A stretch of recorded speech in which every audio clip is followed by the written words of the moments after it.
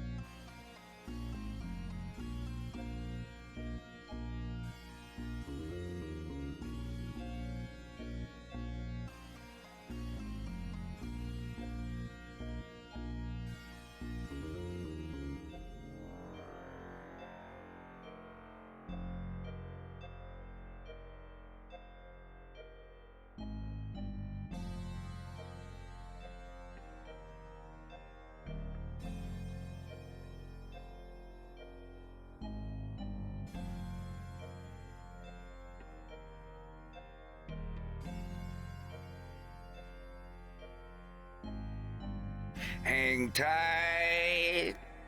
We'll I'll pop over and pub it here in a minute. Yeah, either way. On pub it. I'm gonna pub it. We'll pub it. I was arrested for being a drunken puppet. Andy?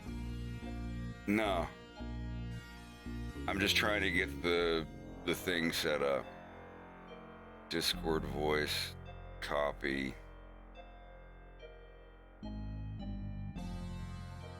Paste.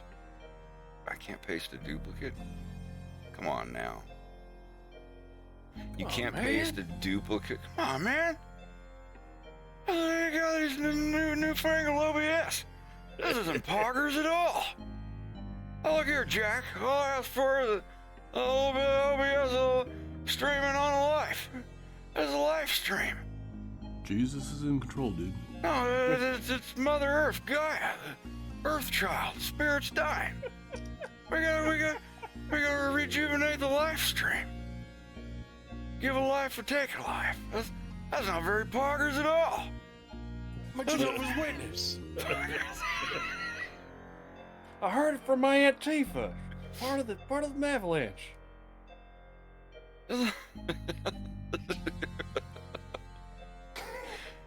My Aunt Tifa's not very proud of her boys.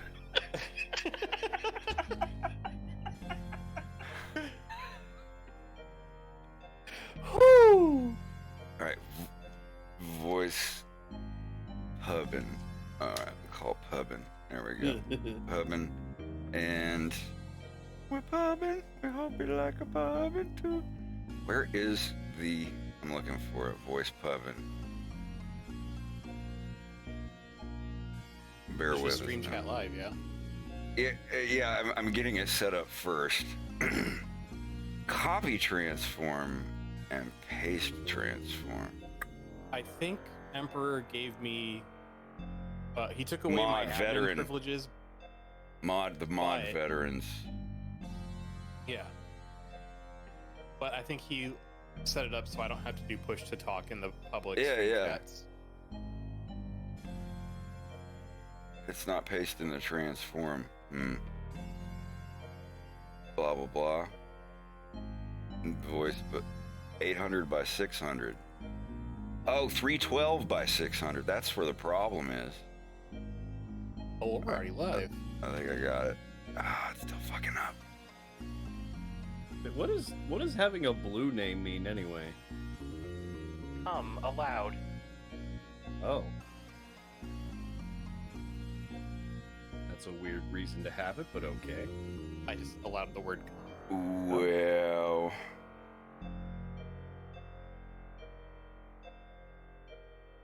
This will have to do. It's as close as I can get it.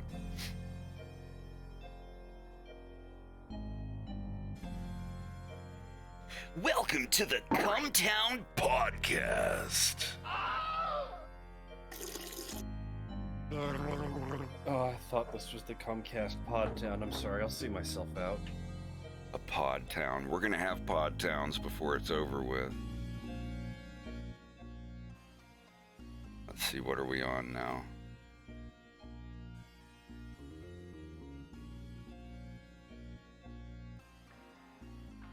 Oh yeah, there we go.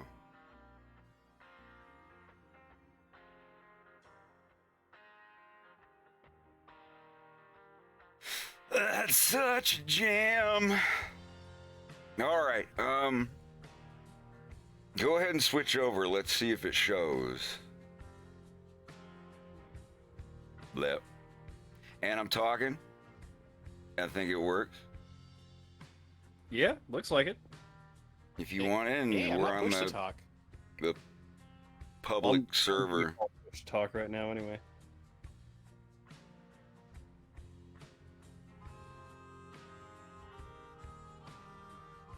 Last So you time I guys did do this and them. people blasted some bombs. I had to... Yeah, I'm required Yeah, to do push to talk, but that's okay. Well, what role do you have? Because whatever role that Rex gets, Bubba gets. Because regular dandy submarine. I am Is subbed. there a veteran role? Because I thought that.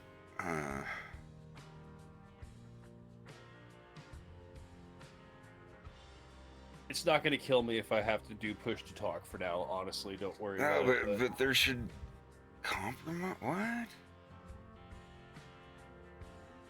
No voice muted stream pause.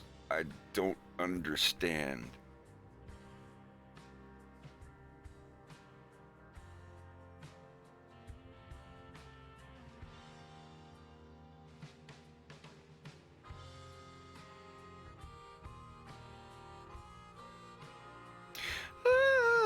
You're not in my Discord server? I'm fucking heartbroken. I am in your Discord server. I can see me on your And list. people asking for invites. The invite is on the screen. It's down that away. Well, I keep forgetting. The that you're Discord, actually Patreon, Twitter. Hey, we gotta support the veterinarians, even if they don't eat meat. They save this country from the devil.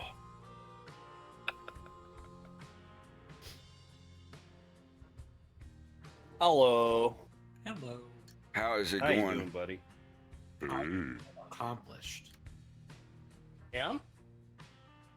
Just got a lot of like cleaning stuff done today. Good, good. Hell yeah, dude. Oh yeah, dude. I've got You some ever of that look- ahead of me. You ever like do that thing where like you're cleaning and then you realize that there's like a spot that you have like completely forgotten about for a long time? Oh yeah. Yeah, since like my apartment's one of those apartments where like it's ground floor, but it's technically like half underground, so like all the windows are like closer to the ceiling. And the window in my bedroom, because it's like directly facing into the parking lot, I had just had curtains and blinds there, and I realized that I hadn't opened those in like 5 months. So I found a very happy spider and a lot of dead ants. So I basically just bleached the hell out of that window and genocided the bugs.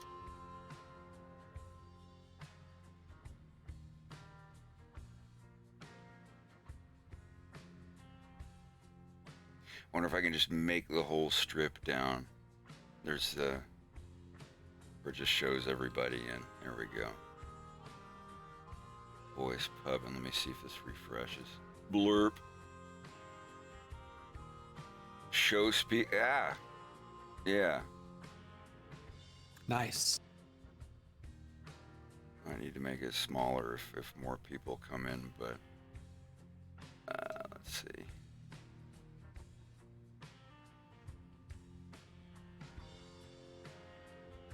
Yeah, I think that'll be all right. I still love how you have the reflection of young Fox on the TV. Or the computer monitor. Yeah, it's actual animation too. He hits buttons and blinks and his ear twitches. This is actually a stream theme from like 4 years ago. I just updated it a little bit.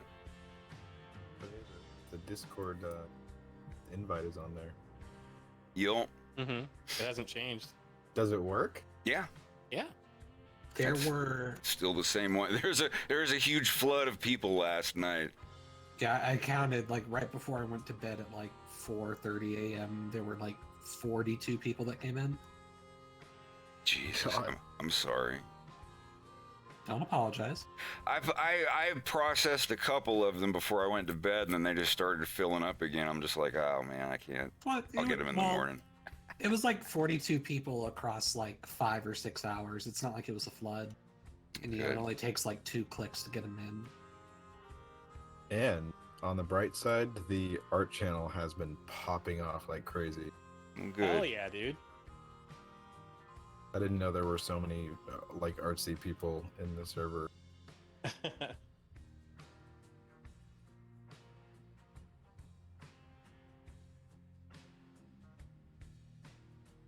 One of my buddies 5 or 6 years ago,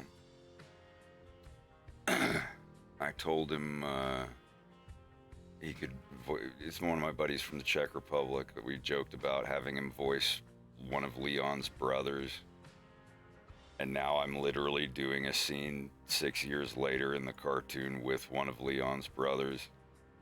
So I'm just like, hey, remember when I said I wanted you to voice that Slavic chameleon guy? Are you still up for that? He's like, wait, is this still a thing? That's gonna be fun. It's been a long time. Can I be heard now? Hello? Yes. Hello. Hi. How's it going?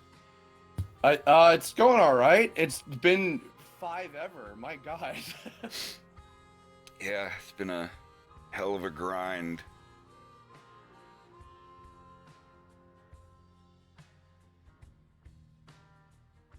I've Anymore. I've seen the name before, Kerbifer. Yeah, I voiced. Every time I press my button, I'm like typing in the chat. I don't know how to. Make your push to talk button something that doesn't type text, like Alt or Shift or something. Or if you have those 2 side buttons on your mouse, make it the front one. That's what I do. Ooh. I have a trackball because I horribly fucked up my arms. So but okay, I have alt. So there we go. Yeah, it has been a hell of a grind. Like, my God, I was reminiscing about when we first did we record with Vinny on Skype? Was that like before we were using Discord? I can't even remember. I don't remember. Yeah, it's been so long, but I haven't touched Skype in ages. yeah, you and everybody else. It's a ghost town. Listening to everyone's keyboard at all times with no choice to turn individual users down. Yeah, I was resistant for a while, believe it or not. I was like, no, I'm set in my old ways. What a stupid asshole I was for that. I need to get used to pressing the button down. I'm so not used to doing this. Sorry. I guess since I'm new around here for the first time in a while, I voiced Sagan the Hedgehog in episode 2, and I have known Fred since, God almighty, like 2009 or 10, I think. 2010. Wow. Yeah. Summer of Nice. 2010. Yes, that's right. Yeah, we were doing paint chats. And we met Devin Mack, who is the voice of Pigma in the show as well, around that same time, and a few other folks. And yeah, and I still have vivid memories of like the early kind of versions of everything, of all the old kind of iterations of the characters from back then, and yeah, just seeing, like, you know, my God, just all the techniques that you've been using and just how far you have evolved. It's a learning process. There's still a lot of learning to go. There's a lot of things I want to learn how to do that still scare the shit out of me, but I'm going to jump into it. What else do you want to learn? More 3D stuff. How to model and things. Like, I'm always going to make 2D cartoons, but I want to be able to pose the characters and rig the mouths and eyes and stuff to where it'll be easier to reference them for the 2D things. Do you want to do the violence in a similar type of, I guess, like production and animation style? Yeah, I want to keep my style the exact way it is right now. The 2D stuff, it's just the models and rigs I've been using to draw over are very, very primitive, and I made that shit like 4 years ago when I first picked up Blender. Before I was actually using it to animate with, I was just making like models of heads of characters to draw over. And I met Slava, and he took care of the rest of it.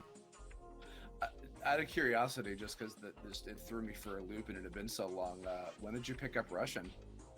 I've been learning Russian since 2019, just a little bit on the side. I'm not fluent or anything, but I'm a A0 or an A1 or whatever the step up from beginner is. Not quite intermediate. I mean, I can talk Yeah, like if I went to Russia right now or Kazakhstan or anywhere like that, I could get around. I could ask for directions and ask where hotels are and order food and all that. But like listening to conversations, I'm still new on that. It was really good. Is that your heritage as well? No, just something I wanted to do. I'm like a weeaboo, but instead of Japan, it's Slavic stuff. A Rusaboo, a Slavaboo, I don't know. Rushaboo. Yeah, my Ruskaboo. my publisher for it has been so long. Literally, I finished making a video game since the last time we talked. Right on. My publisher was in Russia. They were formerly 1C, now they're Fulcrum, and they're good dudes. And I've worked with some folks from the Czech Republic and stuff before as well. So I just started hearing, because I went down as you have a little bit. I went down the VTuber hole a little, and I found a few girls that speak Indonesian. There's like a sect of this one VTuber label that they're Indonesian based, and Right I've on. never heard that language before, and it's like, wow, it's like Japanese and Russian kind of combined. It's like beautiful to listen to. I hear it's actually a little bit easier to learn too. Like it's Oh, not like one of the compare, more really? difficult languages. Like it's actually pretty Oh, easy. okay. But I'm gonna spend the rest of my life trying to learn at least to an intermediate level a couple different languages. I'm starting with Russian first. Once I get to where I can kind of have a basic understanding of other people having conversations, I'll move on to something else a little. Still learn, but like once I can get to the point where the rest of my learning of Russian will take care of itself as I talk to Russian people, then I'll be all right. Like where Slava is with English. Like he could come over here and work in a Burger King and have no trouble. Like or you know any job that requires like English directions or anything like that. He could get a job in IT at Walmart, whatever. Like at this point he speaks better English than some of the people I went to high school with. That's funny. I at least want to get to that level with Russian one day. That's always my favorite trope when a foreign person is like, "Oh, I'm ever so sorry for my Yeah. most terrible skill of the English language, for I have only learned it for 6 months." And it's like, "Oh, you already speak better." They're like, than no, half you America." mouth noising pretty good, all right. I always it's funny on the weeaboo note, because I do a lot of dubbing, not just anime stuff, but it's funny because whenever they have the foreign character and they have like maybe some kind of different dialect, and you have to like find some sort of equivalent of how to make sense of that in the adaptation. Yeah, adaptations are a riddle sometimes. I actually another new thing that I've been doing in the last year is I was doing a lot of that. In addition to the voiceover stuff, I was doing adaptive writing. I worked on Berserk and some stuff by the guys that created Gundam, a few other things. And there was one show we had that was like, it was all like a historical kind of Chinese warlord sort of thing. So we had to like get all these pronunciations right, and Japan pronounces Chinese stuff completely differently. Like, it was fascinating. And I remember whenever we had stuff like that, where like there was a character that had some kind of particular dialect or something, because like Japan has so many in and of itself, like figuring out like, okay, how do we do that in a way that makes sense but don't have it be like kind of hokey, like, you know, the old 4Kids, like, let's give everybody accents for no reason. You know.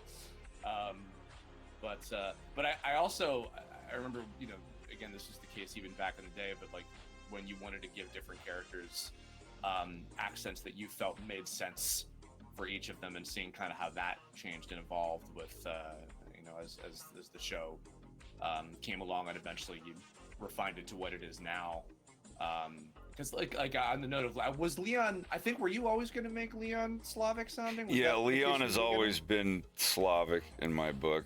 I changed a lot of stuff. It just, back then I was working like 14 hours a day and living in absolute poverty. So most of my days were spent just like doing pest control and working my ass off, and then coming home with the little energy I had left and being like, Let's see what goofy shit I can do with the Star Fox characters today before I have to soak my feet in hot water and Epsom salts and pass out for work tomorrow. I remember the fucking the pest control days. Yeah, that was the hardest I've worked in my life, probably. That feels like such a fucking lifetime ago now already. Yeah, about 10 years. So I checked the Urban Dictionary. Slavaboo is a term. That just That's sounds the, like I'm gushing over my friend Slava. A person of non-Slavic ethnicity becoming overly obsessed with Slav culture and trying to convince others that they are Slavic by faking accents and trying to engage in Slavic activities. Oh, I ain't You're not that far. I'm not quite. that far. Well, you know, it's like there's steps between weeaboo and Yeah, weeaboo, this is. so. I'm like a weeaboo where I speak with a good Japanese accent, and Japanese people are like, "Oh, you're Japanese and your accent are very good," but it's Russians saying like, "Oh, you pronounce everything very well." I'm like, "Well, thank you. I just wish I knew more than 300 words." You're just not at the not bathing for 2 months stage yet. Wow. Yeah, I remember hearing that from people I know that have traveled around the world. It's like if you go out of your way to like actively do the act, like while you're speaking the language, like they notice it and they really appreciate it, as opposed, just not doing the, ule Здравствуйте, как дела? Exactly. That's what I know. Hi, and how are you? I know. Where do I buy vodka? Yeah, or like vodka, suka, blyat. He was saying Bliat. Yeah, blyat. Blyat. Blyat. The Blyat It's system. interesting.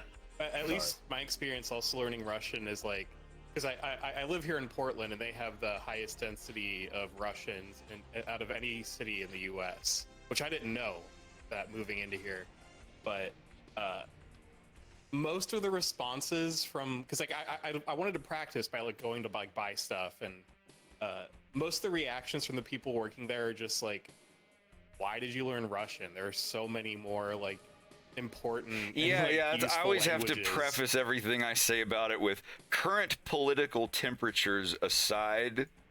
'Cause like I said, I've been learning Russian for like 3 or 4 years almost, and like anytime someone comes up about that, I have to be like, look, I've got friends. I don't like anything that's going on over there right now, but don't like jump up my ass.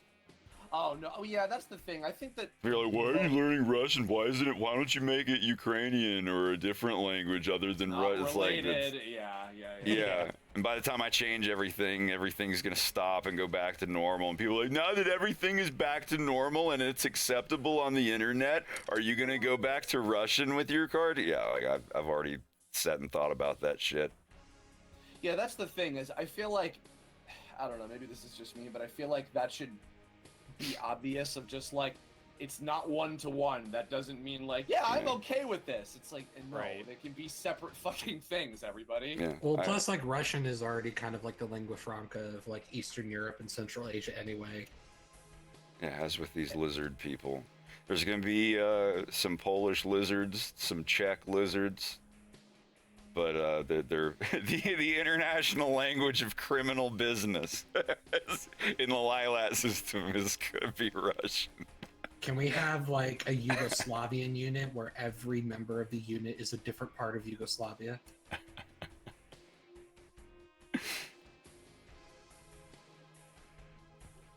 It's funny, kind of related to what you and I do. There was a group of guys that were in Russia that were independent animators. Well, they still are. They did a series called Metal Family. I know that one. I'm subscribed to their channel about all the metalheads. Oh, it's so the mom and dad and the two kids and everything. Yeah, so good. It Gets blows my millions of fucking views mind right when of they what drop. can do. Oh yeah, and like what they're able to do in Flash. I'm still using Flash because I'm a fucking moron, but like it blows my mind. It's so good. If anybody's not seen it, please go check out Metal Family. But when everything was starting, they didn't have internet. it was shut down. So even it's like even the people living there are just like we're not fucking okay with this. We don't make the decisions. They just like. Oh, it's on Netflix. Metal Family? Wait, you might be thinking of a different one. That might be like a documentary or something.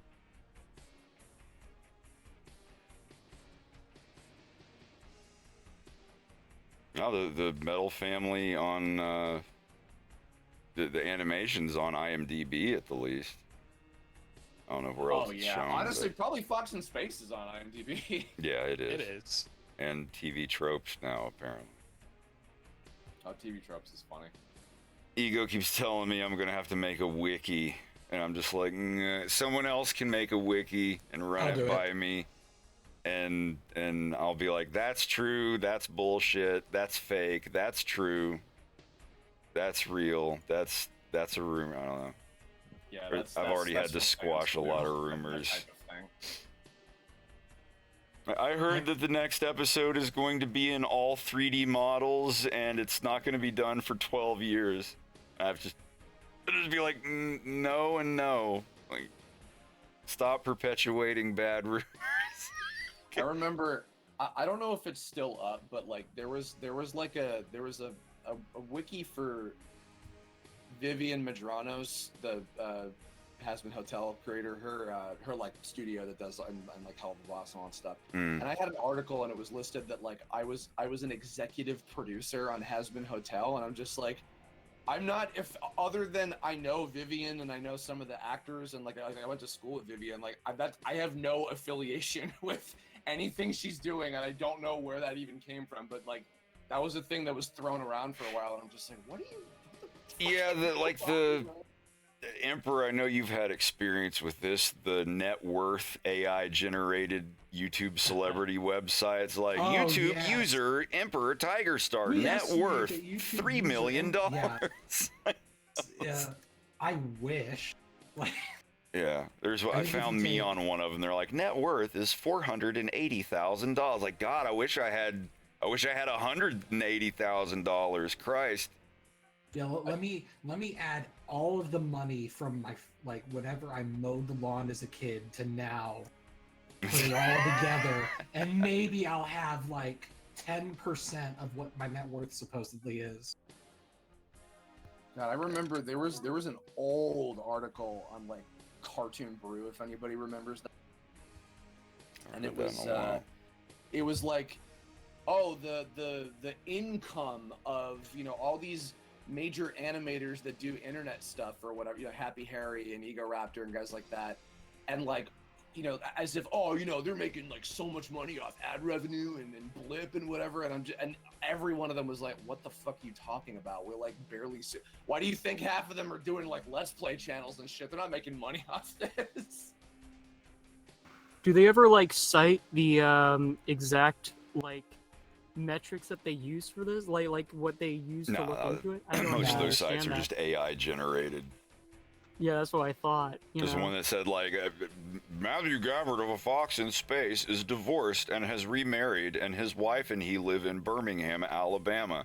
And it's just like, this is, whoa. Yeah, like there's shit like that. It's completely fake and generated. Well, there's a reason we didn't drive through Alabama, Greg. Sorry, Greg. I told everyone that you're my wife. I was gonna say. Gregina from Mobile, Alabama.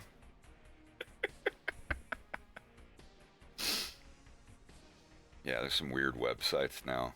All that shit's just generated for clicks.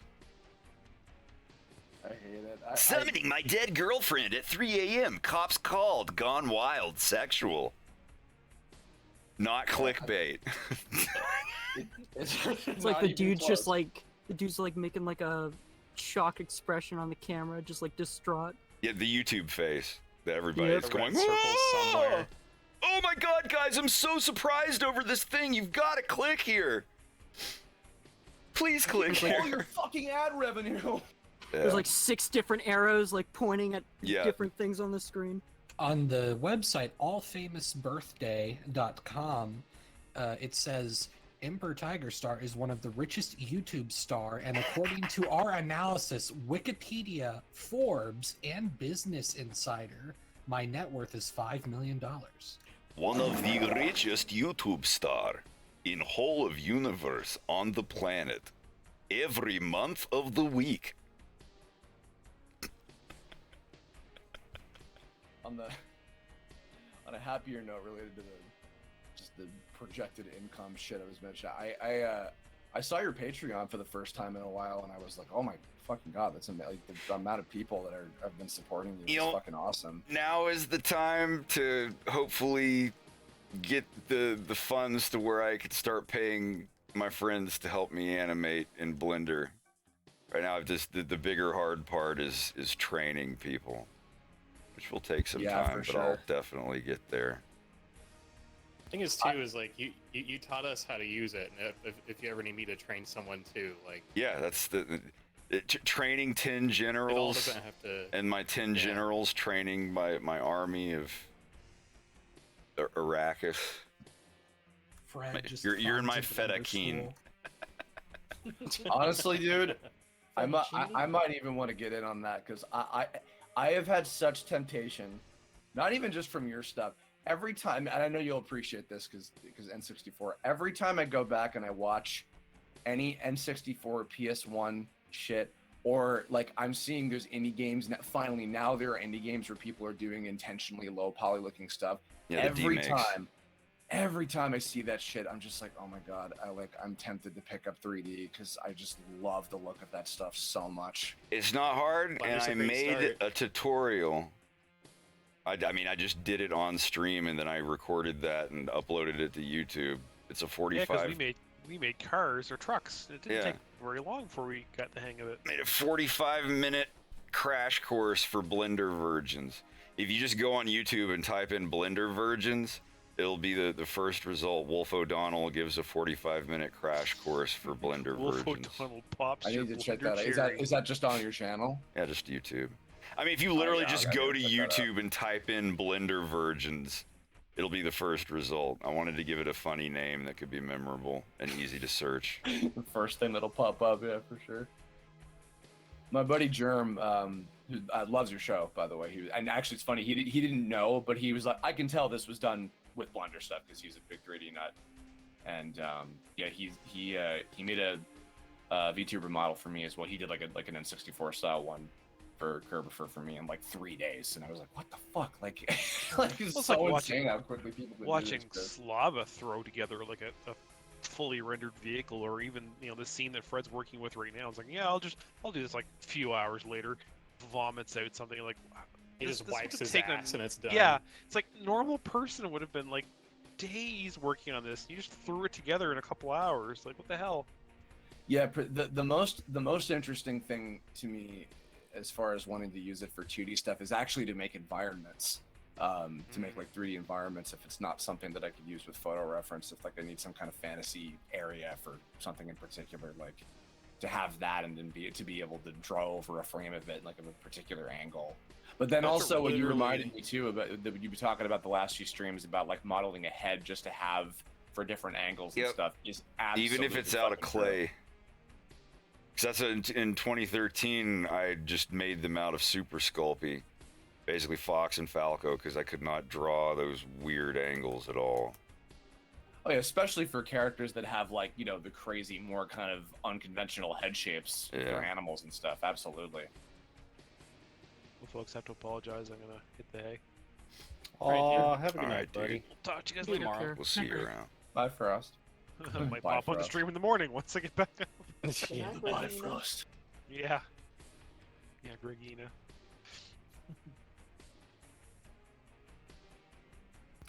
Any other people that voiced in episode 2 in here today? Nah. Yup. I'll just be doing in-betweens for episode 3. But I Same. won't be donating Peppy and these. Ward did some really good artwork for the episode. For like the air. I don't know if it's an airport, but the Train station. Yeah, the station with the TSA agents, or not TSA. Hey, Space Yeen, how you doing? Hope you enjoyed your tiny cameo in A Fox in Space 2. He was sitting behind James. Everyone's gonna think that Spacine was the secret conspirator. Gotta watch out for them yeens and their big dick energy.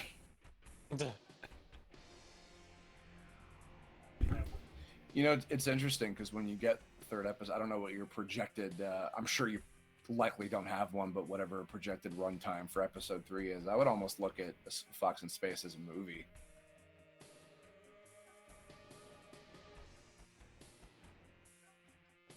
A Fox in Space, the extended cut. We need more Jar Jar. Oh, I think. Mute. The evil Yeen behind the scenes. Is he? I'm seeing him talk on the screen, but I'm not hearing him in the calling. No, Greg just came downstairs to hug me goodnight. Aww. What? He didn't want us to be there for that. Well, no, I didn't want you to hear our stubble rubbing together and gay kissing. Well, how else am I going to get to sleep without that kind of ASMR action going on? That'll do. That's better. Dude, Fred, earlier today I put this in reverse, and I apologize. No, wait, oh fuck, I said it back. Wow. Whoops. Fuck. Sounds Hang like on, they're it's getting worth it. put in. It sounds like they're getting something put in their reverse. I see. So that's what those marbles are for. Oh fuck. You like? Here have it you is. seen I did that it. clip? It's to help with my sexterity.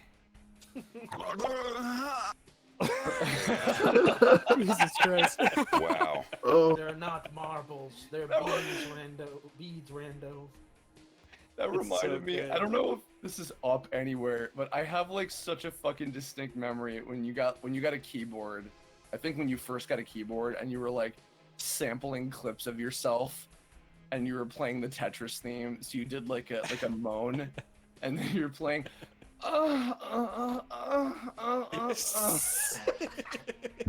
Yeah, the Tetris song in moans and belches. It's so good. I don't know if you've seen that clip where it's like, all right, see you later, bye. Wait, did you just kiss me? Oh God, quick, do something manly.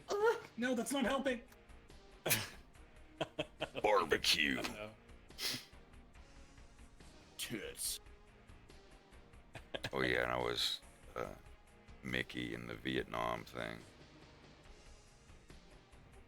I just took a dive today, of all days, on April Fool's. And it's not a joke, but I launched a Patreon today because I've been hesitant to forever for a number of reasons, but enough people were like, just fucking do it already, and I'm just like, yeah, okay. So I did that, and I'm hoping it won't be a fucking disaster, but I'm putting it out there tomorrow. Oh yeah, that's how mine started. Yeah. How long have you had yours for now? Beginning of 2015. Wow. Like January 2015, I think was when I got the first money for it. I don't remember. Yeah. Yeah, It's that initial stage fright is the thing. Is like, even for myself, like I've had a Patreon for a little while, but I only just after 2 years of fear got into like streaming on Twitch, and it's been rad. Like just the whole time I was like, oh, I don't know, but then, you know, I like Fred convinced me and a bunch of others, and it's been great. It's just getting over that initial hump of fear. Then you're just like, I should have done this sooner. Yeah, well, you know what? It's funny because I've known quite a few people that have had a lot of success with it. I think it's a great platform. I think that's why I say like I'm super happy to see how many fucking people you guys got that are helping you out with that. The main reason I hadn't indulged in it before, and you can attest to this, is that I'd previously, whenever I was doing some kind of big production like this, I would usually do a crowdfunding campaign. I've done 2, and but I realized that also, like, when I had done that, it was always like generally money that was going to the other people that I was hiring, and I wasn't taking anything for myself. So the next the next thing that I want to do of like a big scale is a movie, and I know that I want to do a Kickstarter for it, but it's another situation like that where it's like if I do that, I'm not going to be. That's all going to be for everybody else I'm hiring. So if I want to make any, because my income is just like freelance, whatever I can get. Yeah, my you got to hands save on. a piece for yourself, especially if you're the one directing the whole thing. Absolutely, yeah. Because that's the intention is I'm going to be doing a big chunk of work myself anyway. So I felt that it would be smarter to have this ahead of time, just something simple enough, and not things that will take away too much attention from what I'm mainly doing. The most important thing is to always have a proof of concept when you launch. If you make a Patreon and you just write up a big blurb and an essay of, oh, it's going to be this and there's going to be this, and you have no pictures or anything to show for it, no one's going to. You're going to get like one patron. Yeah. That's going to give you $1. Like the only reason that mine took off so well is because I busted my ass for like 2 or 3 weeks and made 60 seconds of animation as good as I could with my tiny laptop. And I was like, this is something I did in 2 or 3 weeks just as a proof of concept. This is what the cartoon is going to look like. And it blew up. And I've seen people that are well known on the internet and they're like, oh, well, what do I do? And I tell them how to do a Patreon and everything. And they put up a Patreon. They're like, I'm making a Metroid fan cartoon.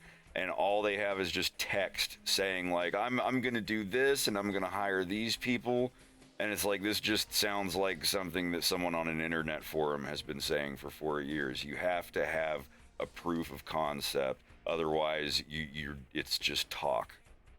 I'm going to do this, and I'm going to hire a coder, and I'm going to hire someone to edit, and blah, blah. It's like, you haven't done this yet, and you're asking for $10,000 a month. Like, all right. Yeah, I insisted when we did the Kickstarter for the game, which we worked on that for 4 years, from 2017 to 2021, I believe. And I insisted, like, we have to have a demo. Adam rating with 69. Nice. Nice.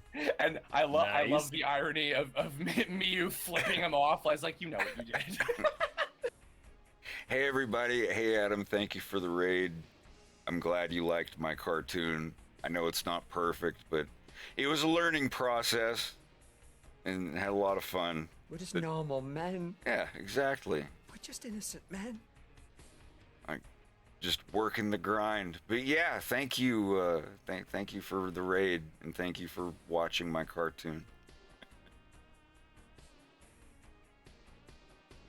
Thank you for 69. Also, your Over the Hedge commentary was very entertaining this afternoon. Also, fair, we still need to watch that. Oh my god, now I'm trying to remember what the fuck it was. The Patreon thing you were talking about that? No. I just because I did I was reminded of the old radically dudular, like the previous pre-Canadian version of Bill from way back. I have absolutely stolen that on some voiceover thing I did. I cannot remember what it was, but I absolutely that was. I did not make up the radically dudular comment. That was actually stolen as well from a user on R-Wing Landing. It wasn't stolen, it was a nod, because I was on the old R-Wing Landing crew. It's like there's R-Wing Landing and Star Fox Online were the two big Star Fox fan forums, and one person on there wrote a Bill fan fiction. And it was just how Bill like did all these cool skateboard stunts and did a kickflip that could only be described as radically dudular. And I just lost my shit for like an hour. And I was just like, I'm gonna use this. And there's another user named Coach Lombardi, and I was like, do you mind if I make Falco's dad a basketball coach as like a nod to your character? And he was like, yeah, hell yeah, dude, go for it. So that's why Falco's dad is a girls basketball coach for Corneria High School. Man, these are some deep cuts to wow. It's all like 2012, 2013. there was a similar thing I had found out where because Undertale and Deltarune, Toby Fox was really big in the Earthbound kind of fandom community, which I don't know if that would have been bigger or smaller compared to the Star Fox fan community, but there was a guy from like Starman.net, which was the big Earthbound site, and he went on to be one of the founders of Fangamer. And apparently he had a little that guy had some inspiration onto the character Asgore, and in Deltarune he's just straight up is wearing like the type of clothing that he wears and everything, and I was like, oh wow, yeah. good lord, from just knowing each other for like 10 plus years.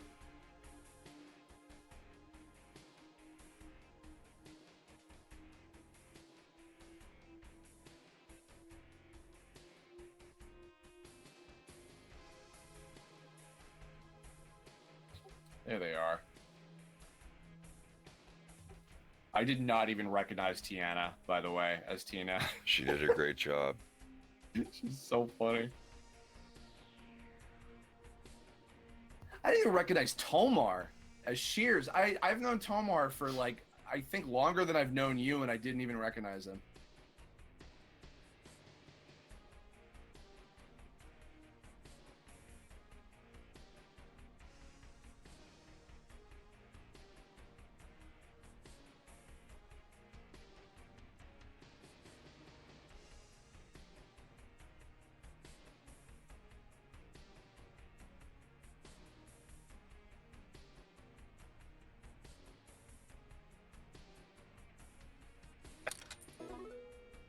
Also, so someone asked earlier if there are other actors from episode 2. Hi, Boogs.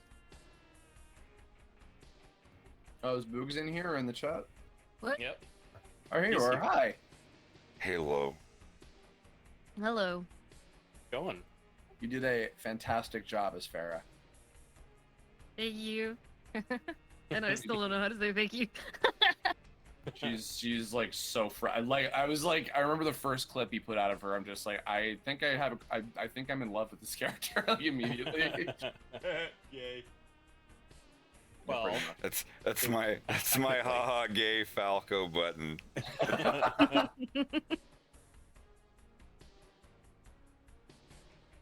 I was Sagan, the stupid headshot guy from the old VHS Star Fox ref. Yeah.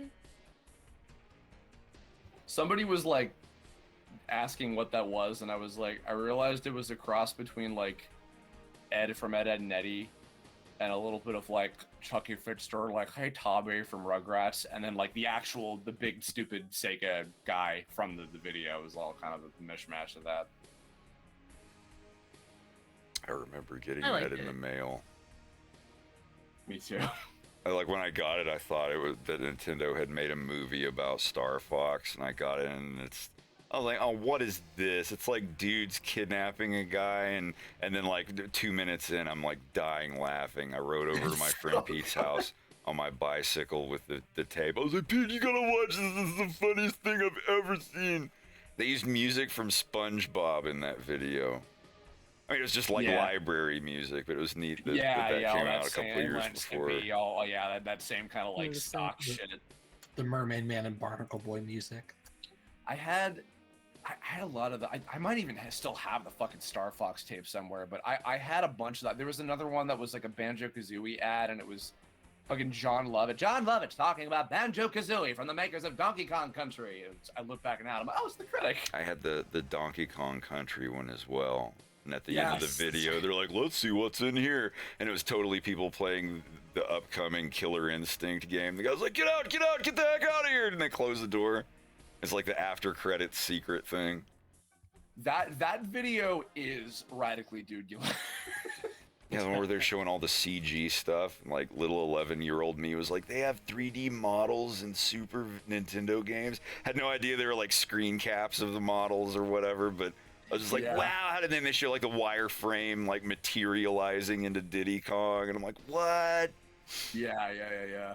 I love the irony. Now, when I rewatched that like years ago, I realized, oh, literally like one actual person from Rare ever talks in that whole fucking thing. It's like one of the founders on the phone for like a second. Everybody else is like just from like the Nintendo of America headquarters that are just like, we're Fun, testing it. We have nothing to do with making this game. Hey guys, how you been? How's it going? It's me. Well, Vix. It's my. Well, just came here to drop by and just hear the conversation with you guys. Right on. Yeah. It's Saturday. The public chat. Yeah, I just came in because my puppies are in their cage and asleep, and I thought I could just chat with you guys and watch the stream. Welcome in. I'm a bit nervous because considering it's like a stream which is going to be recorded, I feel a bit nervous. Being on to different videos and all. Oh sure. You're among chill company. Sorry if I derailed the conversation. No. I will never forgive you. No, you're fine. It's hard. That's okay. Were we just talking about some Starbucks thing that you thought was weird or something? Radically dubular was what we were talking. And how you too, if you try hard enough, can also become radically dubular. This within us all. Oh yeah, something about Rare. That you guys were talking about Rare. That's. Oh, just all the Nintendo Power, those VHSs. There was another one. There's like a Majora's Mask one that they did as well at one point. I had. Oh no, Fred. I bet you. I would recommend you had this. There was when the GameCube was coming out, and they had that little mini disc that you somehow you fit in your computer, and it was like it had little previews of all what was supposed to be the launch titles for the GameCube, and they had a thing for Star Fox Adventures, and it's like, yeah, this will be out in like, I don't know, 2 or 3 more years. Yeah, I'll be honest with you. I uploaded. Oh, sorry. I'm sorry. I'm interrupting. No, go ahead. Okay, I'll be honest with you. I have something I'm ashamed to confess. The main reason I got into Star Fox specifically, it all started when I just went to GameStop and I was just checking out the old GameCubes that was on shelves. Like, this was during the Wii era, so I didn't know Star Fox Adventures was on the GameCube. So when I saw it, I saw Star Fox. It's like, oh yeah, I remember that game. That's a game I played on the demo. And then I just saw Crystal herself, and by God, that was the biggest main reason why I decided to stick around with the Star Fox community, and I'm ashamed to say that. We were never able to get the stains out after. Actor Hall's friends, welcome Yeah, to the stream. She was Thanks in my for the raid. brain for a very long time. Managed. She awoken something really, really big. She crystallized your enjoyment. Yeah, pretty much. Thank you. Oh, Thank you. thank you. Oh, I know Reading you were raid bonus. like, yay! You just you confess your love to Crystal, and everyone just fuck it. And now this will be archived forever. Oh no! The entire world This dude is knows crystal everything. brain. No! Sorry, But I'm I late. I will- gave myself a camel toe and not the Dorothy Hamill kind. God, I could use some trouser gravy right now. Can do. But Trouser related- gravy? What's that? Related to that scene though, like up till like a month before the episode came out, even though I knew it came from that Nintendo commercial because like Fred showed it a bunch on the stream, it literally took me a month before the episode to go, oh, that's a hedgehog and a bandicoot. How did I just now notice that? The box had like a little S on it. It was like the Sega S too. Yeah, That was really cool. Crash. I mean, the guy. Well, not Crash. Fake Crash from the Fox in Space was literally named after Sony, like a pun or something. Yeah, like Sonny that. and Yeah. Sagan. Sonny and Sagan. Instead of a Sagan. pizza box that he holds up with the sleeping gas, it was a pizza box with the supply box S on it from Star Fox Are 64 you, and an EMP. I loved that in particular. Oh yeah. Stop Okay. it. May I actually get an acting gig? No, I'm not. No, I don't have to get being a cool voice actor. I by the way, I got to mention because I think you were talking about this a couple streams ago. You got in touch with Estelle Ellis. Yeah. Yes. That's awesome. Actually, I got in touch with Ice, or Undying Nephilim, the guy that's making Star Fox Event Horizon, and he's friends with her. And I mentioned what I wanted to do, and he told her, and she's like, yeah, just send him my Discord information. So Estelle and I have exchanged Discord contacts. I have nothing to say to her yet. I have nothing like here's the script or whatever. But like once I get the character written in, I'm gonna send her the script, and if hopefully she'll like it. Like I said, I know I've trolled and joked about Crystal stuff a lot, but I'm seriously, like, even in 2010, my original idea was to put Crystal in as like an archaeologist or an explorer type person.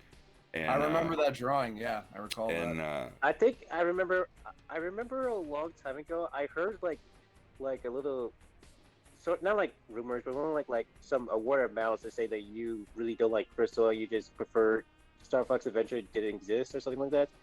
Again, it's just like all rumors. I didn't feel that like magic wand, fire shooting staff, and then like walking, talking, fire breathing dinosaurs and stuff. Like it was meant to be a rare game.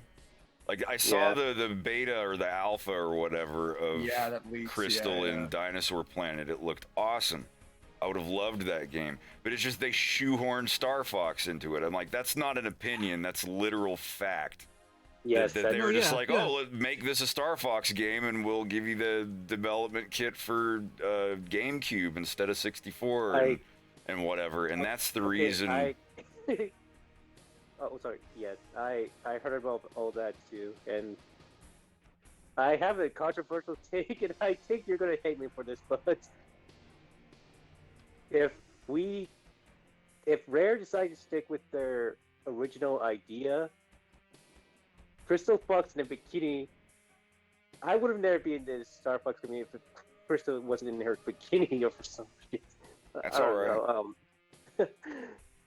Hey, I'm a guy who loves his furry girls. I think you'd find a way to get in here. Shut up! Shut up!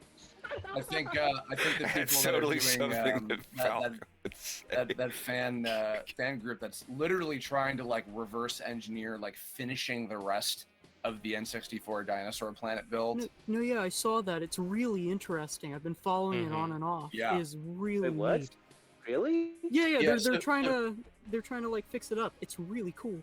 There was because the game, it was so bizarre. I was like, sifting through hours of gameplay footage people have put up of it, and it's not 100%, but like a huge majority. The dungeons in particular are like, the layouts are Star Fox Adventures. Like they're so much of the design of it was carried over more so than I expected, and it was interesting because the big reveal was that everyone assumed, oh, the N64 iteration of it was no Star Fox stuff whatsoever, but the thing that leaked was this kind of transitional period. It was before they moved to the GameCube, obviously, and but they were in the middle of turning it into a Star Fox game. And Yes, there with was Fox McCloud, Royal Knight of the Lilac System.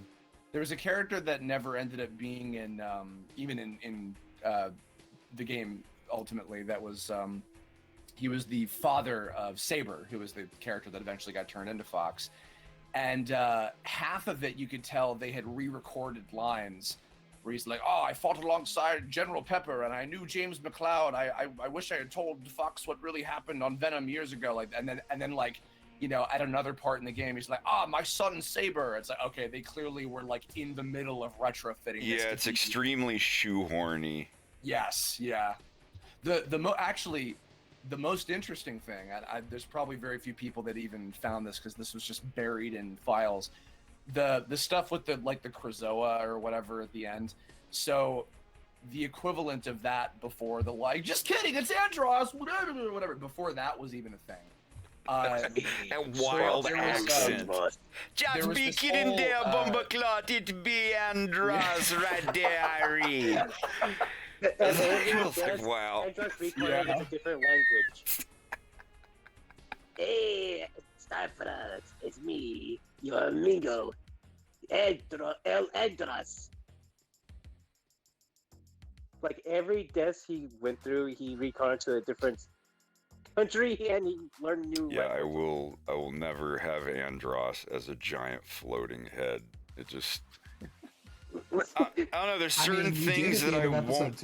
There's certain things that I won't put in my series just because it breaks the immersion. I don't know, like I don't know. I always take it back to the Sonic chili dog thing. Sonic's out here busting robot heads and saving his animal friends, and then he comes home and eats his favorite food, which is like based off of the meat from like 4 different animals. Like, depending on what the Franks are made out of. It's just like, yeah, saving all these animals. Is that a vegetarian hot dog? Leave me alone. I'm eating. He's just eating ground meat from like 4 different animals. These are beyond chili dogs. That was a whole thing in fucking Zootopia where they had to make a decision on like what are they eating? What is the meat product? Fish and protein and bugs, I would assume. See, that's one thing I hate. Honestly, as someone who wants to make a anthropomorphic, like a settings where humans and anthropos come together, I had to figure out how they eat, and I fucking hated it because how I'm supposed to make logic, like just think about it. Stars. That's world building. Yeah, I mean, no, that was the other interesting thing is then when Beastars happened, a few years later, and then they went a totally different, darker direction with how that would go. Wait, instead of making an answer, what if we made that the plot? Yeah. Actually, I actually thought of this idea how it works in my settings, but it's actually kind of fucked up.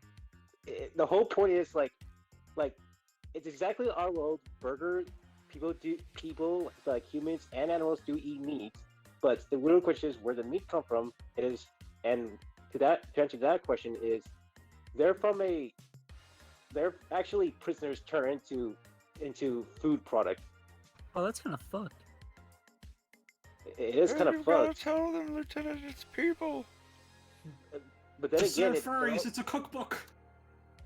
I mean, to be honest with you, they're just bad people, so it's okay, and it's good for the food market or something. I don't know. That'll cause like a lot of moral implications. That's definitely an opinion.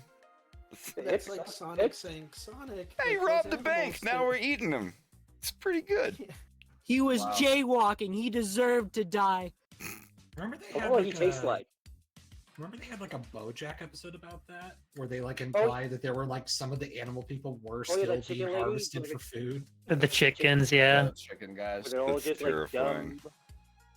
It's fucked. I don't know. That was actually my personal favorite episode, just how fucked up it is, but at the same time managed to make it work and actually kind of disturbingly funny. I think. I think the chicken wife kind of disturbs me the most. No, actually, the chicken family's business is just fucking terrifies me. Sorry, 80 subjects ago before eating animals. I was gonna say on just the last little thing about that Dinosaur Planet mention was there were some files that they found of, I guess, what was going to be the last sort of part of the game, where there was no Andros twist or anything, but the Krazoa were ultimately the sort of final antagonists. And they had this thing about like, some kind of Star Trek ass shit with like, the planets, these 7 majestic planets aligning, and then we'll, create this ultimate destructive force of the universe or something. But in this kind of monologue about it, there was mention of the name Saria. They had come up with the name of Dinosaur Planet back then. That was not created in Assault, or not. Was it Assault? Yeah, Assault. I said Armada. That was the other name. And then apparently Earth was one of the planets, and Corneria was one of them. So they were, things like that. That they were. It seemed like even at that stage, what they were trying to do felt a little bit less shoehorny and a little bit more actually interesting than ultimately what we got. Because I try to realize, like, if you think from the perspective of those developers, if Shigeru fucking Miyamoto comes up to you and says, I would like to have this project of yours be canon to one of my creations, you're not going to be like, yeah, well, I don't know. Really it is a little more no, you're gonna be like, separated yes, from. yes, God of video games, anything you want. Absolutely, we're excited. I would do that too. Who was that? That's how I would react if Shigeru came up to me and was like, we would like you to animate on this cartoon. He better say it just like that, though, otherwise no Oh, it's a commercial. We would like to play. We would like to play. That was such a cool commercial. We like to sue you. Yeah. You reminded me of something, Chris. The whole thing with Miyamoto. You want to know how Crystal's redesign happened? Like how she got a little bit more. As Oh, I Flick know. Put it. I know. Oh, yeah, you know. Yeah, that's what I'm talking about. Fucking Miyamoto, dude. Oh my god. I That's the interviewed. main reason why. That's the only silver lining from Star Fox Adventure because of Crystal designs. I'll be honest. I prefer the dimension we're in, the timeline for this, than the other because. Well, yeah, no, I mean, because you can't beat off to original Dinosaur Planet version of Crystal, obviously. I mean, that's all that really matters. I mean, right? Right. Right. Your fucking face, What? What just happened? Not enough polygons. I hate to inform you this, but there is in fact an entire series of romance novels you can get on Amazon about specifically dinosaurs. I know, I have them. Are they done by Chuck Tingle by any chance? Hugo-nominated author Dr. Chuck Tingle. I think that is the name, actually. Yeah. Yeah. Like Knew it. Space raptors Fucking invade knew my it. butt and all that stuff. But it's like Tingle, hunted by legend. the T-Rex or something. Yeah, pounded in the butt by my new book titled "Pounded in the Butt" by my new Pounded book. in the butt by my new raptor boyfriend. Yeah, like if y'all haven't looked up Chuck Tingle, just Google image Chuck Tingle. Holy fuck! have What his, an absolute mad Tingle lad from legend. Joker? I have Never his breaks short story character. copies come to play. I'm gonna get going for this evening. Have a good night. All right, so All far right, I've allowed an later. orgasm and an in my butt in the chat. I'm on a roll. What? But how much do I have to pay to get Tricky, Prince Tricky in episode 3? $8 million. It's done. Dude, Alright. I fucking. Not lying. You give me $8 million, I'll stick him in there. He's gonna be a two-legged dude wearing clothes and not breathing fire, but it'll be a probably a hip hop dinosaur artist guy named Tricky. What's up, it's Lil Prince. He'd probably be a kid.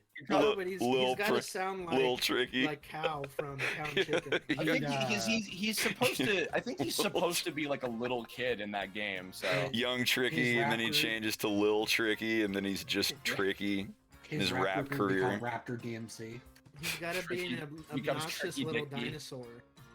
it's funny. I interviewed the one of the lead artists on Dinosaur Planet and Star Fox Adventures, Kevin Bayless, and he was the guy that created Diddy Kong and like a bunch of other shit. He worked on Killer Instinct, all these things, and he was the voice of Tricky in that game.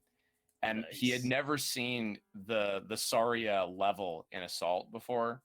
I had him and Dave Wise, the musician, on like a little interview thing we did like a year or two ago, and I played them a little bit of the footage, and it was fascinating for them to see like a completely different developer, interpret what they were doing. And then they had Tricky in like a cutscene, but the cutscenes in Star Fox Assault were dubbed, and they like reanimated like the mouths to the English re-recordings. So he's hearing a guy from like I guess Seattle. I think they did all the Star Fox stuff, like Weston, all those guys. And he was, because he did Tricky like, wow, where are we going? And then he has to hear some other guy like doing an American guy doing an impression of a British guy doing an impression of an American accent. Damn. So fucking weird. Impressionception. Tricky's the best. I still think he belongs in episode 3 for free. What do you say was $8 million? Sweet angel, I'll pay anything. Maybe don't you worry, I'll take care of that $8 million fee. As long as he sounds like Cow from Cow and Chicken and he's little, And obnoxious? I will literally hunt down and get Charlie Adler to do him and everything. You gotta put that on the Patreon. You gotta put that as a tier. As a goal. I'm gonna make a fundraiser. The one $8 million tier. You know, Fred, you know, if there's one thing I really enjoy your streams, and I think I mentioned this in the comment section, but now that I'm in your Discord and I can actually say things a lot more better, you know, I just want to say thanks for these streams. It's really Yeah, for sure. No chill problem, dude. and calming because I've been through. I kind of going through. I used to go through an anxiety phase because we went to a different house, and I guess you could say like I had made so much memories from that house, then I had to go to a different house, and for some reason I had some anxiety. And, you know how? Do you ever get that feeling? All the time. You never get over social anxiety. You just get better at hiding it as you get older. Bingo. I'm about to be interviewed on a thing here before too long, and I still don't know if I want to do it because my social anxiety is so bad. But I'm gonna do it. It's just I'm gonna have to have a shot or two of whiskey beforehand, so I'm not like jittery and nervous. Oh, no. See, first Oh, you that have might- it. Crap. First Okay, you my, have my it. friends are one of my friends is coming home, so I can't stay up and too late or talk too loud because I have to go. But it's been fun, Fred. Thanks for keeping up this chill stream going and help me Absolutely. relax and think to myself, and most importantly, realize that I don't need to be popular or to be happy. Or I just grab a couple of friends and just Do relax. your thing. Absolutely. Thanks, Fred. You have a great night. Yeah, you too. Love you. No homo. Gay. A little bit. That's all right, dude. I get what you mean, dude. That's Love is there. Wrong with that? Hey, I love you too. Not that there's anything wrong with that. Good night, guys. Good night, guys. Yeah, dude, take it easy. What a bunch of Thanks for homosexuals. hanging out. Take care.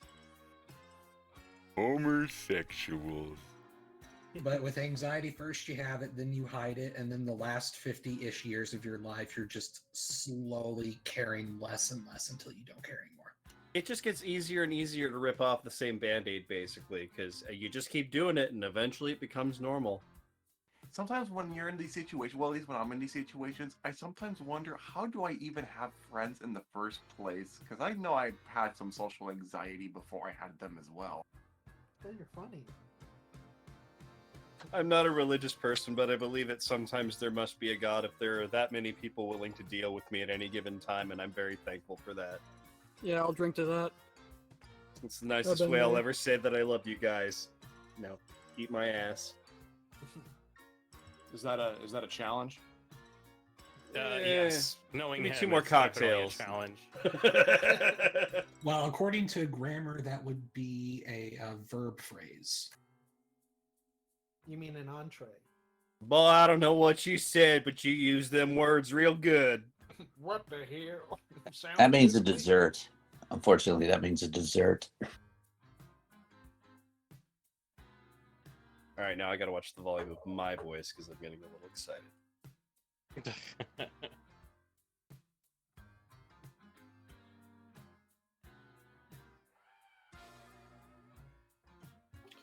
Fred, question. Do you like storyboarding?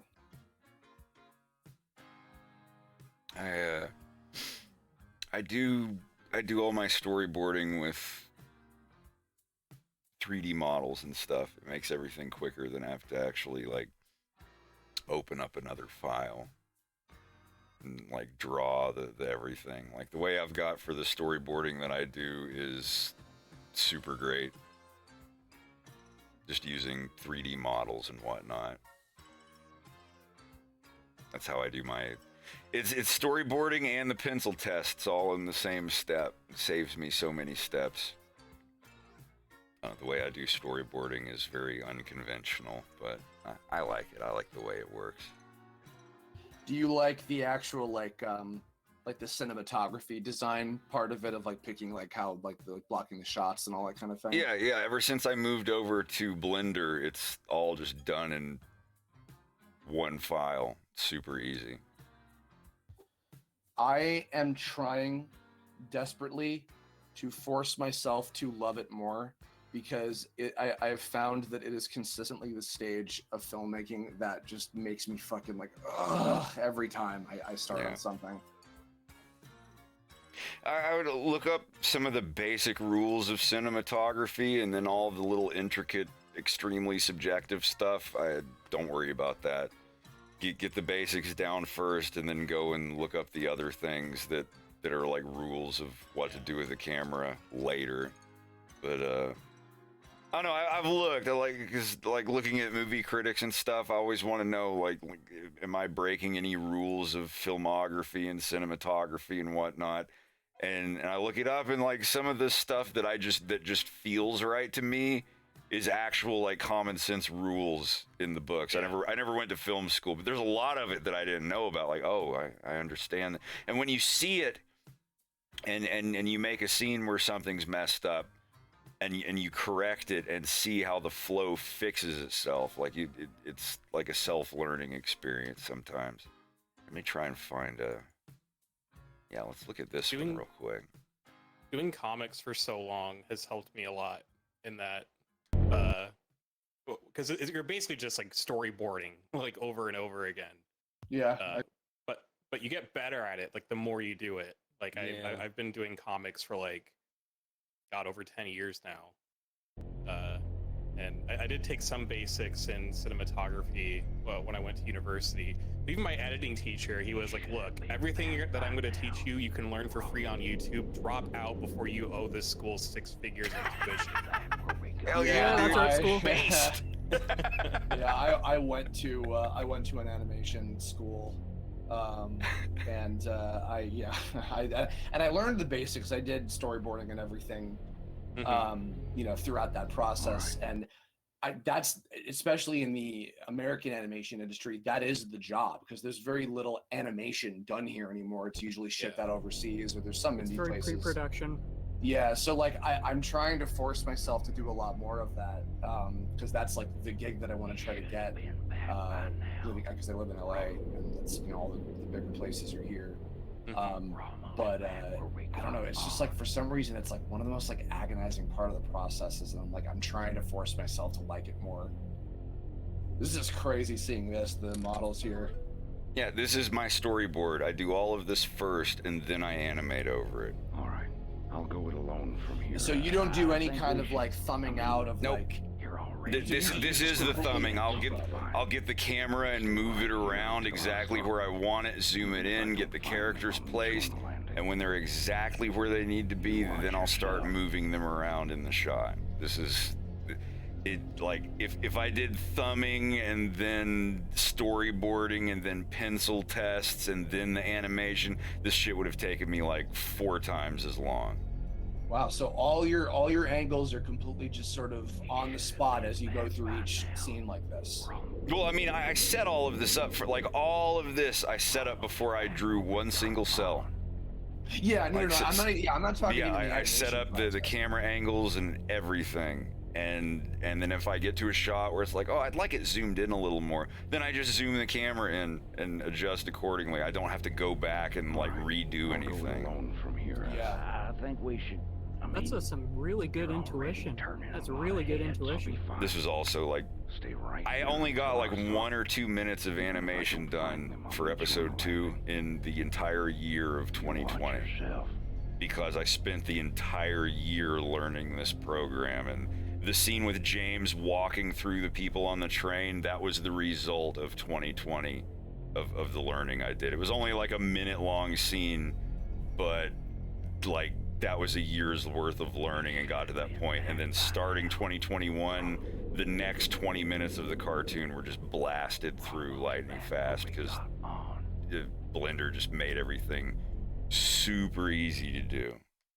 Just like for this part of it here. Let me turn off the damn models on and art off. Yeah.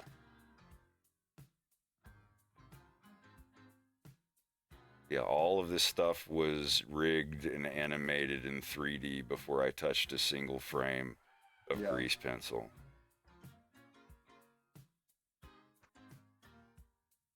Honestly, it really captures the rotoscope feel that I think you were kind of going for, which I really dig.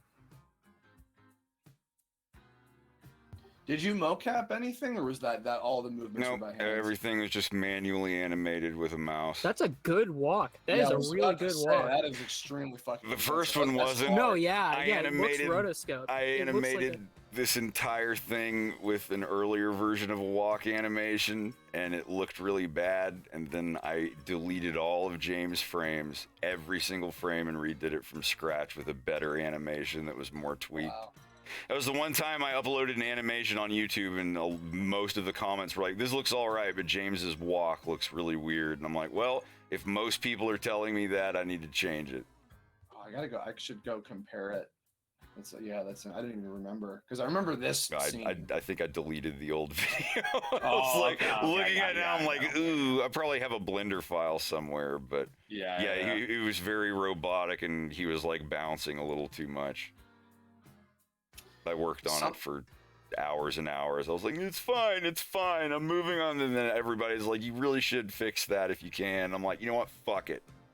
Yeah. And I just deleted it and did it over in like a week, and it looked a million times better. It looked, Fuck it, I'll stream it live.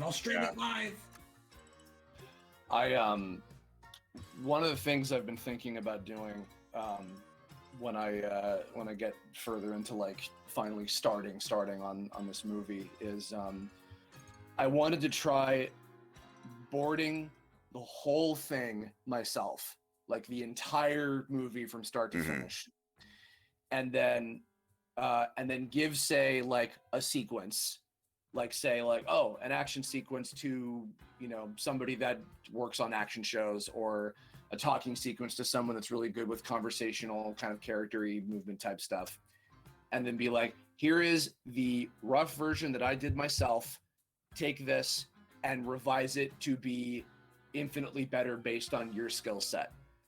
And so that there's a level of consistency and good continuity between everything, but the actual cinematography is all like people that I would have, you know, for individual scenes playing to people's like. To be honest, and part of the reason why I asked you is because that's something I would love to commission you to help out with at some point. If there was like a scene that I was like, you know what, Fred would be so fucking good at, like. Yeah, if I only had the time, dude.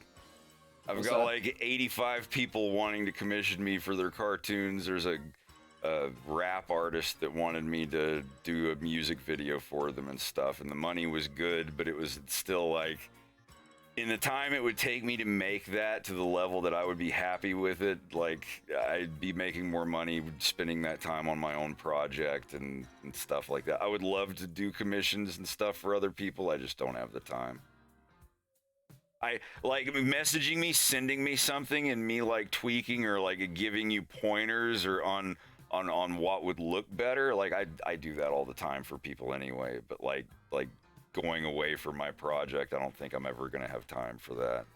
No, honestly, even that would be. I'll help you in any other way that I can, no charge, no problem, no nothing. Like I try to help as many people as I can, but I've got to be working on my stuff at the same time.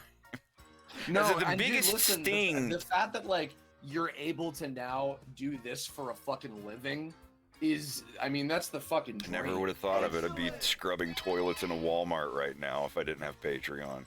No, seriously, no, because like, dude, I know people that are not scrubbing toilets, but like that are working at places like that and doing that kind of thing, and like they want to be doing this 24/7, but it's just, you know, not everybody gets to a point where they're, you know, for any number of reasons, even if they do really good stuff, that's as good as what you're doing, and they, you know, they're just not fortunate enough to get that kind of support, which is why I'm glad that you've got the following you've got, and that these people love what you're doing, and I hope are as equally excited about the violence after it's over. So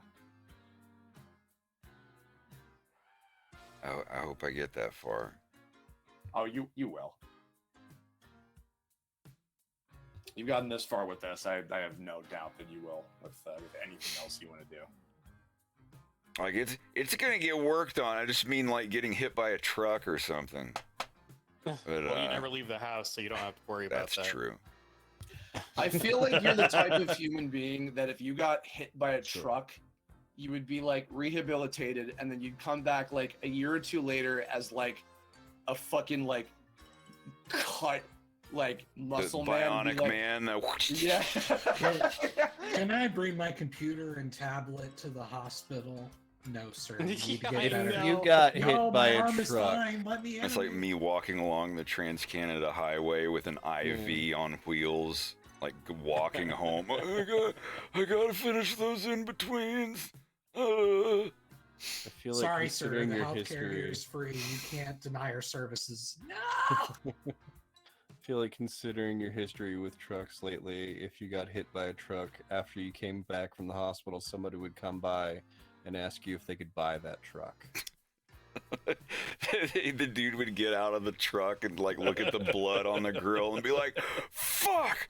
Now episode 3's never gonna get done." Fred, are you alright? I was like, we'll see about that. They have a fucking like Star Fox like hat on.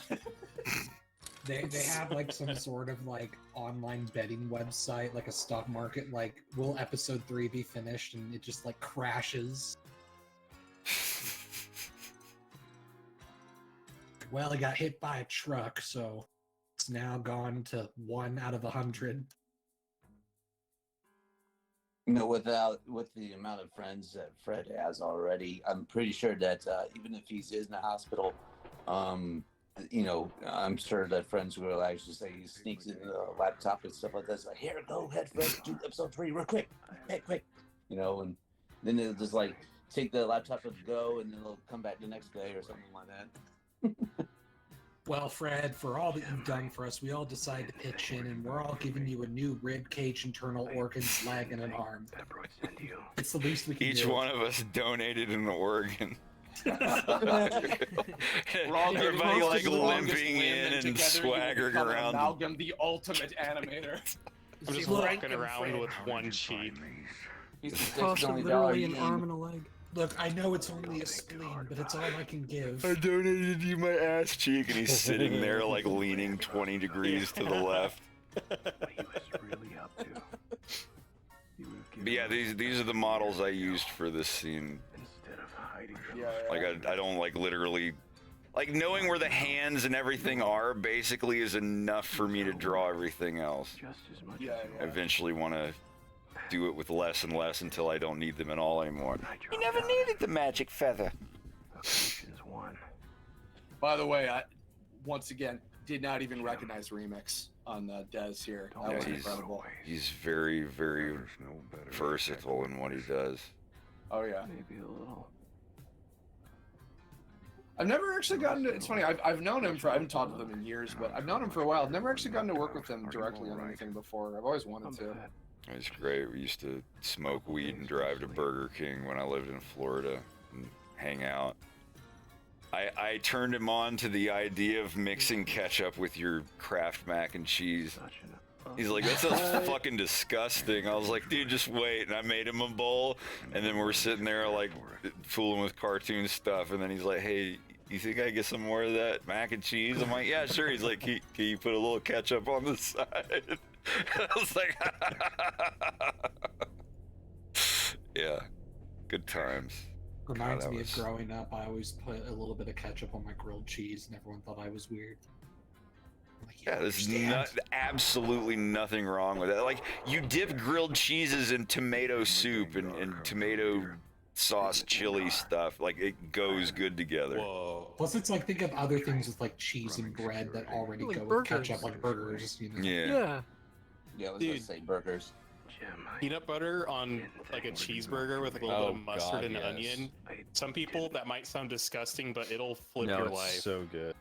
Actually, earlier this week I had chili and spaghetti, like canned Hormel chili mixed with spaghetti, because that's something that we used to eat when we were making a dollar stretch when I was a kid. That shit's good. Dynamite, I know you were talking about peanut butter's burgers a while back. I was just curious, would that apply to any burger, or would it have to do it like specifically? I mean, you have to think about what's going into the burger. I mean, I haven't done it with like almost any burger. Just whenever I do like a homemade burger, I'll just like, I don't even think I put cheese on it. It's just like mustard, a little bit of like chopped onion, and spread peanut butter on it. That's it. It's so freaking good. You can put cheese on it for sure. I will try that next time. Oh, Dude, Rex, so I need to tell you this. How did you find So me? like around a week ago, I like watched this like silly YouTube video where it was like, hey, we tried like every celebrity chef restaurant on like the Vegas Strip or whatever. And for whatever reason, like that night, I had a dream. And for those in the audience who don't know, Rex has this wonderful webcomic called Louis' Noodle House about a character who like opens a restaurant in hell. So for whatever reason, I had a dream where Louis from Louis' Noodle House was like on a Food Network competition, Oh my god. like cooking noodles, and you and Bobby Flay were the judges. Oh no, not Bobby Flay. Don't let it Yeah, it's like, hey, so where did you get this recipe from? Oh, I got it from Satan. I see. And oh, is that thyme in the noodles? Oh yeah, it's and you loved the noodles and Bobby Flay did not. And then you and Bobby Flay started yelling at each other, and then I don't remember the rest of the dream. Emperor. Yes. I just love. I thought that was gonna say something. No, I was just basking in the sweetness of Emperor dreaming about my comic and me. As you notice this here, it's hard to tell unless you're in the 4K version, but when this shot, you can actually see the blood filling in between his teeth and coming out of his nose. I did notice, yeah, on Right when he says planet, a little bit of blood spits out on his fingers. Oh, okay, no, that I didn't get. The next shot where he's already died, I noticed a little bit of the drip out of his nostril. Such an ugly planet. And dangerous. I never learned to care for it. Derek, I don't remember. Did I leave you enough apple butter when I visited you last time? I had an extra jar, so yeah. Okay, because I felt bad. I was just thinking about food, and you guys were talking about food. And I'm just thinking about that one time when we were at your place. And Well, no, I made sure to get that extra jar because I'm like, I know you're gonna like it when you try it. I loved apple butter. Yeah. Freaking Wartooth was making fun of me too. He was like, I grabbed one of the Eggos and I just put a bunch of it. He's like, do you want to put some Eggo Thank you on for the your sub, apple C-SPAN. butter?" Yeah, Mita was visiting me and he said he had never had apple butter. I'm like, oh, okay.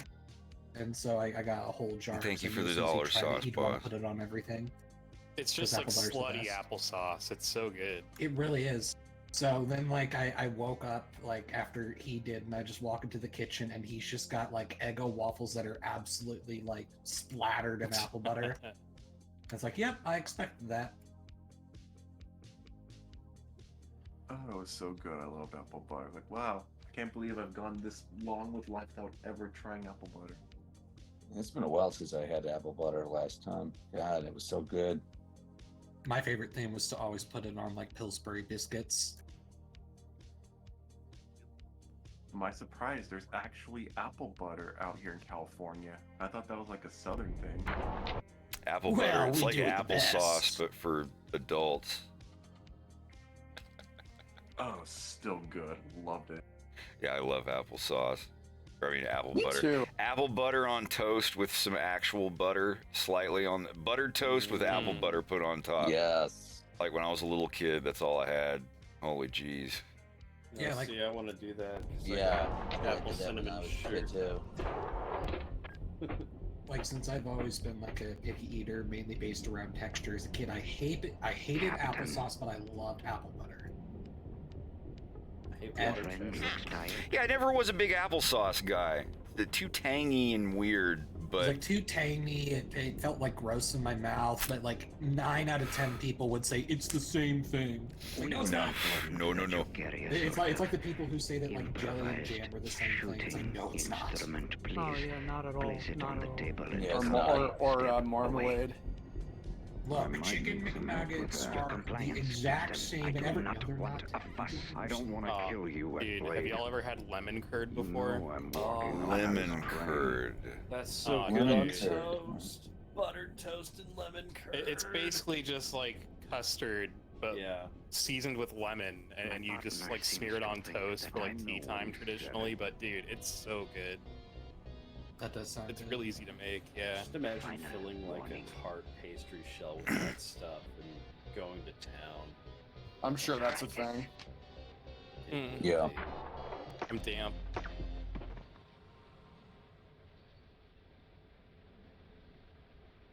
Come on. Okay, I got a question. Come on, Jim. Power through it. So it's for Mr. Fred over here. So since I've seen like some of your past streams and like some of the cut stuff from like episode 2, like are you like gonna work that into like episode 3, or like when is this all over? Like maybe you'll like upload like a deleted scenes thing or something. Wait, say what now? I like saw some of your past streams and like there was some cut stuff from like episode 2. I'm asking, are you gonna like work some of that cut stuff from into episode Oh, I'll 3? make a deleted scenes thing for some of it. For some of the other stuff, it's like some of that other stuff is actually going to be in episode 3, so I'm probably just gonna scrap it and reanimate stuff. I never delete anything. I don't anything that I've ever made for a Fox in Space. I've never deleted anything. I just put it in a folder somewhere.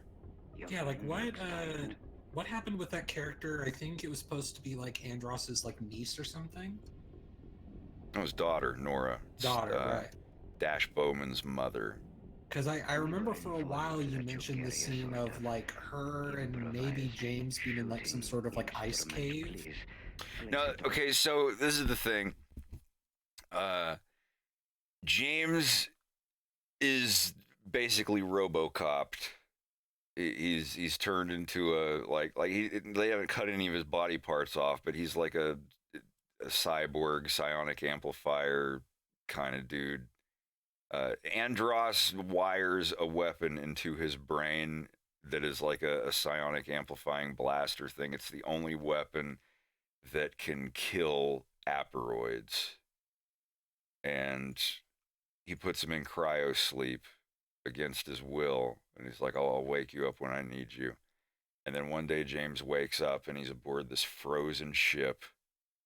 And Andross's message thing is blinking. He turns it on, and Andross is on the verge of tears, saying, I know you can't remember anything right now, but your memory will start coming back. It's a side effect of the hypersleep thing. You have to get up and save my daughter. And it's an aperoid has woken up, or an aperoid has come through the thing, and it's taken over part of the crew.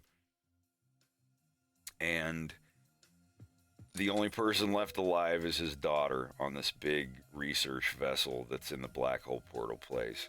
And it's kind of like an It Follows situation, if you ever saw that movie. She turned the temperature down to like way below freezing, and she's been walking through this ship for like 4 days nonstop. No rest, no sleep, no anything. And this aperoid, it can only move at a slow walking speed because of the temperature, and if it touches her, it's gonna overtake her. She dies. So James wakes up, he's on the ship, and let me see if I can find the file. And she's like pointing a gun at him. She's delirious. She's like, who are you? Why are you here? Do you have a ship that we can get off of here? He's like, don't worry about that. Like, where's the aperoid? And then it turns the corner and it's pissed off. It's got drooly snot tusks of icicles hanging off of its face. And And, you know, she's pointing a gun at James. She's like, go, get us out of here. Like, get us to your ship. And he's like, put that empty gun away and get behind me. And she just kind of just gives in. She just falls against him. She's like, if you can kill it, please just kill it. Just kill it. And he's like, I'll see. And he charges up his, you know, instead of a slingshot on his left arm, he's got a psionic amplifier that Andros made. And he just blasts this aperoid. It just gets completely eradicated. And that's going to be the next scene that James is in. Huge spoilers, everybody. Apologies in advance. But yeah, like that's the and then they're on the ship. I don't know if let me actually bring it up. Yeah, because like half the stuff you said, I have like fake memories of from streams. From, So like 4 years ago. Nora is on a ship. Andros's daughter is on a research vessel on the other side of this portal researching stuff, and then the aperoid gets aboard and starts trying to take people over. Some of them get taken over, and some of them hang themselves before it can happen. So Nora's been walking nonstop 24 hours a day for like 4 days on this ship, trying to just stay alive and walk away from this aperoid that can only walk like 3 miles an hour because of, you know, all the stuff that's, you know, frozen and shit. And then James wakes up out of his hypersleep chamber. She didn't know he was aboard the ship, so she's pointing a gun at him. She's like, how did you get here? Where? And then she's like, wait, I know who you are. You're James McCloud. And then right then the aperoid turns the corner. Let me find the files.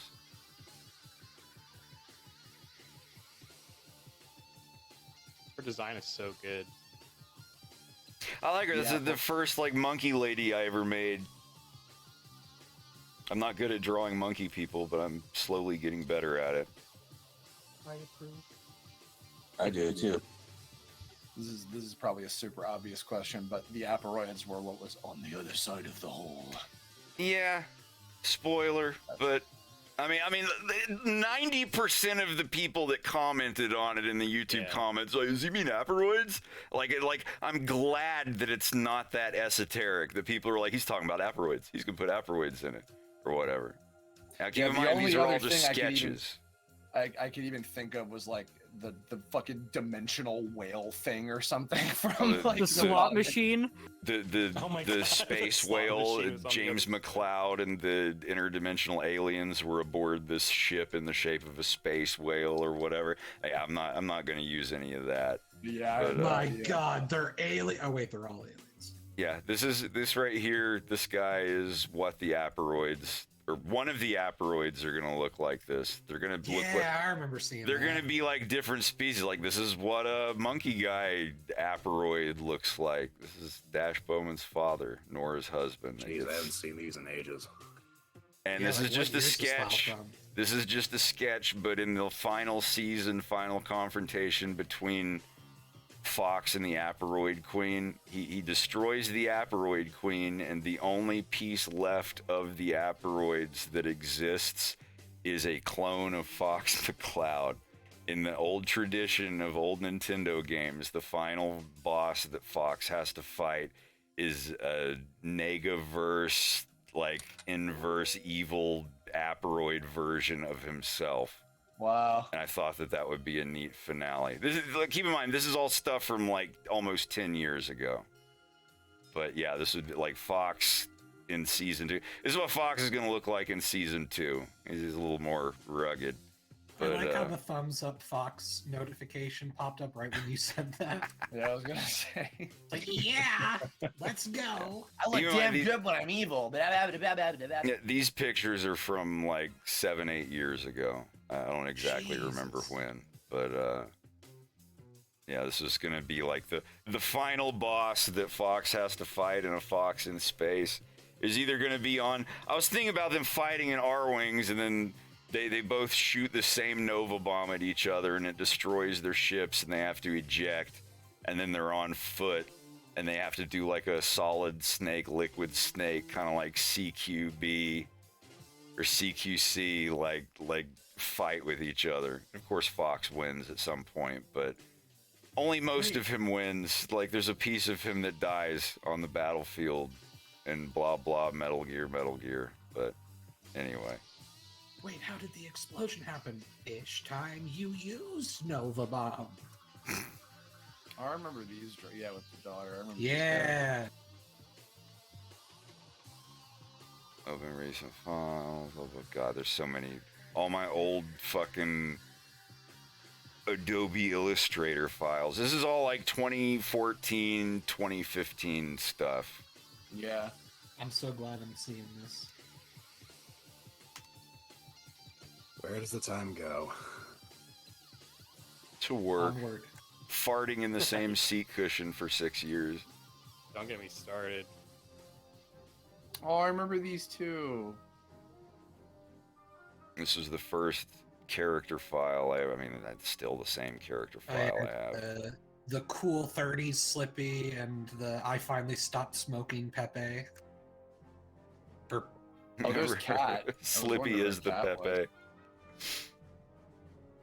Yeah, this is like season 2 characters when they're all 10 years older and Panther gets involved. Oh, he's so happy. Look at him. Best character.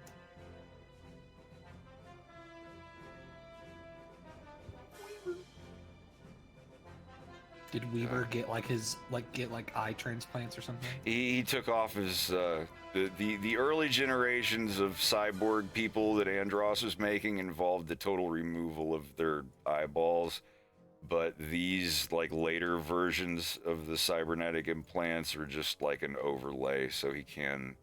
Your eyes get kind of fucked up, but like he eventually defects from Venom and just, you know. I don't know. I didn't write that much because I haven't like gone into the season 2 stuff so much yet because it's not going to happen unless Nintendo. Cat, I was wondering if Cat Monroe even fit into this. Yeah, Cat's going to be in episode 3 for sure. Sick. I didn't actually get to illustrate her for. I know she's on here. This is probably what she's going to look like in episode 3. If you're wondering about Cat Monroe, this is my design for Cat Monroe. She's probably going to look something like this in episode 3. And yes, she will have some dialogue with Falco. Is she cast already, or is this one of the ones you wanted to? I have a couple of people. I have a friend who's Scottish. I wanted to make Cat Scottish. That's right. But, yes, I remember that too from a long time ago. Yeah. I'll see if she's still up to doing it. I've got a couple other people in mind. These are my character sheets. Yeah. I have like all this stuff written, but I erased that. Like I said, I have notes on here. It's like this is just little blurbs and notes and things I've made of some of the characters, but since it's never gonna happen, if I did a second season and all the characters were 10 years older, this would be what they look like. All these different versions of Wolf O'Donnell.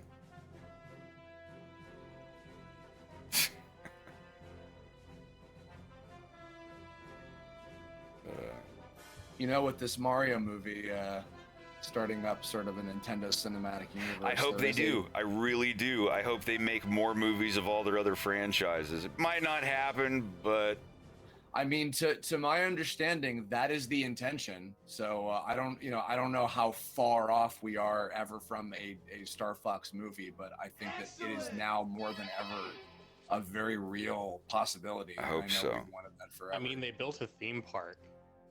Like that's like no a Star breeding Fox. ground to, like... Star Fox, like what would you think of it for a Nintendo theme park of some really cool fast rides? Mario Kart, F-Zero, and Star Fox. Everything else falls by the wayside. Mario Kart, F-Zero, and Star Fox. They're literally games where you're in a vehicle. Like I saw the Mario Kart stuff they had that looked totally awesome, but that was it. No F-Zero, no Star Fox. Just nah. I mean, they could have just had their Space Mountain equivalent right there, literally. Yeah, for sure. Yeah, I genuinely do think that. I mean, I'm sure it'll probably be like a decent while, but I mean, you know, it's this you look at the Marvel Cinematic Universe, where it's like, by the time we got to like phase 2, they were like, they were making movies about characters that no one other than comic book nerds knew of. Like no one knew what Guardians of the Galaxy was before that, and now Star-Lord and Chris Pratt's a household name, and now he's Mario. So yeah, I think it's very possible. I had a show question, since you have so much thought about literally everything. What leads to Fox and Farah getting together between the events of 2 and 1? They hit it off in the flight academy, I guess. I mean, Farah's like 3 years older than Fox, so like a 16-year-old dating a 13-year-old is kind of weird. But then they get older, and Fox is 20 and Farah's 23, and that's not so weird. And they start dating, it was like or whatever. Later, like they've only recently started dating, and that's gonna come up in episode 3. Episode 3, Found like herself a dandy cadet. Yeah, Wolf and Fox are gonna be sitting there while Andros is taking a call. It's a call from his daughter saying like, I need help or whatever. It's so funny. It's such a serious call that he steps away for, and while he's doing that, Fox and Wolf are sitting there, and Fox is like, I'm sorry I yelled at you and called you that name, and Wolf is like, yeah, that was pretty mean, and Fox is just like looking at him like because it's right after he calls him the son of a bitch, and like the bottle breaks and all that stuff. That's still gonna happen as a scene. And then Andros leaves to take a call, and Fox is like, I'm sorry I yelled at you. I shouldn't have called you that. And you'd think if Wolf is gonna be like, it's no big deal. But Wolf is like slumped in his chair with his arms crossed, looking away and like brushing his nose. He's like, yeah, that was kind of mean. It's like, but then Farah's ship floats up at the window they're sitting in front of, and Wolf is immediately like tumbles under the table, or like to hide. He sees that it's Farah, and he's like, oh god, and he hides, and she holds up a marker board thing in her ship, like saying like, I'm gonna get you out of there, don't worry. And Fox is like motioning to her like, no, everything's fine. Like, I'm not in danger, everything's, and she keeps holding it up. She's pointing it to us like, oh, we're gonna get you out. And Wolf is peeking like from under the table, seeing her for the first time in years. Just kind of a, whoa, you've grown into a lady. Like, that's impressive. Like, he's just kind of looking at her with this admiration. And then it cuts to her ship like floating up and away out of the shot. And you see on the side of the ship, it hit in fancy cursive writing, it says the Dandy Cadet. And it cuts back to Wolf's admiring, smiling face, and it just melts into this look of disgust. He's just like, no words spoken, no sounds made. It's just gonna cut to that, and then cut back to his smiling face that just melts into disgust, and he rolls his eyes. I can't wait. But then she gets aboard, and they talk to each other. Like the second that. Like, he's standing there, like, going like, oh, God, can this day get any worse or something like that? And he just hears, just keep watching the sky. And he turns around, and it's Farah, and she's like, I'll be back before you know it. And then there's just a second of silence, and then she draws back and just backhands the shit out of him so hard that it knocks his eye patch off onto, like, the top of his head. Guess what, Wolf? Like, I'm rugged now. Yes. And then, like, the second she does that, all of the big burly dudes sitting at the bar, like, scoot their stools out and, like, get away really quick and, like, go somewhere else. They're like, oh, fuck. But Wolf just stands there and very gently reaches up and slides his eye patch down back over his fucked up eye. So you will see Wolf's fucked up eye for, like, 3 seconds. And he's like, does that make us even now? And she's like, far from it. Did you know that blah? And then she goes on, like, you know, bitching him out and stuff. They make up. They, you know, make up, but there's no chance of them ever getting together again. It's like, I forgive you. I understand completely why you did it, but you could have said something to me. You could have like told me what the situation was, and I would have figured something out. I would have helped you, but you didn't, and you chose to go and rob banks and steal stuff from military convoys and whatnot, and here we are. And you know, like all of that hitting Wolf, like if I had just like told her the truth and what was going on instead of betraying my best friends and becoming an outlaw, that none of this would have happened, and this debt with the Kowalski crime family would have been settled and all of that. And it just makes Wolf want to drink more. And that's when Fox walks up to Wolf and said, "By the way, I did cut in on your girl." Well, no, that's the thing. Like, Fox comes over and Farrah's like, "Oh, Fox, are you okay?" He's like, "Yeah, I'm fine." She picks him up and hugs him. Well, maybe not off the ground. I mean, he is 5'4" or 5'5", but like she hugs him and she kisses him on the cheek. She's like, "Are you okay, sweetie?" And blah blah blah. And Wolf takes a whiskey bottle and just yeah, you can imagine Wolf's reaction. Oh, Wolf, ain't that a and then they go off and talk and it's like, it's fine. No one's got any guns on me. I'm not in handcuffs. But Andros is here.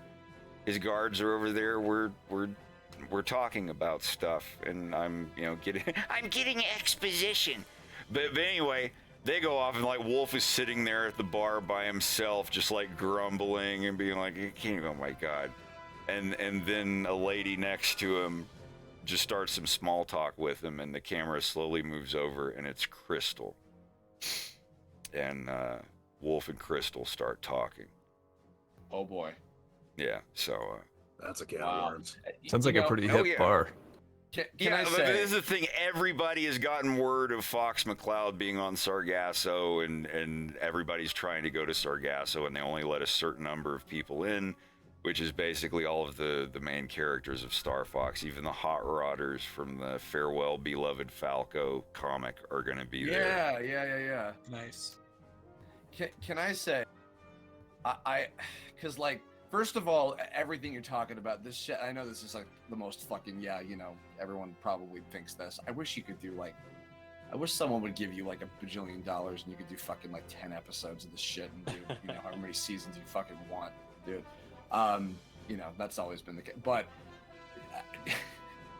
while we're swapping, I guess while we're giving Crystal confessionals today, apparently that's the theme of this fucking stream. I was gonna say, because that moment you mentioned about the, "Oh, are you okay, sweetie?" Because like, I love that shit. I love the cute little, I guess the shippy kind of like that. I try to keep it a little like sweet and stuff without making the cartoon itself look too shippy or whatever, because I don't like the robotic leg scene and all that stuff. Like, I did not mean for that to be a shippy queer baiting or whatever. Like, I had a bunch of people on Tumblr try to call me out, like, "Oh, Frederick Fox, he's queer baiting and this is problematic," and blah blah. I was like, no, it's not meant to be like that. Yeah, it's kind of an awkward kind of gay spot, but how many comedy movies have you seen where like two dude bro buddies are like, "Here, let me, like, you spilled this on you, dude," and like, "Oh my god," or whatever, and then someone walks in and it looks like they're being gay and they're like, "Oh, what's going on here?" Goes like, whoa, no, he just spilled some coffee on his blah blah blah.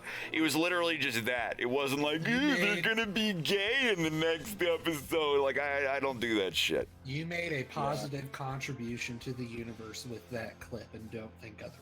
Yeah, like that's how I really feel. Like, I know there's plenty of people out there. I stopped watching at the leg scene. This is gay, furry, cringe, blah blah. It's like, okay, you didn't get it at all, and you're hypersensitive to. And honestly, yeah, you know what? It's a filter. It's like you put cat ears on an anime dude, and someone's like, "No, count me out. This is furry, cringe, blah blah." Like, yeah, I don't worry about it. There's always going to be those people. I'm like that with anime. Those people probably are furry cringe deep down. Usually are. Usually, yeah. I was gonna say, because the reason that hit me so hard, because like I remember like and I fully admit, like, the scene is super cringy, super awkward, super childish, but I do remember like the end of Star Fox Adventures when she shows up on the ship. And Fox McCloud, your temperature is rising. No, no. Crystal, please sit on my interface. Fucking saxophone bullshit. I was gonna say the saxophone that Yeah, comes the in. sax line. It sold it. Yeah, no, but at the same time, because I don't know what 12, 13-year-old me is not like, oh, I feel something in my pants. It's no, like, wow, love, I want that. Like, yeah, that's what it was for me. That's right. That's why, like, yeah, like even the Fox and Farrah stuff, which I know Is love that predates, you know, obviously way before Crystal was even a thing.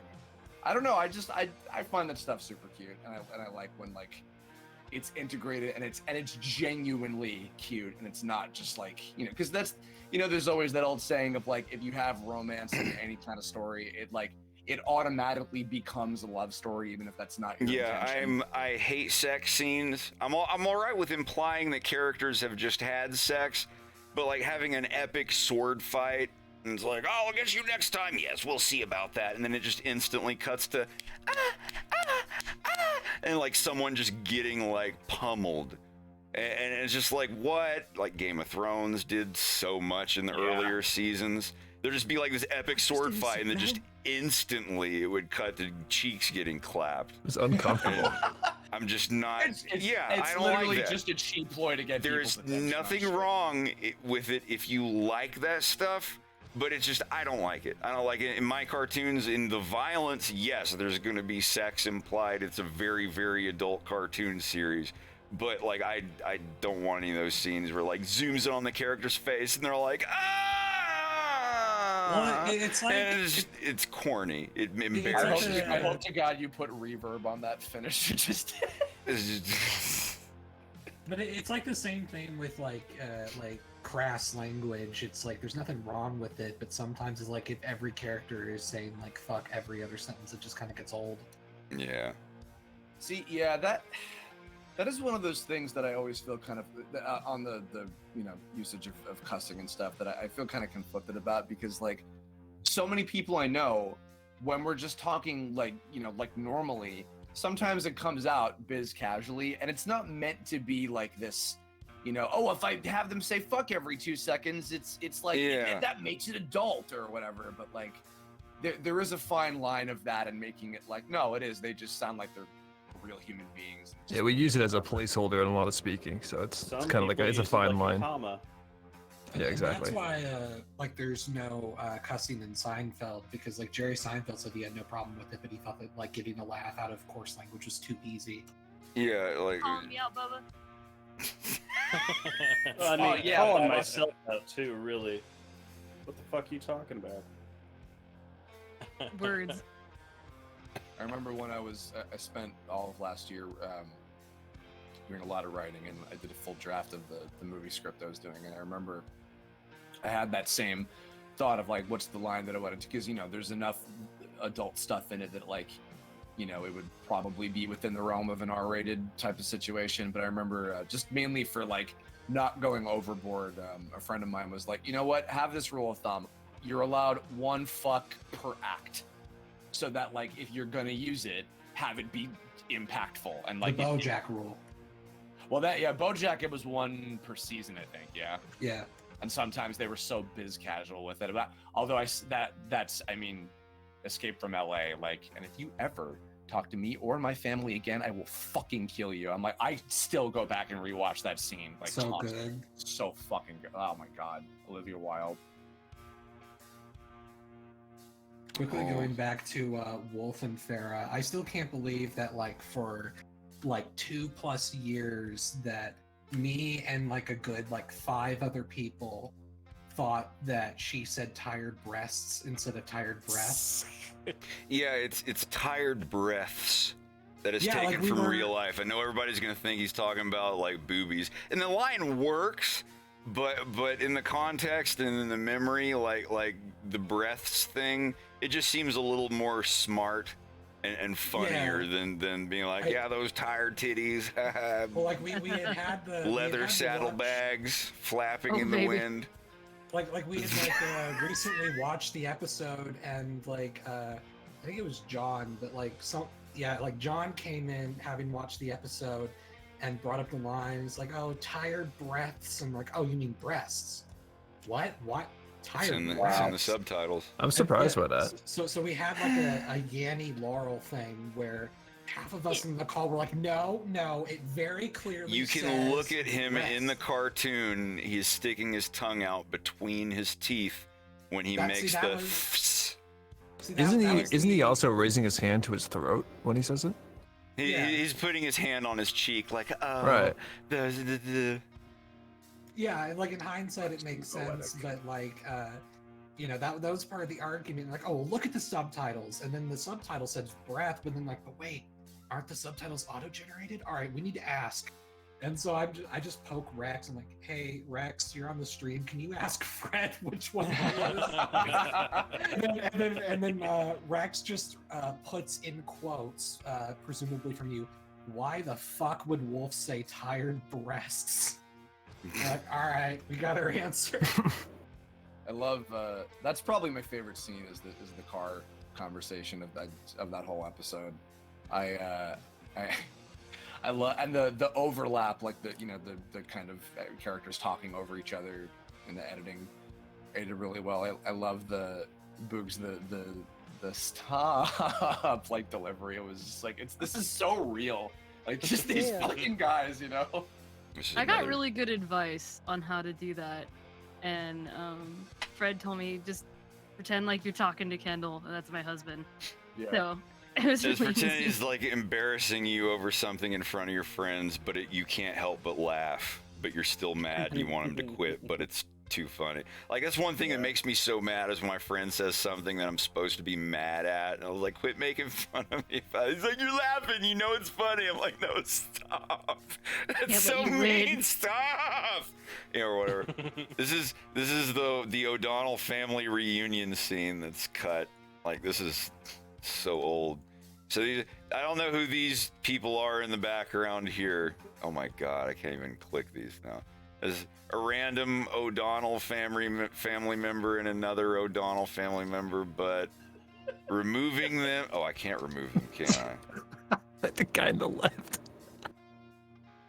Let's see. It This looks is like he wants to sell you a car. this is Wolf's dad. Oh, Keep well, in mind, this is Wolf's dad 10 years later. This is episode 1 timeline, so like he's 10 years older than he was in episode 2. This is Wolf's dad. This is Wolf's little brother, Tim. This is Wolf O'Donnell. This is his mom, Lisa. And this is his mom's brother, Uncle Trip. It's basically that guy. Matthew McConaughey as a wolf. Yeah, he definitely looks like an Uncle Trip. Like, that's for sure. yeah, I'm your Uncle Trip. All right. Man, forget the reunion of Wolf and Farrah. I'm trying to imagine like what Wolf's dad would say to him. Retcon scene where Wolf and Fox find out that his dad like is gone and probably dead.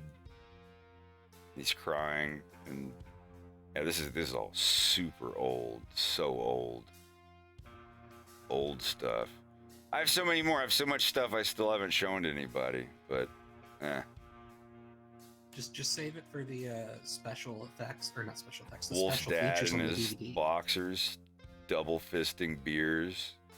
Oh my god, this stuff is old. I gotta put this forward because I can't help myself.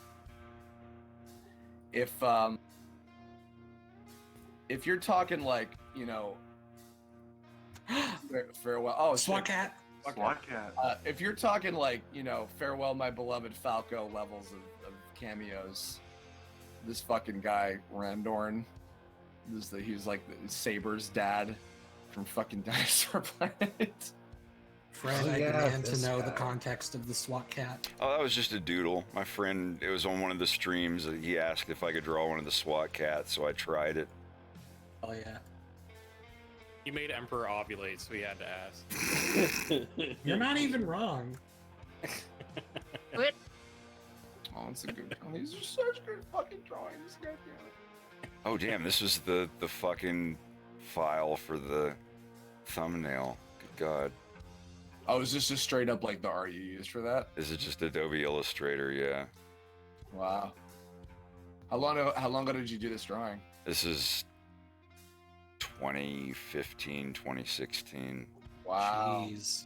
I think this was after episode 1 was released, but like immediately after. This is when I started working on episode 2. Good Christ. You know, speaking of Wolf's dad, I did have a question. The intro to episode 2, there's that shot of him like riding on that motorcycle against that desert background. Was that supposed to be like a scene at some point that got cut, or? Well, the scene where he was supposed to say goodbye to his son. I've got pictures of it somewhere. I just don't know exactly where. I could have sworn I uploaded it to my website, but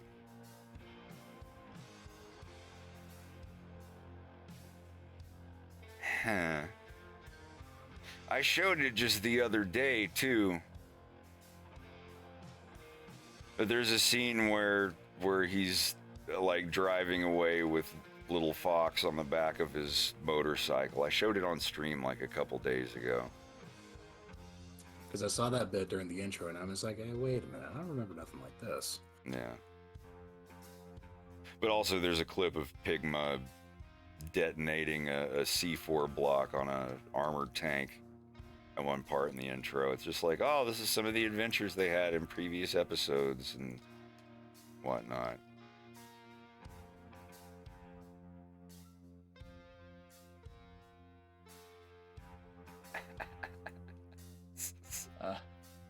I've just realized that I've been confused for Edward Bosco. Someone mistook my identity. Oops. Stolen Identity 3. Goo goo gaga, I'm a clone, baby. He's not mine, he's yours. What do you mean he's mine? Of course he's yours, he's got your eyes.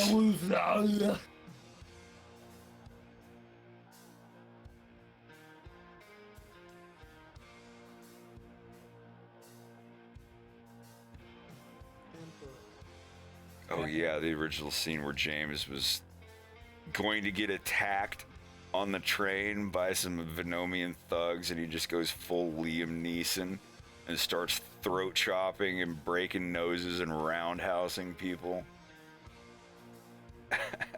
The guy just turns around long enough to get roundhoused right in the face. God, these are so old. What were you gonna ask, Pepe? I was gonna ask. I was gonna tell you something. Yeah. You was a snitch. How dare you tell him about the breasts incident? Well, I mean, he already knew. That's how we found out the answer. Yeah, but you lied about your part in that story. What? No, I said I thought it was breasts. What did I lie about? You didn't just think it was breasts. You made a Photoshop edit of it saying breasts in the caption. No, that was Mita. That was Mita that made the Photoshop. Very Stalin-esque. This is drama. No, Like it was drama totally dumping. Emperor. It was. No, I'm not that good at photoshopping captions. I didn't Photoshop, Derek. I use Microsoft Paint. You think I know how to Photoshop things? Are you gonna put this on the wiki, Emperor? Yes. Oh God, I hope. Hey, I'm chewing. I love hey, this. Emperor. Emperor. Yes. I got a little secret for you.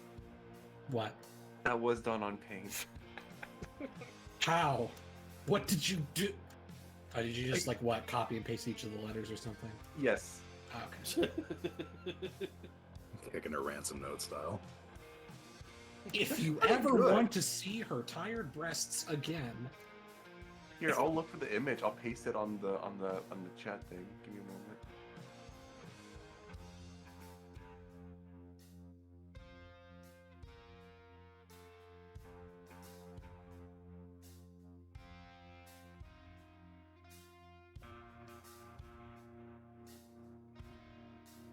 I don't know what it is about that gum chewing scene, but it like strikes a chord in me because I like hate people who make that. It's just swing. It's like shaking this giant like claw blade thing. And Fox just staring at it like, please calm down. Oh Lord. Like everybody knows a girl like that. Everybody knows someone who like makes gum chewing their personality, and you just feel that rage with them. I feel so bad. I have driven so many people fucking crazy for chewing too loudly. I hate it. Wolf and Farah go together to get Fox like a new inbox old console that was his favorite when he was a kid. It was like the one he's playing at Wolf's house. He's like, oh my god, it's a new inbox original Eldard 8-bit graphical game system. And he's just like nerding out. She's like, yeah, so yeah, happy birthday. Such a dork.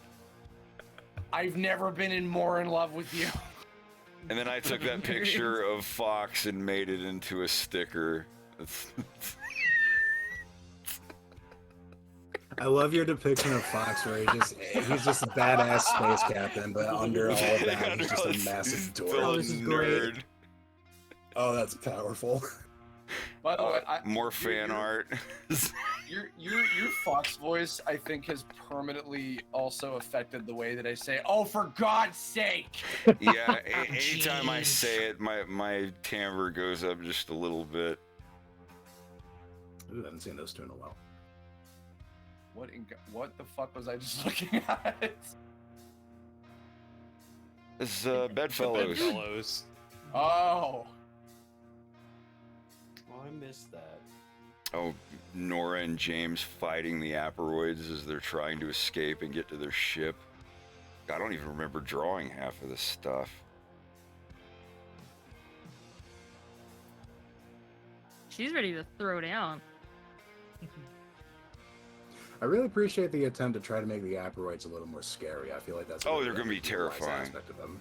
There's one where they're in an area of the ship, and oh my god, this file. Hold on, yeah, the storyboards file. Let me show you the complete like original storyboards of how episode 2 was going to go. Let's see these. God, this is at least 6 years old. I mean, a lot of it's still the same, but like toward the end of it, it's like, wow, this is completely different. Yeah, this is like the equivalent of like mom pulling out like the scrapbook and everything coming back. It's all cringe.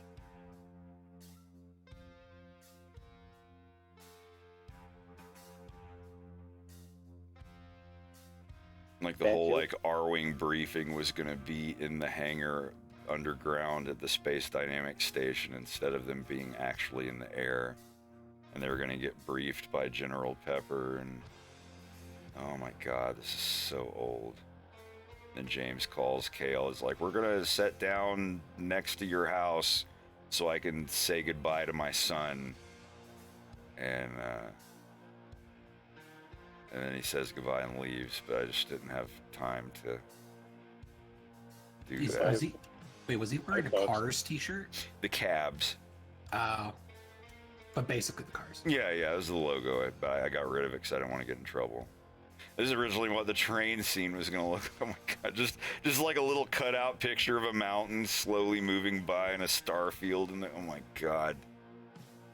And then the scene where they were, you know, instead of on the train, they're in the abandoned part of town. Fox playing video games and then going for a ride. Oh my god. By the way, that in that scene, the like little like bit where right before it cuts away, like at first Wolf's dad's just kind of staring at him and then just kind of gives it a look of like, oh bless your heart, for like a second before it cuts away. I like that detail.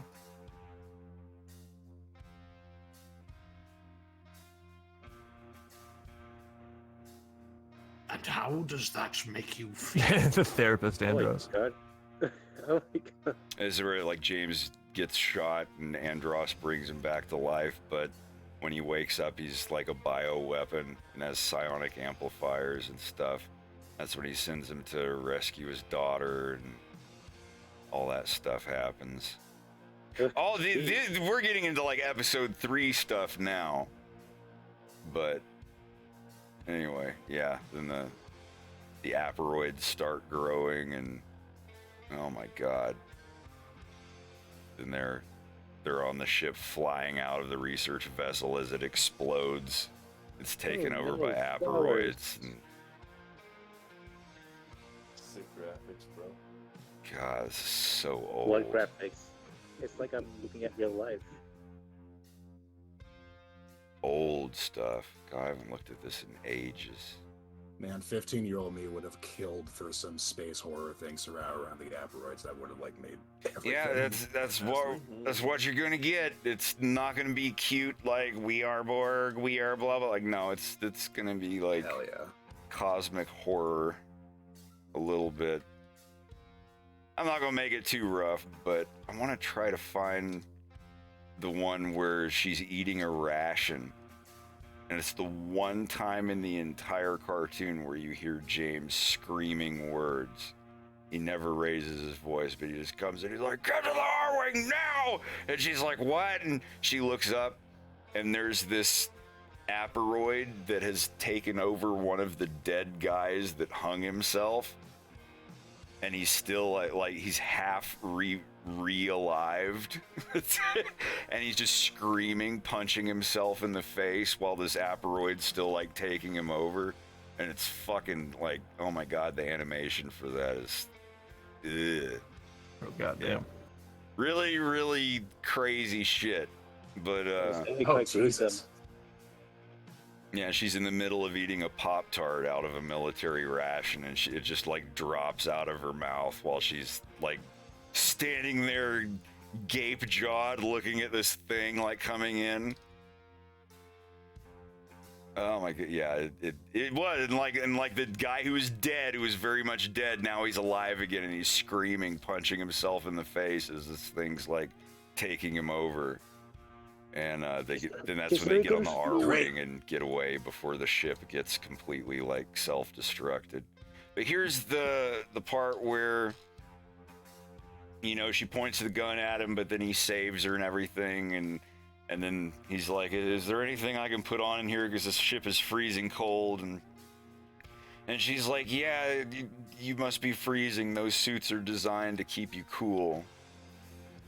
And she's like, "What size shoe do you wear?" And he's like 11.5 or 11 and a half. And she just kind of gets like a little, I don't know. She has this look in her eye like, "Oh, you wear 11 and a half. Well, I can, let's go get your boots." Because he's got the little like water shoe, pilot suit shoe things on.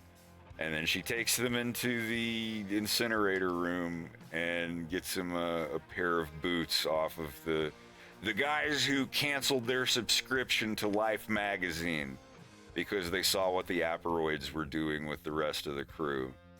She's like, "Well, there's your boots." And he's like, "Nah, yeah, we need to cut them down." And, you know, he's cutting down the guys that opted out. And she's, you know... He doesn't know the details of exactly who that was close to her that died on this ship. And, you know, find out more and more. Like I said, like I'm gonna have to rework some of this stuff, but obviously some of it I don't want to show on YouTube because it's a little rough. Oh, this is also Fox's grandpa, Jack Dallas McLeod. He's one of the names on the memorial in the first episode. He was a stunt flyer guy, and during a stunt show, a terrorist group flew in with bombers to bomb most of the city because like thousands and tens of thousands of people were there. And the stunt ships that his grandfather and all the other stunt flyers were flying, they were a stunt team known as the Red Sevens. They stopped the bombing, but only because they pushed their ships into the bombing ships and forced them to wreck. And most of the bomber guys, most of the Red Sevens died, like suiciding their ships, like wrecking them into the other ships so they would wreck into the ground before they could bomb the city. So that's what the gist of it is. That's why the Red Sevens Memorial is there, because they saved so many people's lives by crashing their unarmed stunt planes into the bombing aircraft to keep them from Some people got bombed. A couple hundred people still died, but it would have been like tens of thousands of people if they hadn't sacrificed themselves during the air show. So if you're ever wondering what the Red Sevens memorial was, that's the gist of it.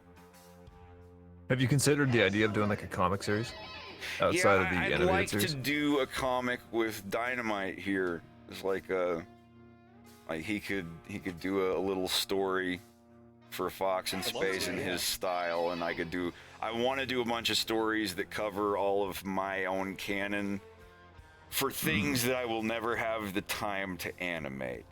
Yeah, exactly. You can Yeah, be absolutely. Mark Wolfman and he can be Tom Perez. It'll be I great. gotta read the gift subs.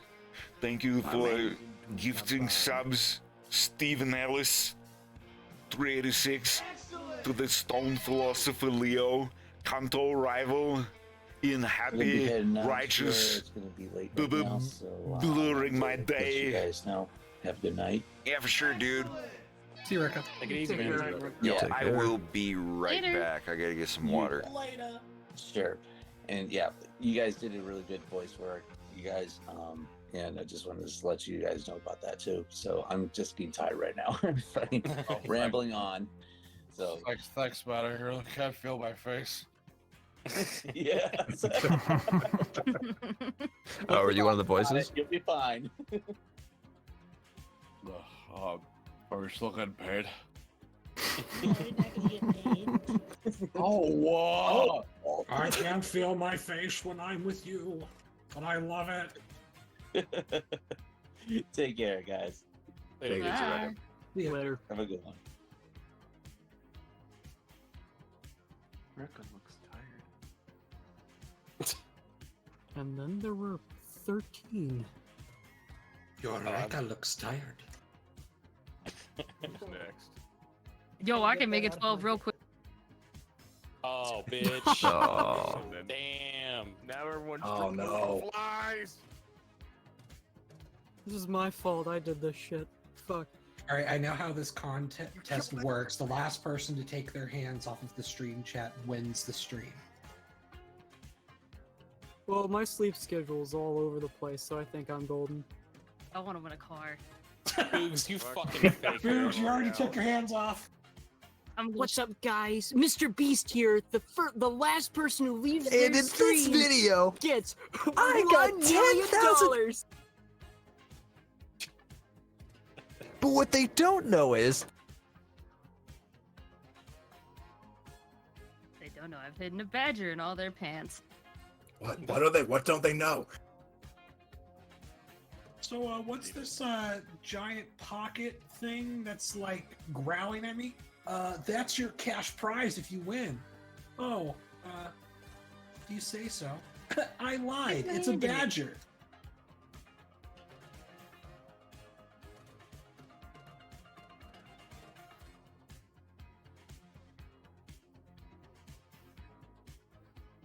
Oogs, apparently you cured someone's blindness. Aw, man. That was not my intention. Careful, don't tell Twitter.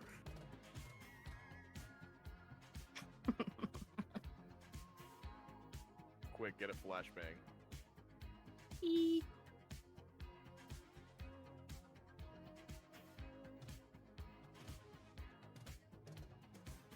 Sorry, I'm not really good with the push to talk. I had to I'm set it not up for used the to it first time either. too. I like the little sound it makes when you turn it on and off, though. That's fun. I feel like a pilot. I got tired of that. Bro, I've been just like waited to like get some chances to speak even, bro. Yeah, it's my first time on one of those. I pretend that it's a walkie-talkie. Same. Over. Copy that. Roger. That's perfect. Bomb has been planted. How to build a bomb with your parents' permission. Go check your mailbox now.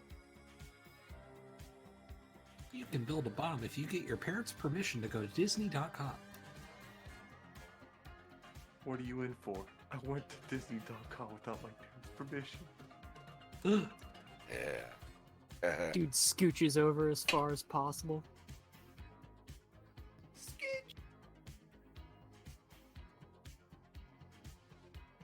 I'm just picturing like a grilled above kiosk in front of the stadium or something like that.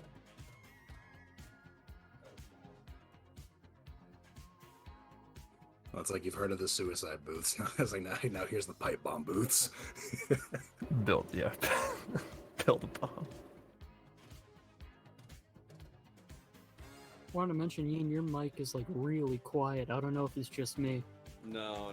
Yeah, I know it got super quiet. I'm tired, so I was leaning far away from my mic. Lean. Ah, I've been there. Eat the mic. Eat the mic. No. It isn't your pop He screen. went and did it. The Yin has too much lean. I like my Sprite Easter pink when I'm sitting on the hands-free phone with the hydrocodone. Racker, and so on. So that's why he's purple. Drinking so much lean, you turn purple. The Yin with the lean. Smoking that green. Smoking that Al Green. Messing the brain down. Holy shit. What a ride. What a ride. I am gonna head off. Thank you for letting me crash. Yeah, for sure, dude. Yeah, it's just. It's like I know. It's like I wondered why you didn't pop in the other ones, but I guess you weren't on the server.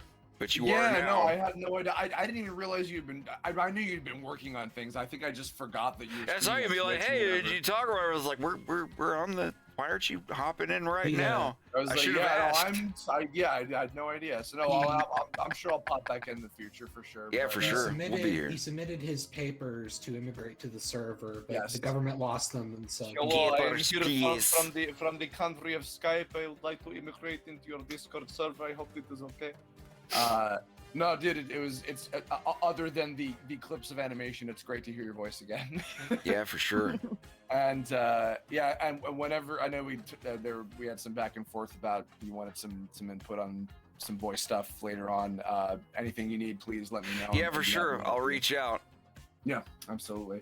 And great meeting all y'all. I think I'm sure I've probably met a few of you guys before, but those of you I had, it was great to see you guys again too. And great job, everybody who worked on this. It was spectacular. I'm not gonna not to blow you too hard, but I felt very honored that I got to be part of it. It was so much fun. It's for so sure, cool. dude. And I am incredibly proud to see how much great stuff that you're doing, and I cannot wait to see you. I'm just glad people didn't hate it. Yeah. Oh, no. I was No, worried people were Don't raise the bar too high. Too Everybody little, I've talked too to- late, McLeod. Everybody I've talked to has been like, that shit's so fucking cool. Everybody I've talked Yeah, to. everybody who asked me where episode 2 was has told me it was worth the wait. The director of Lackadaisy wants to interview me on a podcast thingy soon, which I'm Do it. I'm 100% for it. Like I saw it, it's like they doodle on an internet drawing thing, like draw pile. Yeah, it's just a Discord. And it's Discord, like that. Because I thought it was gonna be this like I show up for a thing and people have to see my old wrinkled ass trying to sit in a chair and function in front of real people. I was like, oh, they're just on Discord and they're drawing while they do it. Fuck, this is like that's already my life. It's like, yeah, 100%. Yeah, It's not yeah. National Geographic.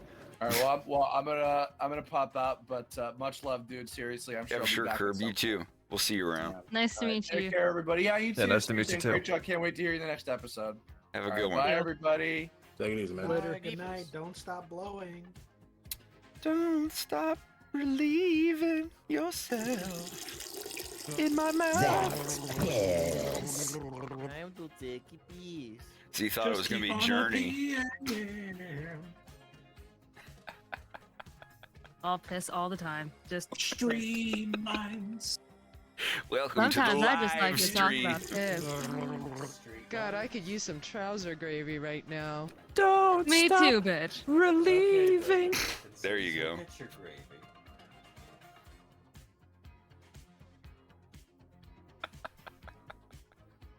I fucking love Brenda Dickinson. The drummer from that band lives like 10 minutes from me. It's kind of insane. What do you guys like hang out? No, I don't know him. I know his son, but A little weird. That he had like a falling out. He had some demons, but he got them all patched up. Well, good. Demons suck.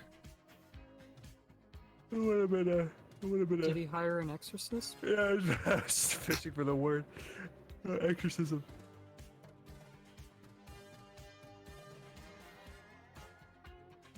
Did you conduct an exorcism? I did a little cardio on the weekends. A little kinda got me Pilates. focused. I think it For did me mind, a lot of spirit, and good. body. We're in kind of like a nowhere town, but every once in a while you see like one of his like Ferraris or something driving by. It's like, oh, there it Alright. goes. I'm in Journey. He's a nice guy. He's a small guy. From what No, I love Journey. Journey's great. I'm surprised anyone from that era like is surviving in this day and age with all the stuff they went through, drugs and everything. It's crazy. Yeah, that shit's wild. Journey wasn't one of like the heavy druggy bands though. Oh, yeah, a few of them were. Basically, the fact that Motley Crue is still alive, Journey is Yeah. Wild time.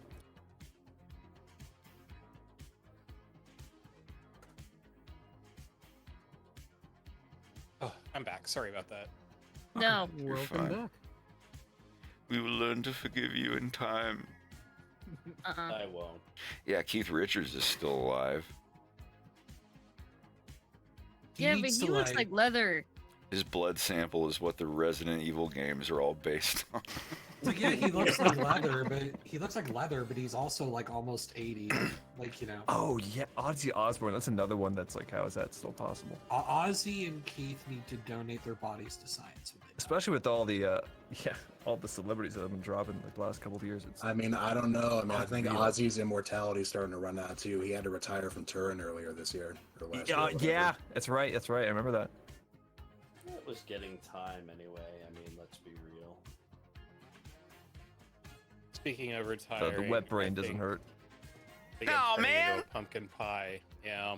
No, man.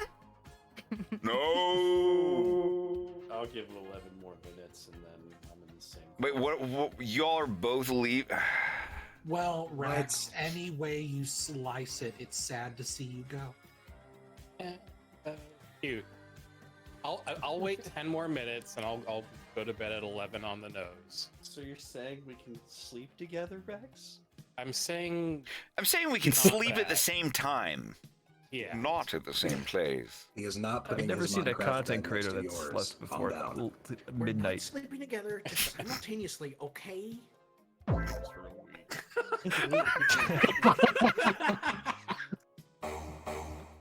You're All bitch if you right. sleep. All right, who had the funky sting? I don't know what the fuck you're Who talking had the about. Riz? Oh.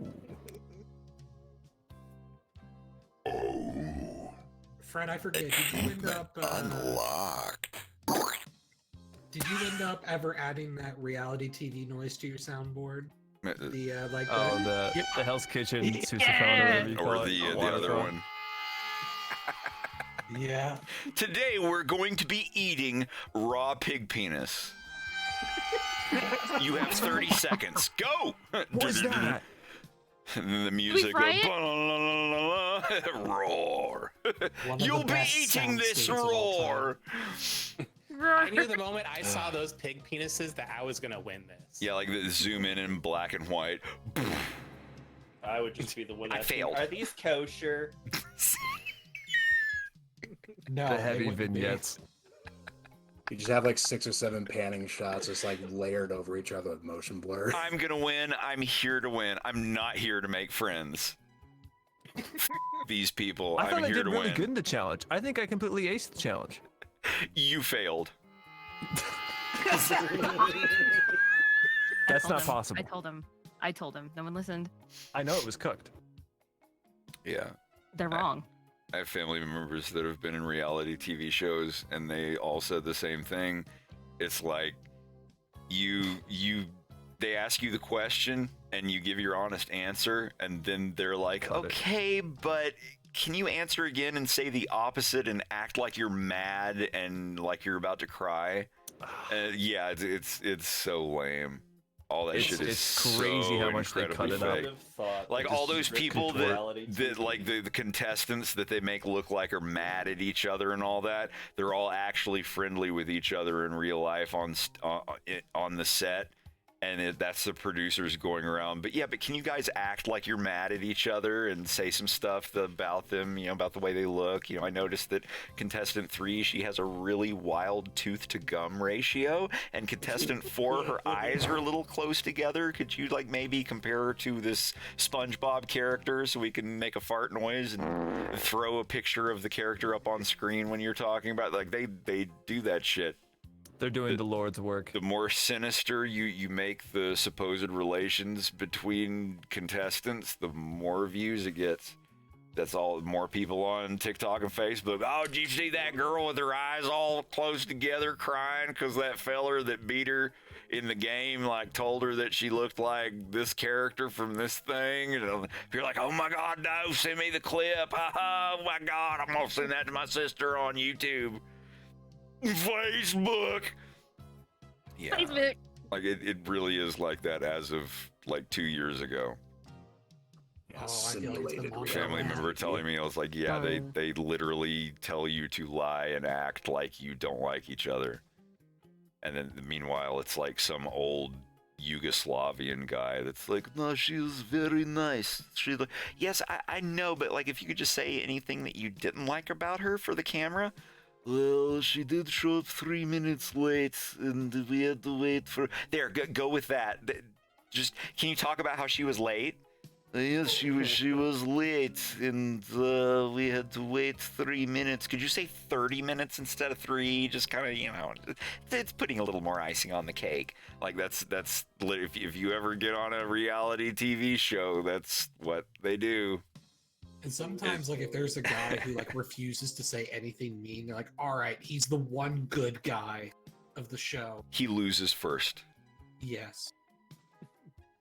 Yeah, my family, they're the first ones off the contest thing, mainly just because the people were saying they were having a difficult time getting them to participate. And by participate, they mean exaggerating things and saying that you don't like this contestant and you want them to lose, even though you're all just like, oh, this is fun and I'm glad we're all here. But if you could act like you guys are mad at each other, and they'll set up stuff to, they're just everyone in their shows is like chess pieces to those people. I will never do a thing like that in my life. I really hated reality TV, and I do actually.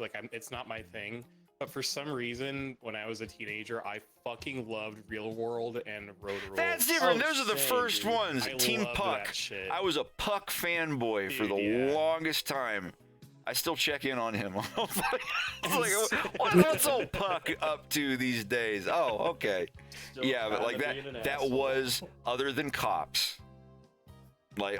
Cops, as far as, because I try to think, what was the first reality TV show ever made? I think it would have been Cops.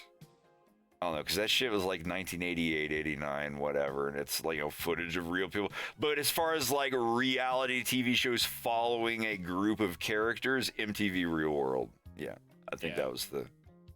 I fucking love Cops, unironically. Yeah, Cops is a same. guilty pleasure of mine. I can't help it.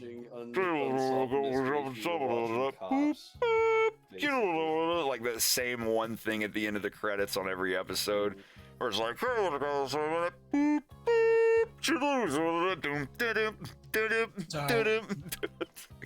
So the show that is considered the first reality TV show is the NBC show Real People that aired from 1979 to 1984. Oh, damn. Sounds fake. Any serial killers on there? Let's find out. Real People featured a panel of seated hosts in front of a large studio audience. The hosts introduced pre-film segments and where's the plot? I like watching the episodes of Cops that took place in my hometown. Same. Yeah, and that was always a treat. the funny part too is whenever I watch those episodes, like there was actually one that happened in Las Vegas. It happened like literally right in the gas station that I used to walk to, and I'm just like, holy crap, I was right there. I buy crack there too. What?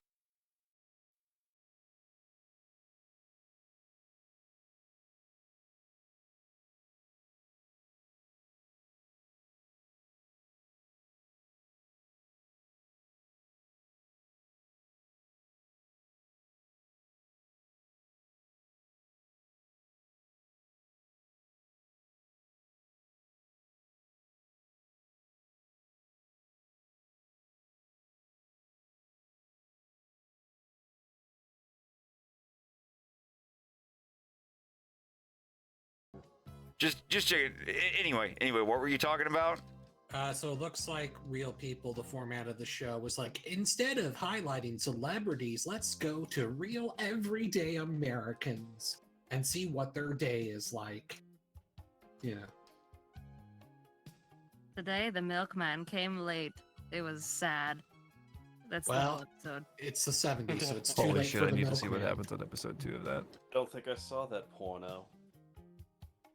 I think I Aaron know what I'm Hansen, doing.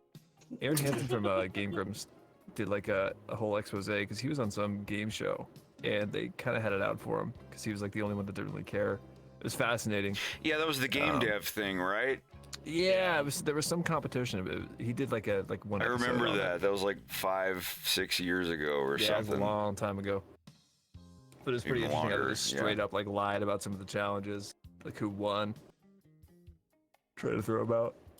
Yeah, like all that stuff is all about views and ratings.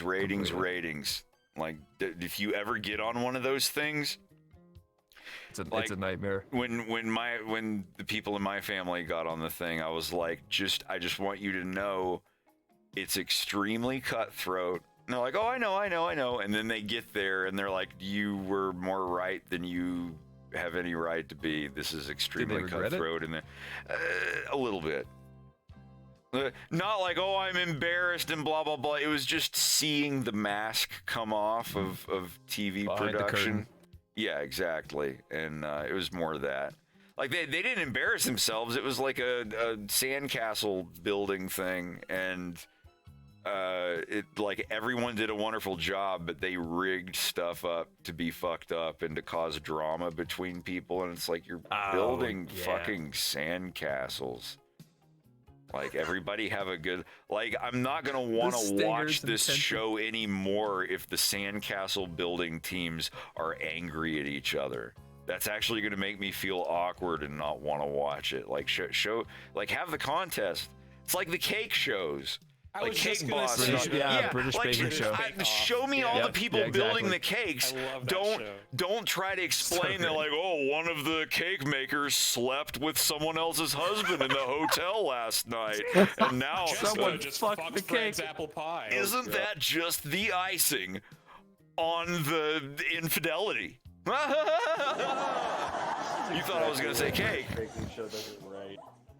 But yeah, like they do that shit. It's kind of fucked up. I don't want anything to do with that.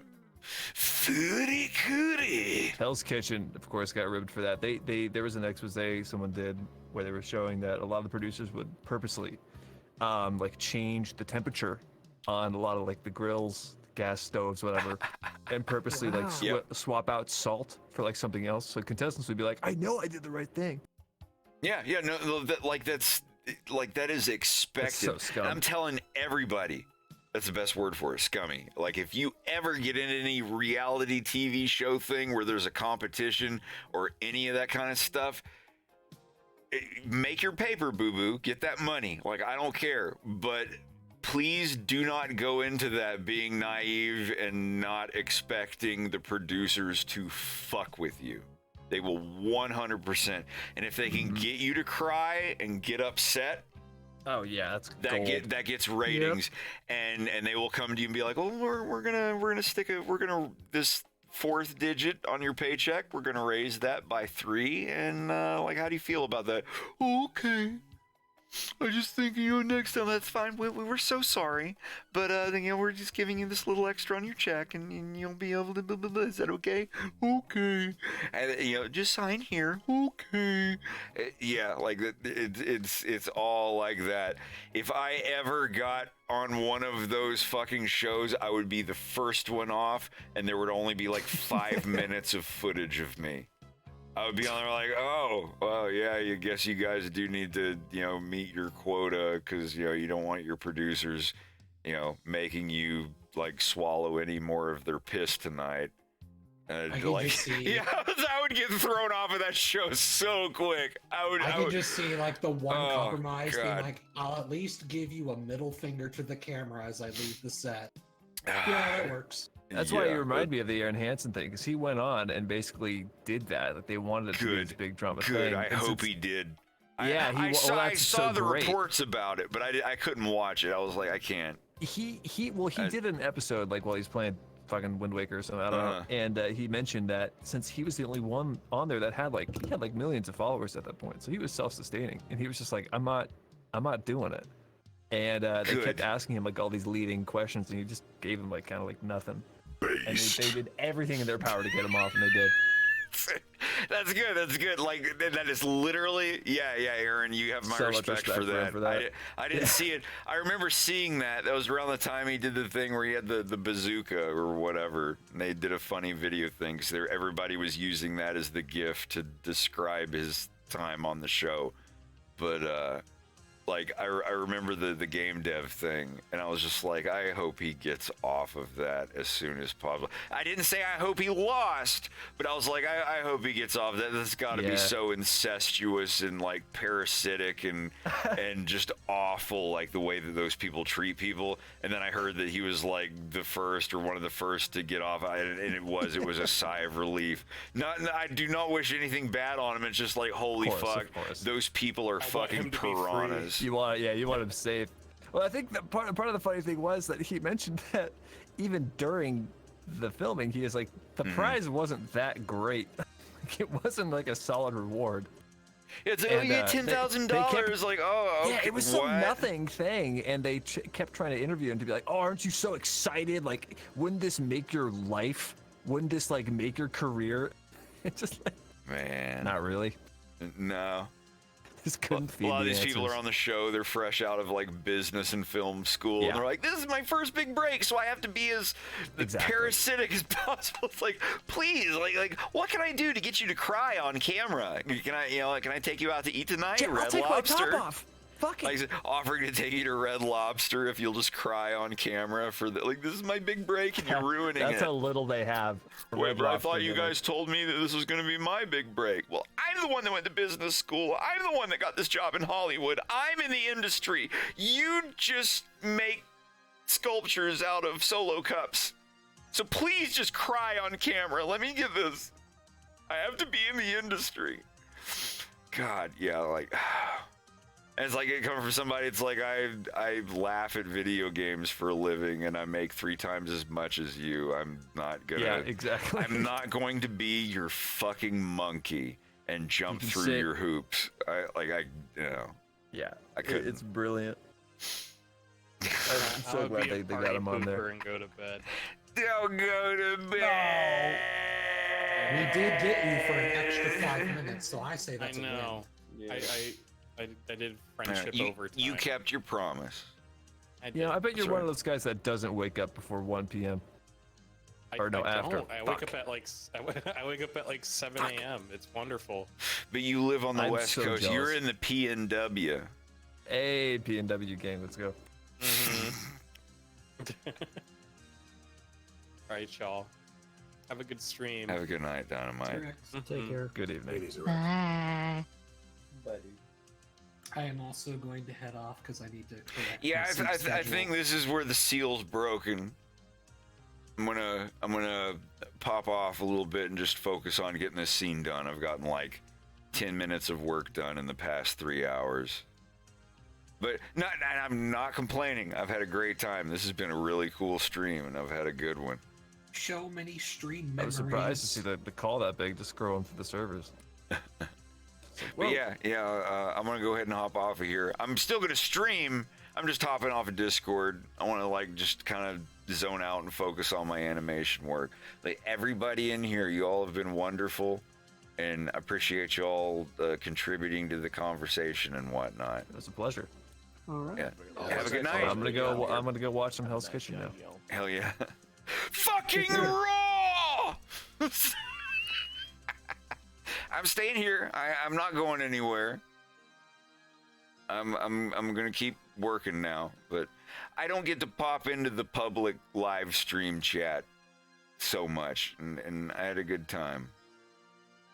But in case y'all are wondering, I'm still gonna be here for a little while. I'm gonna actually work on my cartoon. I don't mind getting distracted and showing stuff off. Like if everybody's having a good time and it's a conversational piece, I like to interact a little and have a good time. They're not lying when they say that I stay in my basement all day. This cartoon really is all I do. If I had a regular social life, episode 2 would be like 70% done at this point. I'm not lying. I'm being dead serious. Like, this cartoon, like, just because of the Adobe parts, the Blender parts now are done so quick. Like, me and Slava have been working on this scene for just 3 days, and we've already, like, from scratch, this set, all of this stuff is brand new. None of this was made before 3 days ago, and except for the ship that Wolf has stolen. Obviously, the ship here is Wolf, and I made the landing gear. The landing gear's new. All this. Right now, I'm designing these Slavic lizard characters, and this, if you're just joining us, this is the first scene from episode 3. Big spoilers. But I mean, like, it's not super impressive. It's just like this is you know, average whatever. Like in the past couple days, this scene is, how long is this?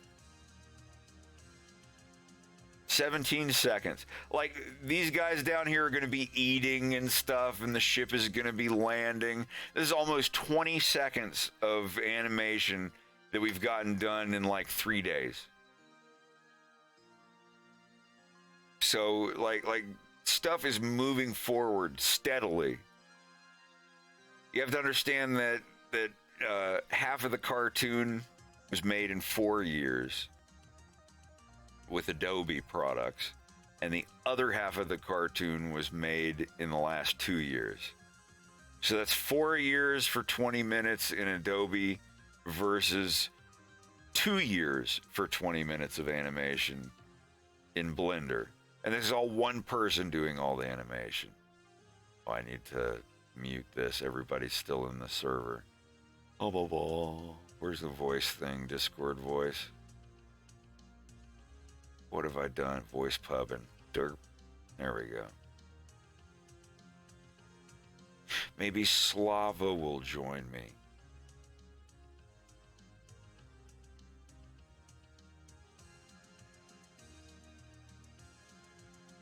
Слава, где ты? Я здесь, где ты? Мой лучший давний друг из России, из Калининградского области. Русские в чате где? Я новый аниматор на Ютубе, и я создаю мультфильм на Ютубе. Он называется AFoxInSpace, или по-русски «Лис в космосе». Я приглашаю всех, кто говорит по-русски, помочь мне, если вы не против. Здравствуйте! Из Сибири! Это было очень давно, когда мы раньше поговорили. Простите за грамматику. Как вы себя чувствуете? Все здесь очень хорошо, блин. I'm having a good time. Hey, there you are. What you doing? What you doing? I just woke up recently. На чем ты работаешь? Над чем? Над чем? Чем? Чем? Чем? На чем? It's mean like on what Я you're working, like on a всегда computer. забываю. Каждый раз.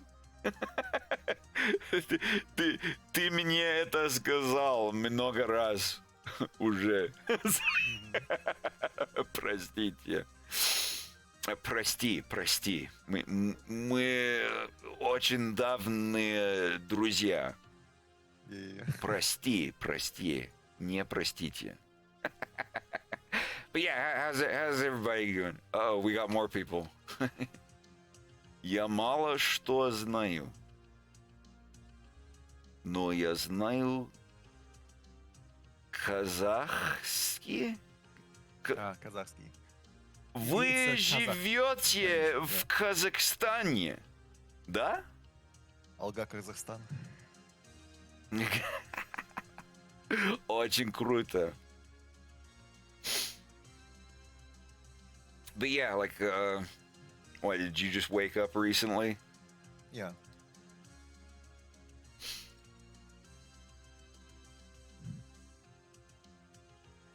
It's another one I need to learn. Wait, recently, wouldn't that be недавно? Yeah. Ты недавно встал с кровати, or... Like in this context, when you're saying встал, it's like understandable. It mean like waking up. Mm-hmm. Понял. Yeah, I'm still drawing in the lizard guys. Most of my stream this time around was just hanging out and talking to people, which is good. I love doing that. Just eventually, I like to get back to what I was doing. But did you see what I did to your charcoal texture? Charcoal in the grill, the coals. Yeah.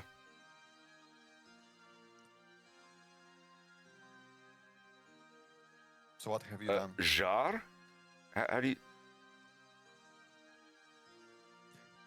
Jar is a heat from the hot things, from the fire, for example. But yeah, this is like угли. Oh yeah, jar, like жарко. Like жарко means hot and whatnot. But yeah, like I made the scale of the noise texture on the bright parts do this if you're looking at the stream. So it's kind of random noise, so they kind of like darken and lighten a little bit. I see. Just a little. Just so when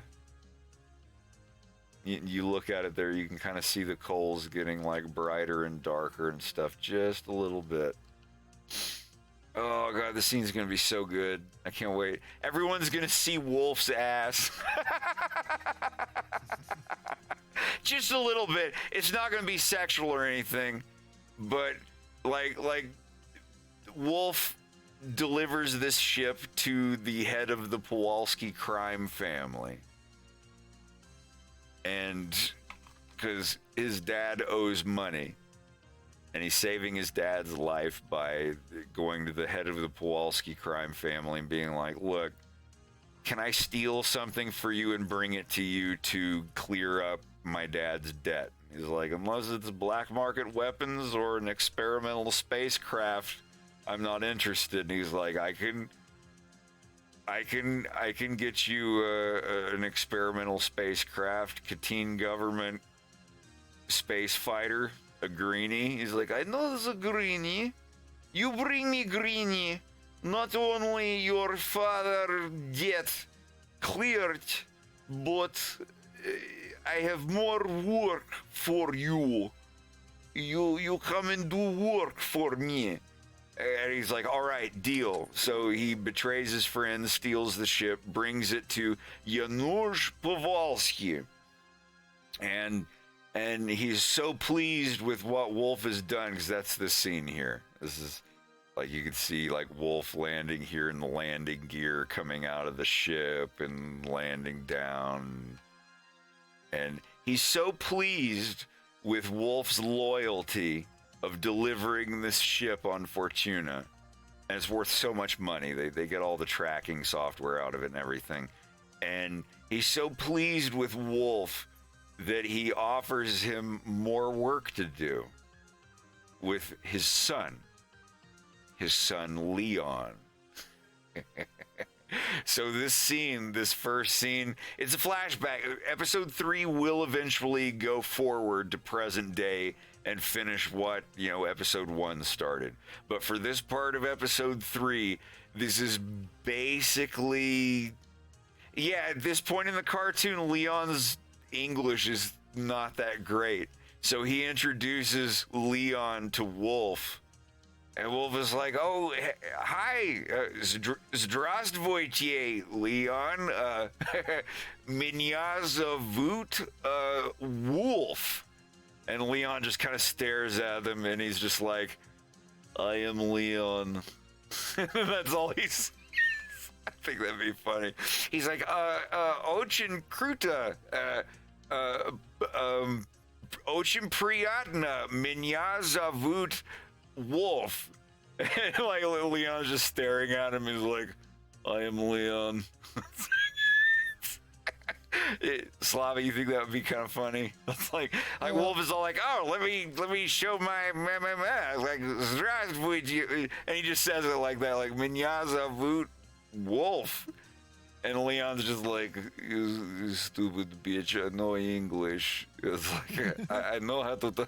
I don't know, dude. I don't know. It's like, it depends on how you do that. Yeah, it's not supposed to be like goofy, haha, funny, but like Wolf is just like, oh, hi. He's like, this is my son, Leon. And they talk, he's like, hi, Zdrastya, Меня zовут Wolf. And he holds his hand out to shake his hand. And Leon just says, I am Leon. And he turns and like walks back into his room without shaking his hand. He's just this jaded Slavic lizard guy, like his dad tells him, he's like, you have to go out and execute these traitors, shoot them in back of head for lying about, and he's just like, okay, I'm fucking hungry, I want pancakes. Like Peter Stormare from Fargo. But like, it won't be anything like super extreme, but just kind of like Wolf is like, hey, yeah, I guess I'm here now, and I'm an outlaw, and I'm working with you, and Leon is just like, okay, anyway, whatever, it's like, however it goes, however their chemistry starts out, it is technically the birth moment of the Star Wolf team, where the members in Star Wolf goes from 1 to a number larger than 1. I would still make him speak Polish, to be honest. Like, he got a Polish last name after all.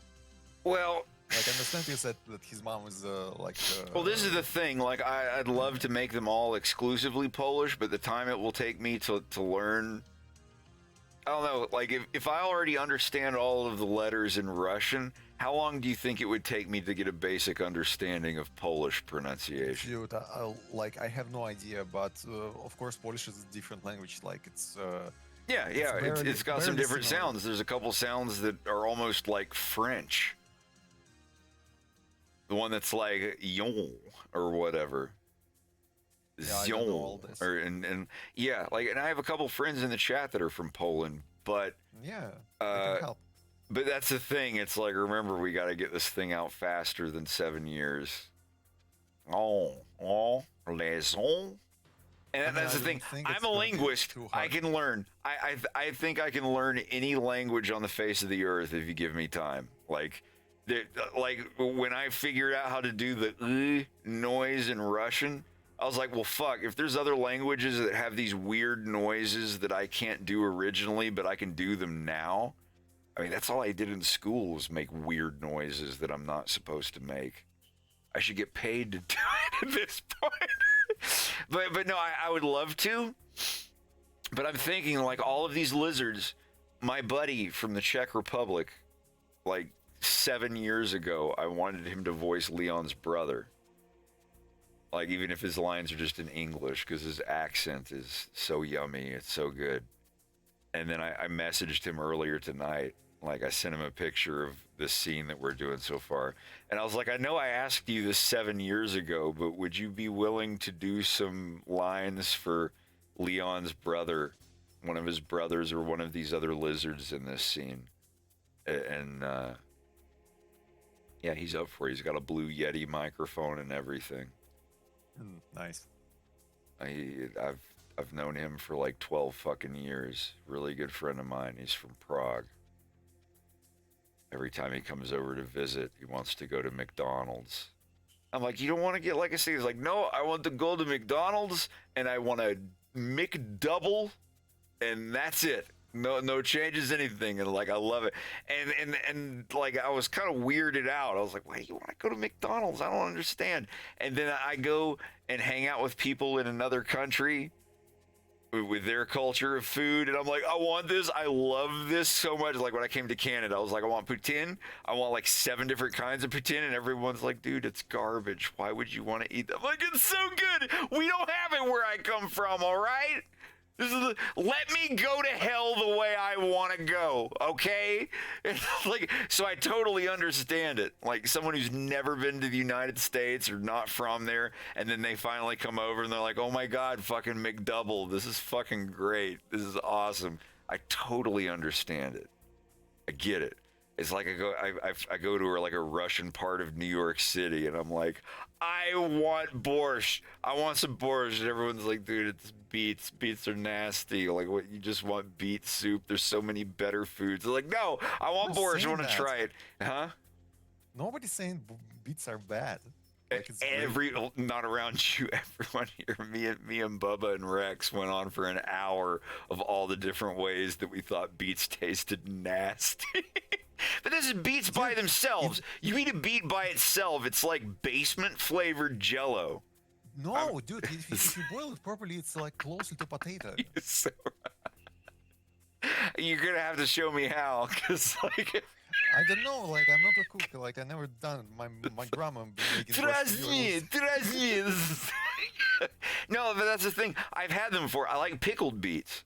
Pickled beets are all right. Like those are good. I've had them cooked a certain way and they're awesome. But like most of the way that people cook them around here, it just tastes like basement, mildew, earth flavored Jello. I don't know. I honestly never heard about pickled beets. Like I have no fucking idea what it is. Yeah, we pickle everything over here. We cut the feet off of pigs and pickle them. The hooves. The hooves. Yes, hooves, feet. Yeah, I know the word hooves. My bad. Capuita. Capuita. Yes, capuita. How do I know that word? Where did I learn hooves?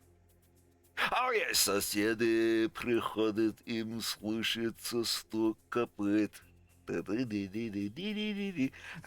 That's so cool that I remember a word because of a song, though. I need more songs. I need a song that uses every word in Russian. And if I can memorize that song, I will have the power supreme. It's called audiobook.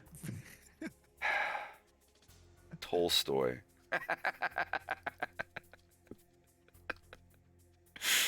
Oh, man.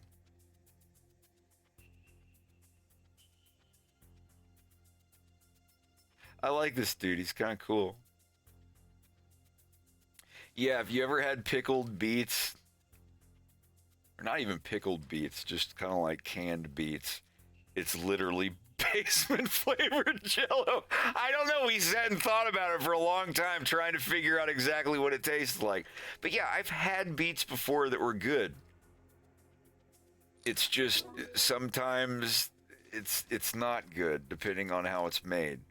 But the borscht that I had in New York and the homemade borscht that I got made in the next town over that we brought back, I had it in my fridge for like a week. And then I got it out and heated it up and ate it, and it was one of the best things I've ever had in my life. Godzilla, thank you. I appreciate it. Yeah, canned beets, like the squishy ones, it's like thick jello kind of consistency. Yeah. But pickled sausage is good. This is the thing, if you don't like the taste of vinegar in the stuff, you're not going to like pickled stuff. If you like pickles, and it's like, yeah, I see how this was a cucumber, but, you know, it has a tangy, sour taste to it that I like, then you might like pickled sausage. When I first tried a pickled sausage, I didn't like it. And then a couple years later, I had some, and it was good. Oh, trotters, good God. Not only trotters, but trotters using cups instead of tablespoons. It left me traumatized. Ouch. Yeah, I'd probably like the 3 cups, though. Snouts and trotters, good God. I've never had pig's feet. I've had other parts of pigs pickled. I took a bite of a bull dick. Yay. I was curious. Now, before everybody freaks out, I have a bag of dicks in the kitchen. There's a bag of dicks in our kitchen right now, and I was curious. We have a puppy dog. I have a fur baby, little puppy, and he eats treats, and the treats that they have up here, and they're super healthy and everything. They're good for the dogs. They are dried bull penises. They're called pizzle sticks instead of swizzle sticks. And yeah, I took a tiny bite of one. And it was just like flavorless beef jerky and dried grass. I was curious. I was like, all right, whatever. Like, if you have ever had potted meat, you have had a bull penis in your mouth.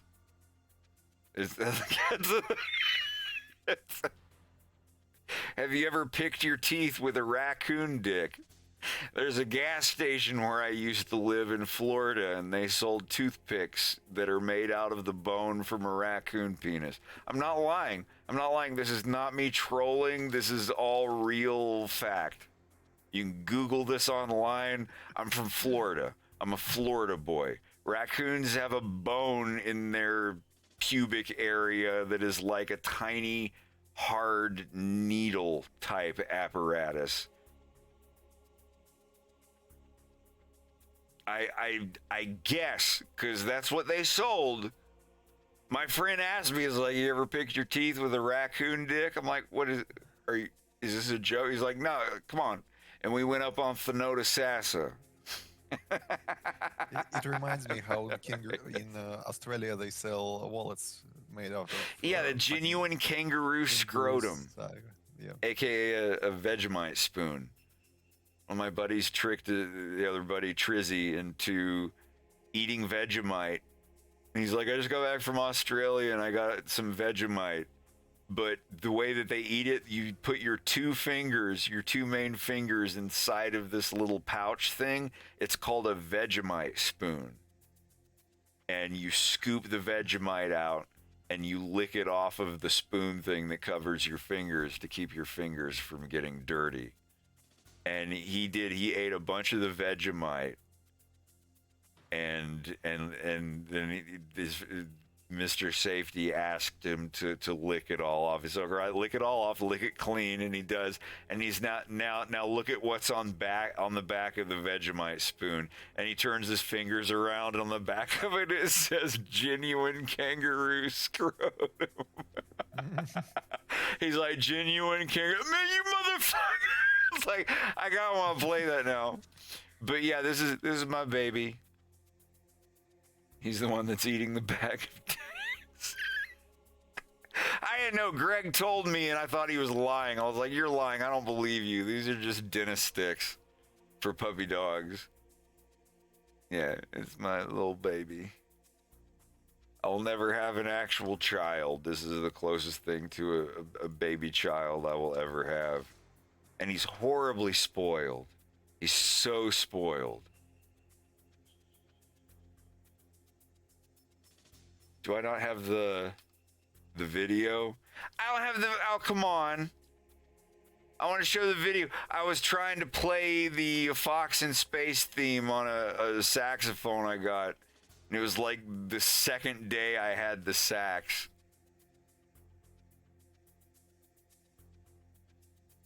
There it is. Is this the... Yeah, there we go.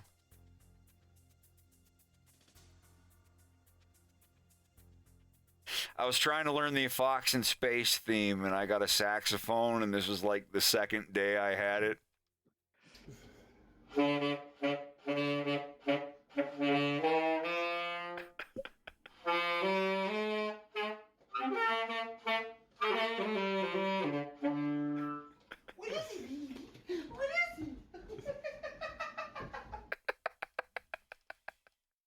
Good times.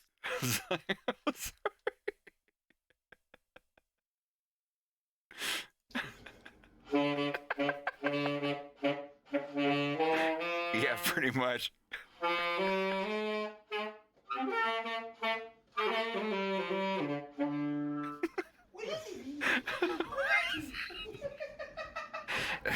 A puppy dog losing his mind.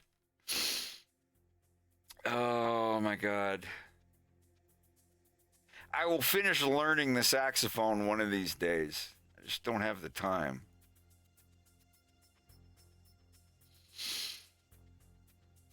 Good God Almighty.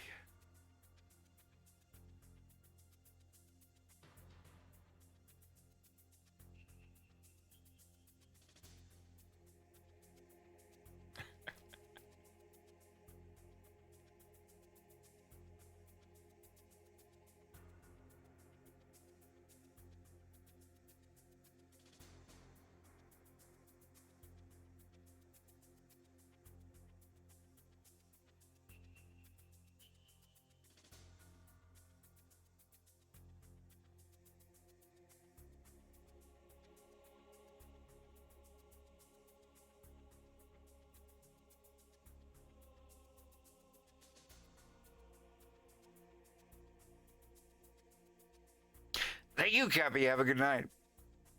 What is taking so long? All right, of course.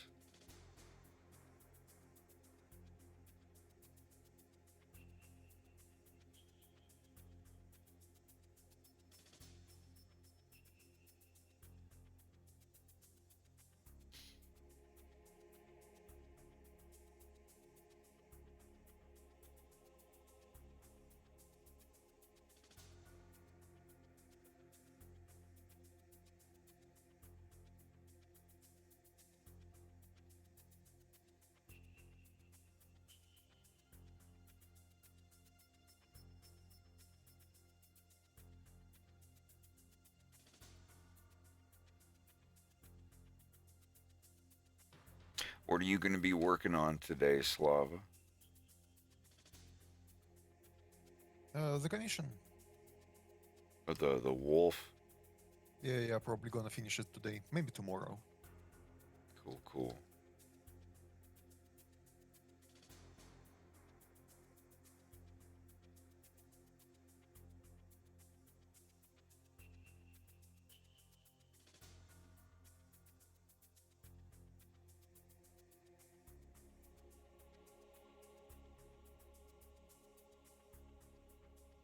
I want to do shashlik now. I don't think it would be too hard. dude. It's basically just a barbecue. Yeah, But I know, stick. but like having the actual thing, it would be neat to find some people in the area that are from over there, and be like, hey, I'm basically the Russian version of a weeaboo. Can I hang out with you guys and do a barbecue? They would take pity on me. Like, he's weird American kid. Let's let them come to the barbecue. We can make fun of him. He won't understand us. He will be the comic relief. But no, I think that would be neat. I'd like to find some local people who I could possibly get to voice act. Even if it's like someone's grandma. Be like, hey, your grandma has a really cool voice. Do you think she would want to voice act in my cartoon? I'll give you all money. And it's not going to be anything bad. And that's the thing. It wouldn't be anything like, oh, I'm making a cartoon about Russian gangsters and people being bad or whatever. It's like, no, it's like she would be a anthropomorphic lizard lady doing laundry and cooking stuff for her family. Like, it wouldn't be anything bad. Like I said, I'm not gonna have any of these characters in this do anything bad per se. Like, yeah, some of them are gonna seem a little intimidating, of course. But you know, they're just living their life, doing what they can to survive. I think it would be cool to have some of the ladies in there. But Slava, what do you think I should do about it? If you think that Leon should speak Polish, like, given the limited time limit I have on episode 3, how do you think I should solve that problem? I don't know. Like you said yourself, you have a Polish people in a yeah in a group, so they can like check if you're pronouncing the things right. That's the thing though, me pronouncing and me doing this stuff. Oh my god, I don't think I could. I don't know, maybe I could speak Polish. Well, this is the thing, like, if there's a line I have to do, it could, you know, I get somebody in there and then I do the line until I get it perfect. To the point where they're like, whoa, that was, you sound like my grandpa, actually. Very, because I know you said that once. There's been 1 or 2 times I've said something in Russian where you're like, dude, you actually sounded like you were Russian. You sounded like you were an old fat guy that's been drinking all day, but you did pass as a Russian. I'm like, awesome, I did it. But just like you know already basic rights of like pronunciation, how you like pronounce A and O's. Oh my god, like that. Maybe I should learn Polish for a month.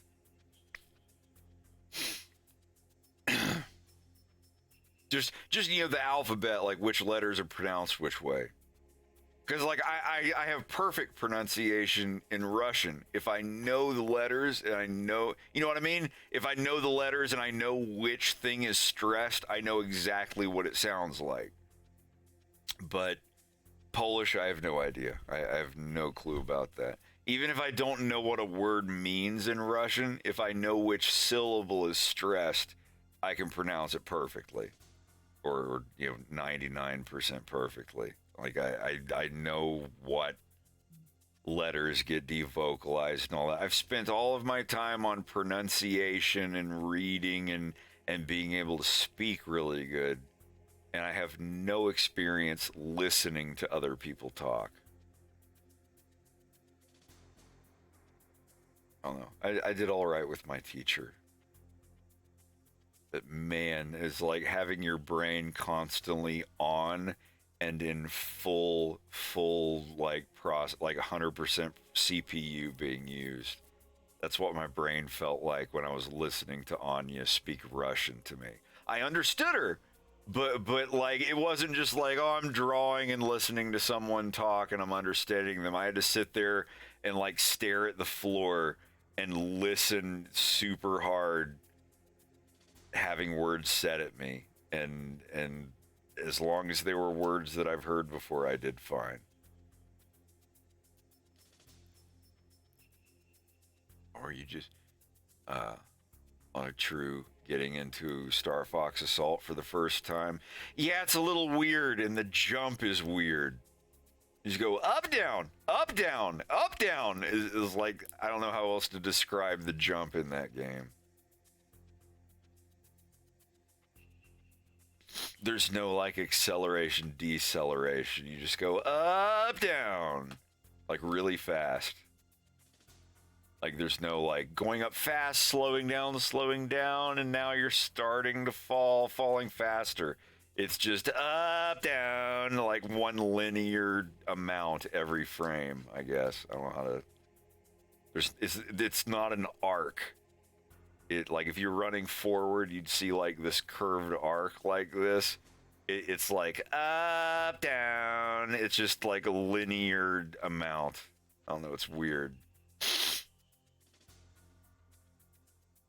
I do still like Star Fox Assault. It was a good game.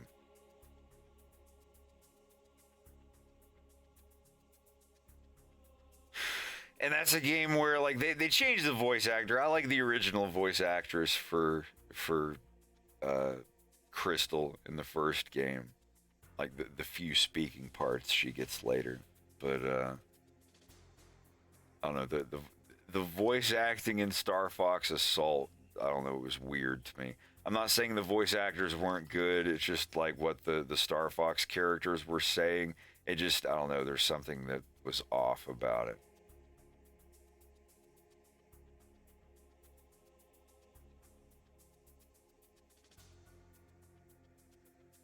Namco didn't want to make the shooting part of Assault. When they were contacted, they thought they were making an Ace Combat, but Star Fox. The guy in charge of it was like, but what if you run around and shoot a gun? And don't get me wrong, I'm all for on foot. There are, if you can find the America Online Star Fox forum from like 1995, 1996. This was before Star Fox 64 came out. And everyone's like, well, you guys think Star Fox 64 is going to be like... and I was like, it'd be really cool if you got to actually play as Fox McCloud and get out and, like, walk around as the character. And everyone laughed at me and made fun of me. Like, what, in a fighting game? You know, like, playing, like, flying fighting game? Dude, Nintendo's never going to do that. What the hell are you talking? Yeah, I got laughed at so hard. I was on the America Online Star Fox forums in like 95 and 96. I was like, I really like Fox McCloud. I want a game where you actually get to play as him and blah, blah, blah, blah. I was such a nerd. It was before the 64 game came out. And then 64 came out and it had on foot mode. I'm like, they did it. They kind of did it. And I got all like hyped up about it. And I couldn't get all the gold medals. I got to, like, I think Area 6 was the hardest one. There's one gold medal in Star Fox 64 that I could not get. And I think it was either Bulsa or Area 6 or something. And I just could not get that one gold medal. And I gave it to my buddies Derek and Dustin Jansen.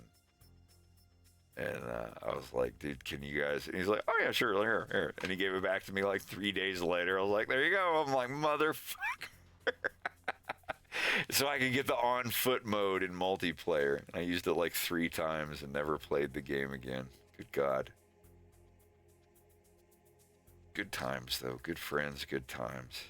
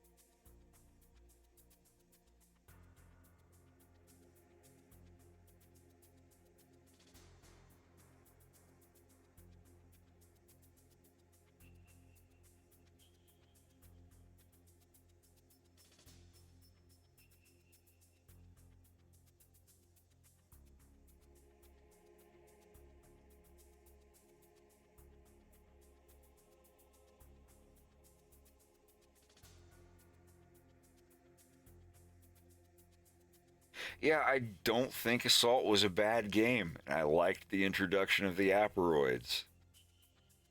Because, you know, for once, it wasn't another game where it's like, oh, you're fucking fighting the floating monkey head again. Oh, surprise. It's me. I'm back.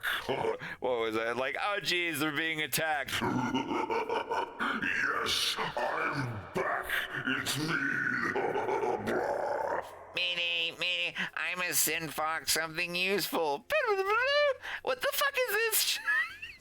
Can't let you do that stuff. Oh, yeah? Wine? Excellent.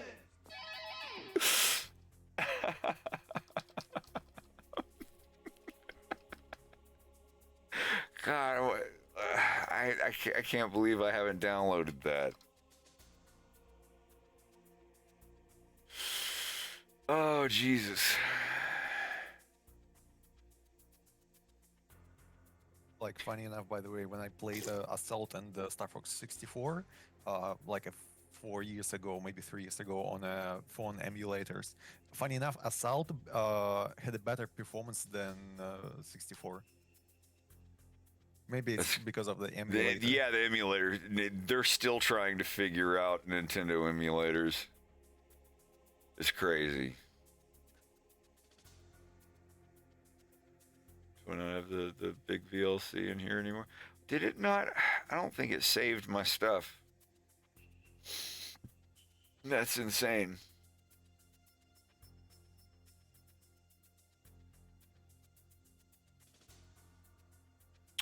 Add window capture. New VLC. Well, I think it reloads from the thing because it didn't save any of my stuff. Same executable. Is it not? Yeah, I have to do it as Windows 10, don't I? There we go. It didn't save any of that. That sucks. I'm really frustrated. Give me a second. Transform. I'm going to have to export this. Transform, edit, transform. It's going to be bottom right. And scale to inner bounds and bottom right. I'm in the bottom right of the political spectrum. I'm pro-life and I love getting it in the ass. Oh yeah, definitely your bottom right. Sorry. Where are we? Where are we? Show it to me. Show it to me now. Here we go. Oh jeez, we're being attacked. Yes, it is I'm back for like the fucking. Oh, who gives a shit? I'm back. Mayday, half the ship has blown up. I must send Fox something useful. Pew pew! What the fuck is this shit? Oh! No way, Jose! To the escape pod! Can't let you do that, Star Fox. Oh yeah? And why not? Cause I really can't. The fucking escape pod sector exploded. Yo, grab a good pizzeria mafia New York style, forget about it. Good idea, Falco. Oh, you're so cute. A bunch of shit happens that isn't on the script. Wow, that was pretty good. Hey, bada bing, bada boom, mozzarella supreme. Wait, who the fuck is driving? We're dinosaurs. We're dinosaurs. We're driving. We're dinosaurs. We're driving. We're running the world chasing. Oh shit. Fuck. Oh, shit. What a douchebag. What a douchebag.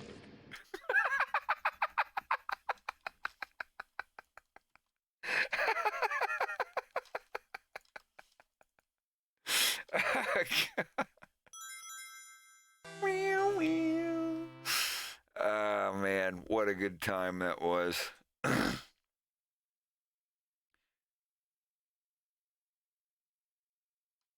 What is this? Na, na, na, na.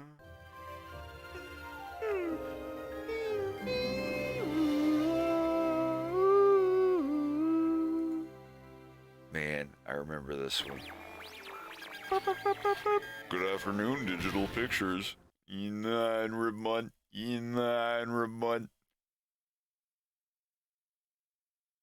Produced by Tom Zito.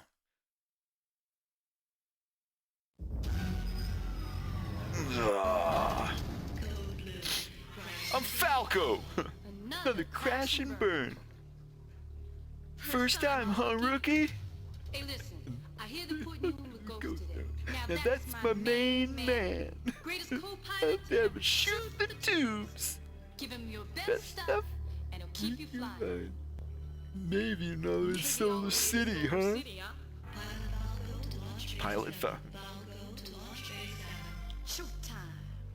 I'm Falco. You'll be hearing from me. Another crash and burn. Welcome to the sewers, punk. The guy you're replacing, he had that same tough guy smirk on his face that you do. Till he hit the wall. They're out there now blotting him up with handy wipes. But the ghost here, I always come back for more. Let's go, rookie! Let's go, rookie! Take a deep breath, rookie. Don't you love the smell of the sewers in the morning? Smell like victory! Victory! This here's the whole hog. I took her apart and I put her back together again. No matter what they taught you up at Talk Rat, factory jobs ain't worth scrap. I got some stuff in there. It's not all strictly legal. Strictly legal. But it just might keep you off the wall. Now until you earn a better one. Your call sign, Dog Meat. All right, climb aboard. Or Dog Meat. God, this was my life. I was like 9 years old. I got a Sega CD. I was like, this is the future of gaming. Crash and burn. Crash and burn. Sewer jockeys come and they go. But down here, this is the hole. I give you a name, a friend, a boss, and a reason to live. Solar City. Big Dog Meat. And what's my payback? A million pounds of tube steak. That's all you gotta deliver today, hotshot. You nail this one run, and we got a one-way ticket to Solar City. Well, I'm reading you real good now, Mr. Ghost. Maybe you're good enough, Dog Meat. Let's find out. I'm your backseat this trip, so don't screw up, huh? Hey, Captain! Transmit You that dirty little... Oh, you're real good now, Mr. Ghost. Oh my gosh, what is that ugly thing sitting in the pilot seat? He's talking about me. File, access, run data, evaluate. Oh, well, 12 pilots missing, 3 recovered. Well, they're all down there in Sector 19. Oh, well, heck, they're dead. A complete cranial evacuation is a no-brainer, Mr. Ghost. Something down there sucked their brains out. Coordinates. Coordinates. Well, they were all down there in Sector 19. That's where Falco's headed. We better keep in close touch with her today. Well, I sure hope she stays out of Sector 19. A nice girl like Hey, that. Catfish, come on. Let's go kick a little ratigator butt, okay? Oh, not another bug hunt, Mr. Ghost. Oh, gosh, I just... No, Dog Meat. Catfish needs a trip to Solar City worse than we do. I thought the Falcons carried down there. Mr. So Ghost. good. So good. This was such a good game. Oh my god.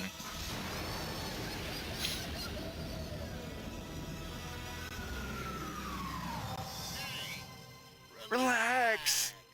Pretend it's a game. Maybe leaving me fun. Shoot the tubes, Dog Meat! Catfish the Ghost, we got a target acquisition down here. Oh my gosh. It's Godzilla. The critter's at 3, 6, 12. 3, 6, 12. God, this game was so good. I loved this so much. It was such a good game. I don't care, digital picture cinematic games, I loved them so much.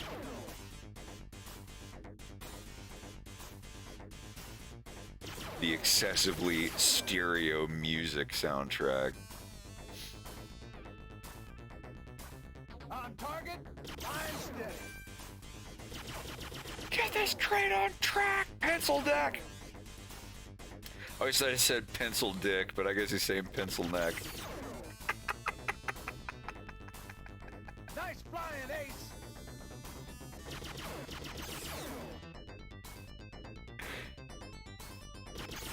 I think this is the first game I saw my sister beat. My sister beat Sewer Shark before I did. It's not an easy game at all. It was actually pretty difficult.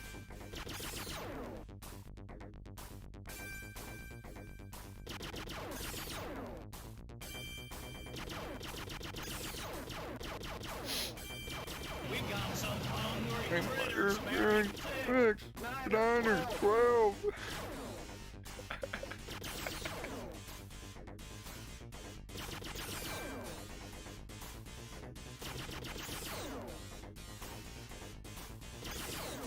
That Sega Genesis music, hell yeah. Way to go, buddy.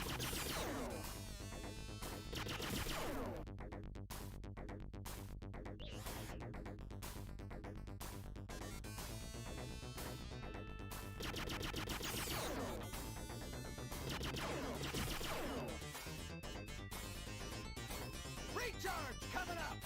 Wah, wah, wah. Hell yeah. Later in the game, if you miss those, you're pretty much dead. If you remember the guy from Total Recall where he's like, "You blabbed, Quaid! You blabbed about Mars!" Like right at the beginning when he gets the other guys to try to kill him. That's the bad guy in this. You nailed those jumps.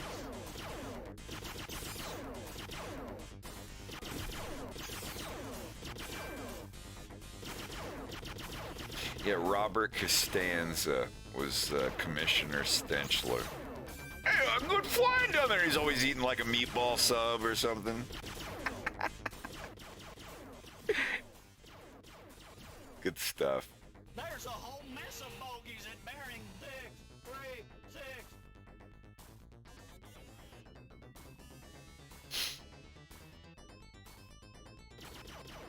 I grew up with the Sega CD, and it was 100% worth it. It was so great. Especially right at Sonic CD. Sonic CD is peak Sonic the Hedgehog. Everybody can say 3D Blast or Adventure or what the fuck ever. Sonic CD. I got that the week it came out. And like, yeah, that back when I was a Sonic nerd. Sonic and Star Fox, like those were like my favorite things in the world. Night Trap. I remember Night Trap. Cutting transmission. Yeah, that was a crazy game. Can't face the ghost. The dang thing bit me. Vector 3, 12, 6. Yeah, like, and I'm not even saying that like, oh, I'm nostalgic about the Sega CD. Like, no, like the soundtrack and the game and everything was awesome. It was amazing. It was just like really good. I don't know how else to even phrase it. I do have to pee though. 1 minute. That's right. There you go. There you go. Sorry, that was crude. I apologize. I really do have to tap a kidney. I'll be right back.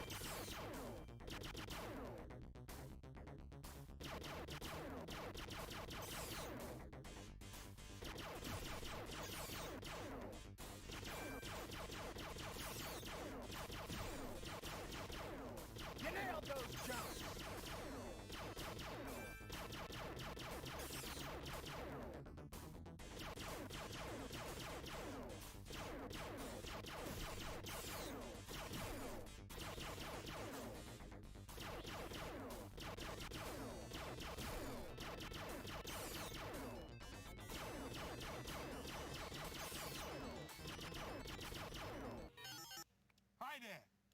Commissioner Stenchler.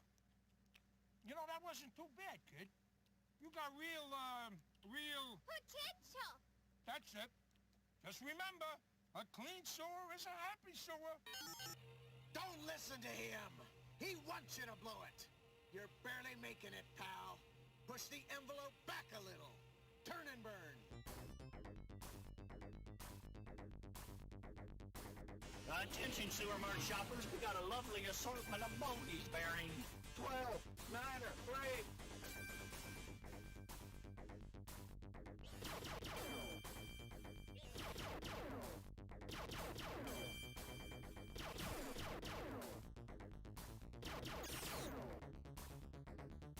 Good stuff.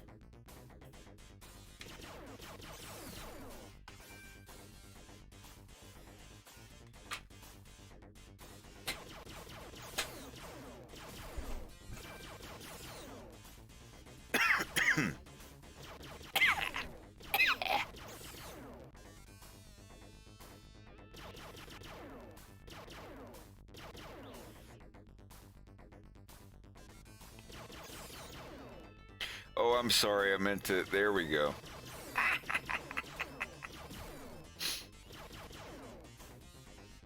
Hey, Juggaleah, thank you. Appreciate it. I'm just a guy trying to do a cartoon. I don't want to make anything too grandiose, but I enjoy what I do. I really just want to tell a story. I'm not trying to get a million YouTube subs or anything. Not that there's anything wrong with that. Absolutely not. You know, make your paper, make your likes and subs. I just want to make this Star Fox story and get it out of the way. When I was a little kid, I liked Star Fox.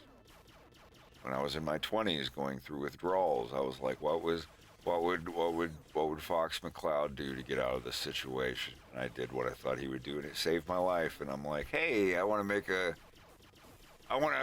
a Star Fox cartoon like I did when I was a little kid. I got myself out of a bad situation and focused entirely on nothing but making a Star Fox cartoon. And it kind of saved my life from... Yay. Yeah, it is kind of gay to phrase it that way, but I want to do my 3 little short, sweet episodes of my appreciation Star Fox and do it, and then move on to my future and what I want to do. I'm gonna give you jump data to my sector gate, and then I'm gonna talk you in from there, okay? Here we go. 12, 3, 6. 12, 3, 6. That'll get you there. Unless your pilot's a total pinhead. Turn and burn, babe. Falco out. Ghost of Falco. Are you nuts? It's almost Sector 19. Blast her. She's just asking for it. Sector 19's a sewer junkie's graveyard. Well, you heard her. Turn and burn, dog meat.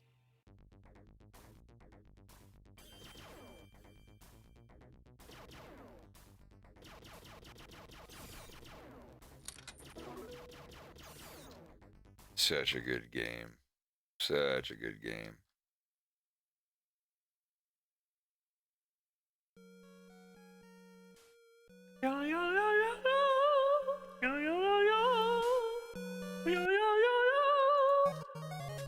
What is it? No!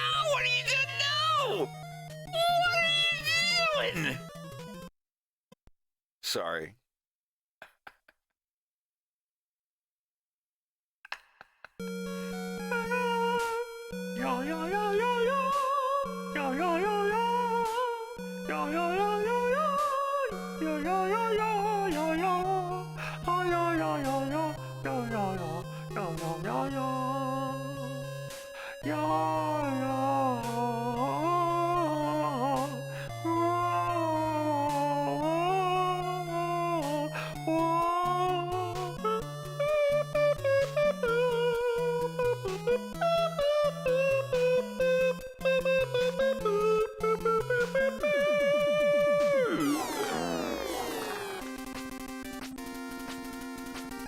The best Mega Man.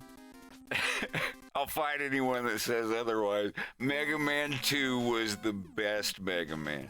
Read the story about how Mega Man 2 came to be. And it's like an underdog story. Holy fuck.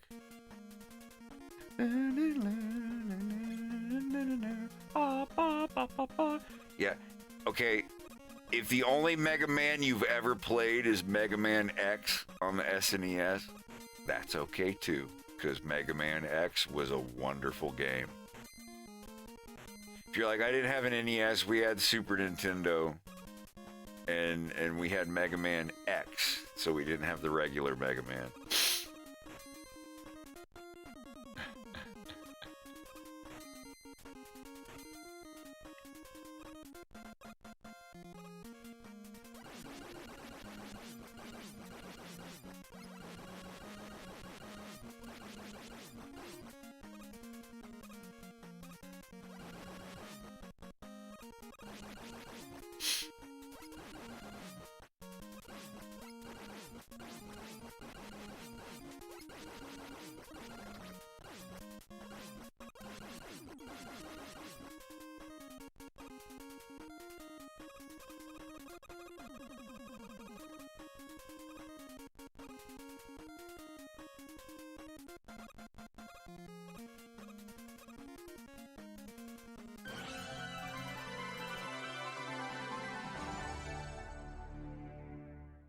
Uh-oh.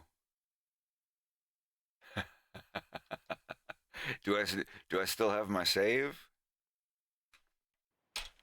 In a world covered by endless water, people are forced to eke out a living on the small patches of land that My remain controller's not... unseen. What?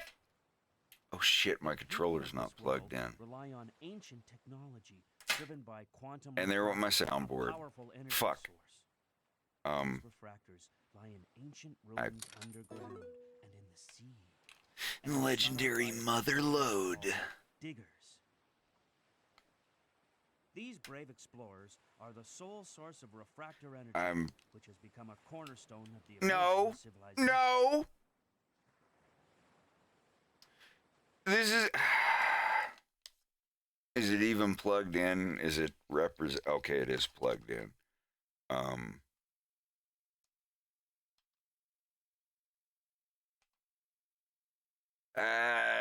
Dun, dun, dun, dun, dun, dun, dun, dun. Blah, blah, wah, blah, blah. Hey, it does a thing. I'm being bad. In a world. It's funny you mentioned.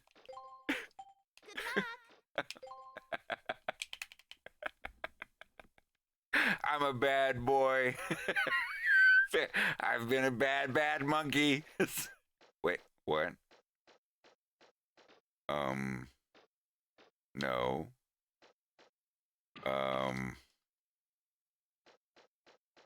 Hey, hold on a minute.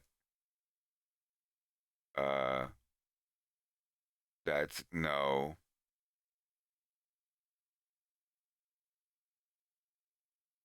Uh-oh.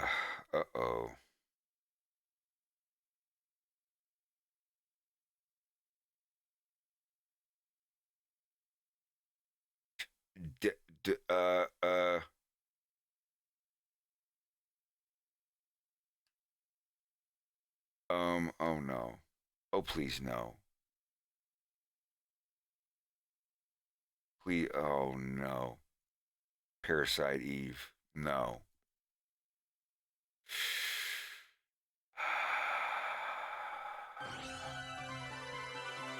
Please no. Blow in the card. I blew in the memory card and stuck it back in. In a world covered. Endless water, please. Please don't do this to me. Don't, like, I spent so many hours. Good luck. Please don't do this to me. Don't do this to me. Oh God. Yes! Yes! I'm sorry, I have like over 9 hours in this game.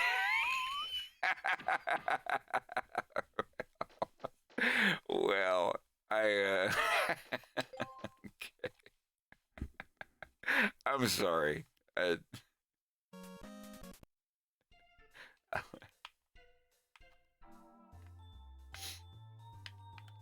Is it not? Oh my god. Wait, why did the... Oh, because I'm all tabbed out. My bad.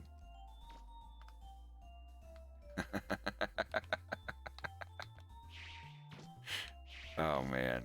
Oh, this is so good. Where am I? I don't know where to go. I haven't played this game since I was in 8th grade. Anybody, is there anybody that can tell where I'm supposed to go from here?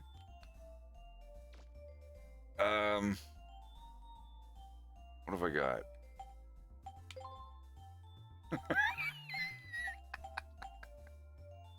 Name a PSX game. Name a PlayStation 1 game, no matter how obscure, as long as it was released in America. Wait, do they have an irritating stick? What about irritating? You're boo. What was it called? Motor Tune Grand Prix? What the fuck is... No, what is...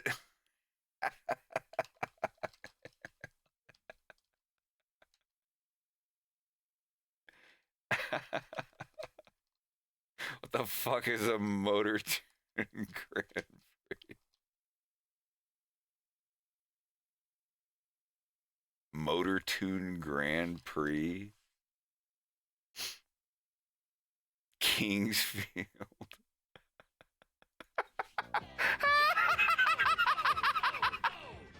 Here's what's happening.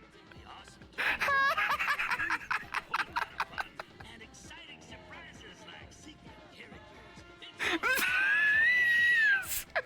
No, I'm not full screening this. I gotta keep track. I gotta keep track of you guys.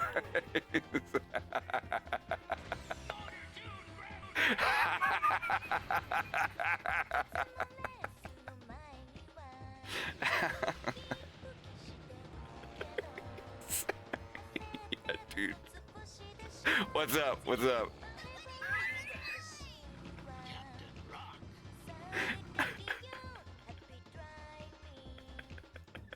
Happy driving.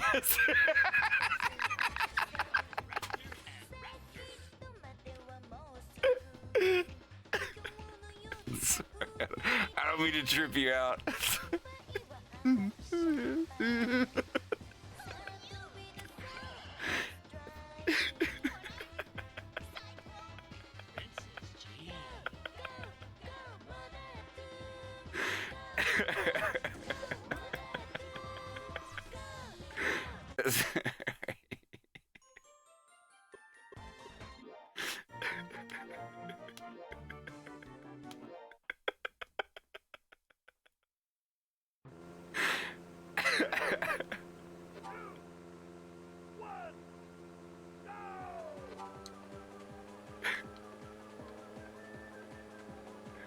This guy's a fucking trip.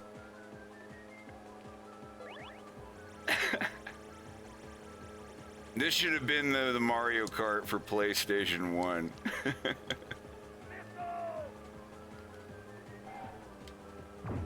Yeah, eat it, eat it. See, like y'all don't even know. All right, make him.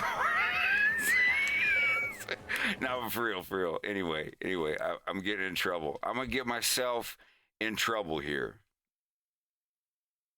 I don't want to. I've actually lost my OBS. What in the world? Oh, never mind. Never mind. We're here. We're good. We're good. It was hiding behind its own chat dock. But yeah. Okay. Anyway. Like I said. I'm sorry. I'll quit. I'm gonna quit kicking ass here for a minute. Because yeah.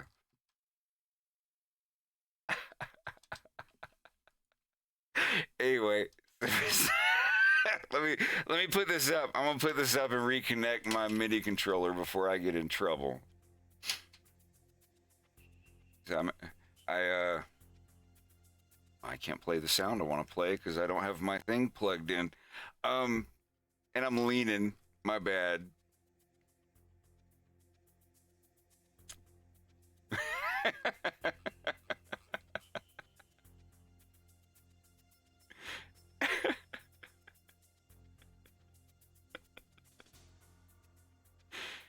Oh man, good time.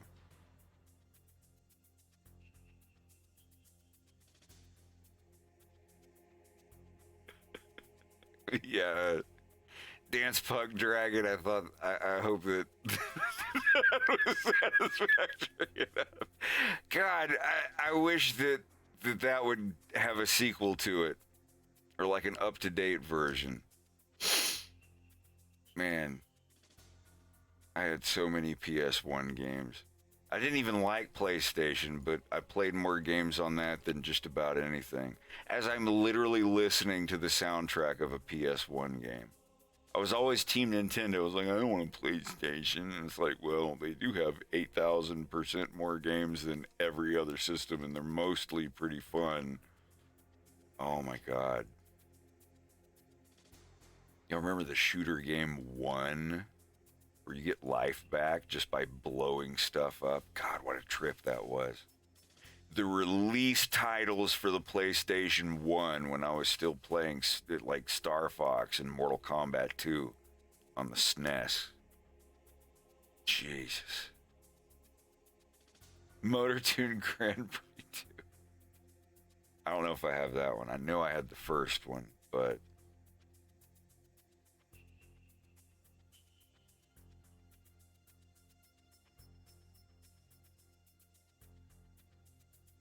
did they make a second one? Because I don't remember there being a second one. Or you're talking about like if they made another one. Right. I got you. I've lost my glove.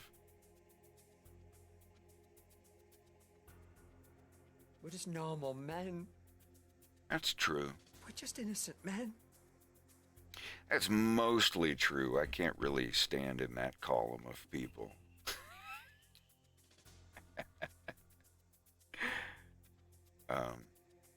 Well, I've lost my pen. It's just a normal pen. It's just an innocent pen. Hold on. Oh, I shouldn't have done that.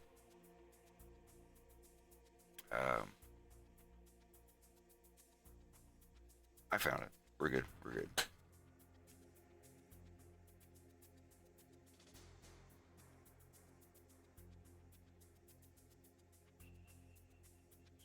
Maybe these two guys are brothers.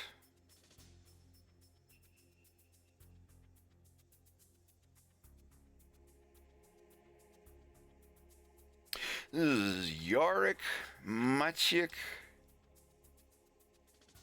Stanislav, and Pyotr. These two guys are Leon's brothers. I might make his skin color a little bit different. I'm sorry I've been so distracted tonight. This is just the first time I've socialized with a bunch of other people in a long time. I don't get out that much. When Dynamite said, like, oh, that's all right because you never leave the house anyway, he wasn't making fun of me. He was just stating a fact.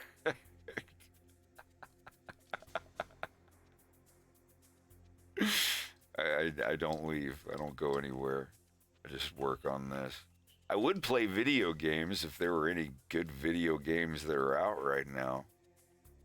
Like, sure, RE4 Remake, whatever. But when I'm done with the RE4 Remake, that's pretty much it. It's like, well, back to not having a video game to play. I don't do the versus multiplayer shit. Oh.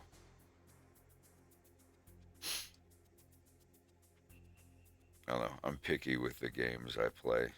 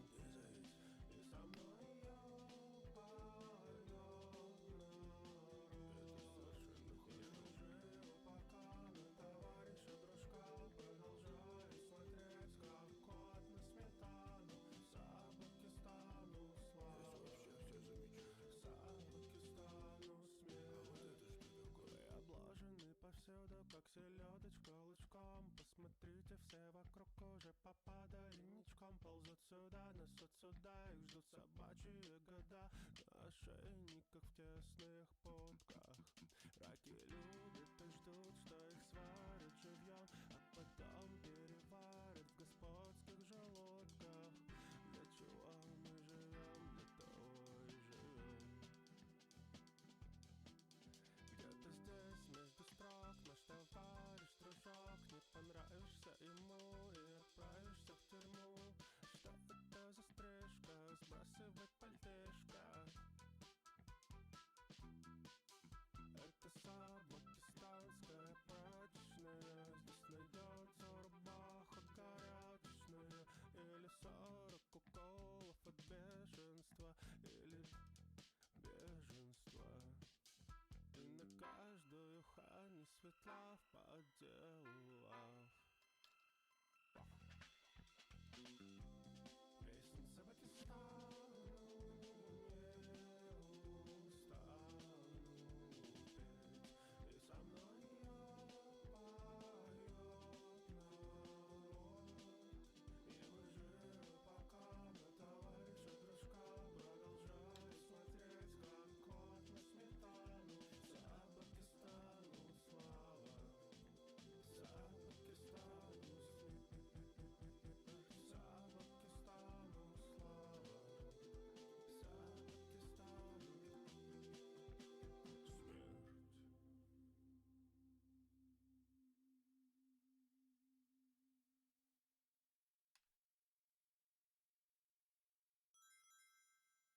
Meow, meow.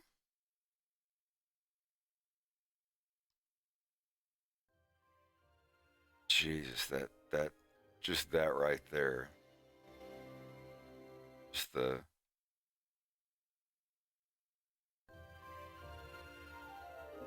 God. I can't describe to y'all how that makes me feel.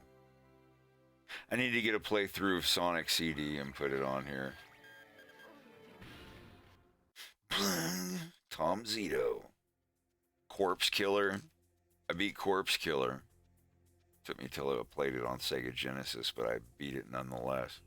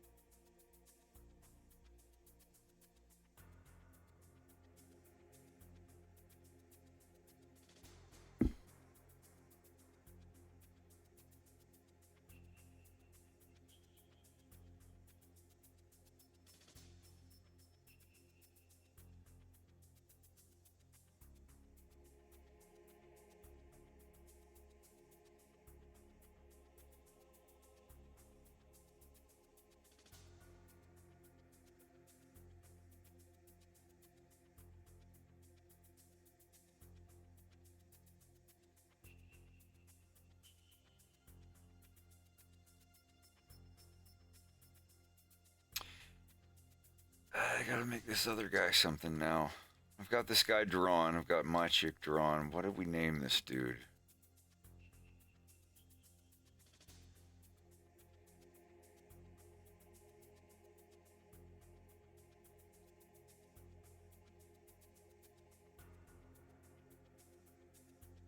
I don't remember.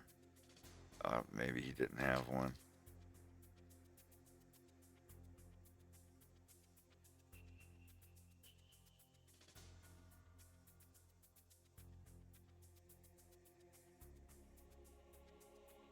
Yeah, I didn't name this guy. Wish we named this one Slav.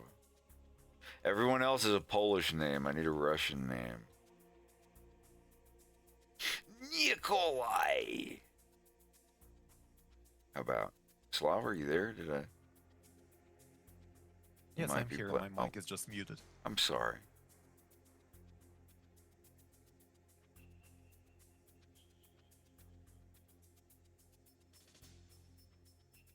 I need to get some more pulled chicken before I continue.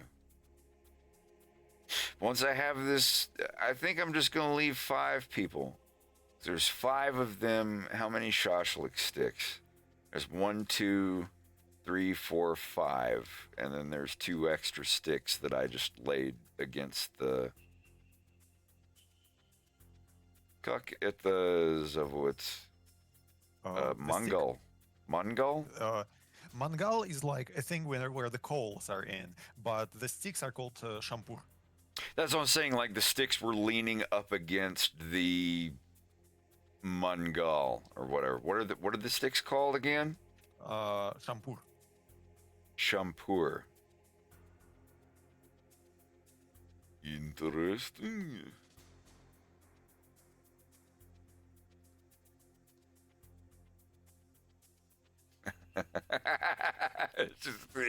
It's so cool that you even made the little bug things on them so I could use those as a reference. That's so neat. That you wanted. I know. It's so cool. I'm sorry, I can't get used to it. Like, here, Slava, let me ask you, how often have you commissioned some other person to draw or create something for you? Never. Ah, well, that will explain it. What exactly? I'm just saying, like, you've never felt the feeling of commissioning a really, really good artist and having them create something beyond all of your expectations and sending it back to you. And just being like, oh, I would, because that's the thing, like, you have the ability to create what you want it to be. Like if you have like, I want my shark character Bert, you're at the level where you could create an avatar of your character and be like, this looks pretty good. Like I'm happy with it. There's a lot of people that can't do that, so they commission someone like you, and then you make the thing for them, and they go, oh my god, it's wow, this is weird, being able to see it in real life and moving around. It's like I created this character and you made it in a 3D program. Like it's such a weird feeling, like commissioning an artist that's better than you and having them draw your character in a style of art that's way better than your own. Like it's good. Like at the same time though, it's like, man, I wish I could draw my character this good. Why do they draw my characters this good? That's not fair. Like, yeah, I totally get that.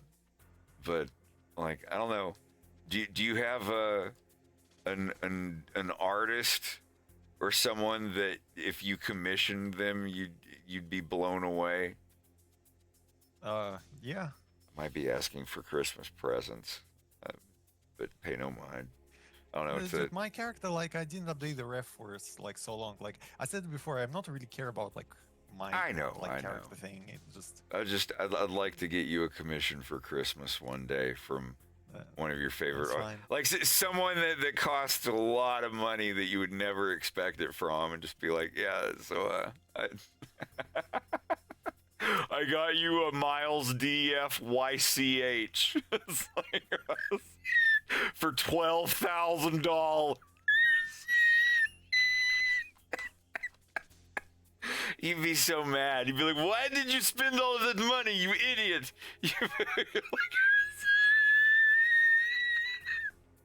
I'm sorry. I shouldn't know about that. But like, holy fuck.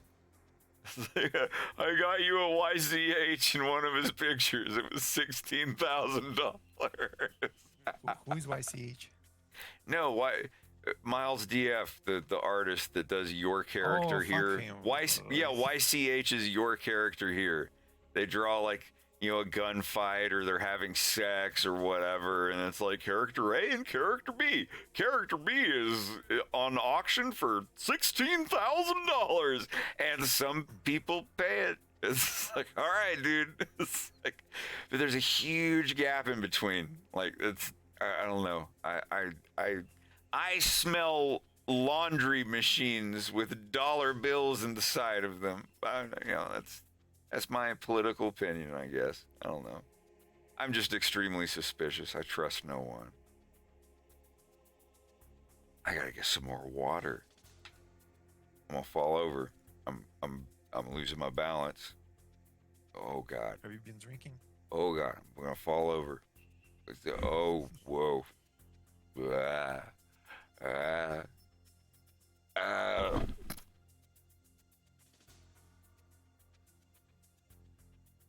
I'll be right back.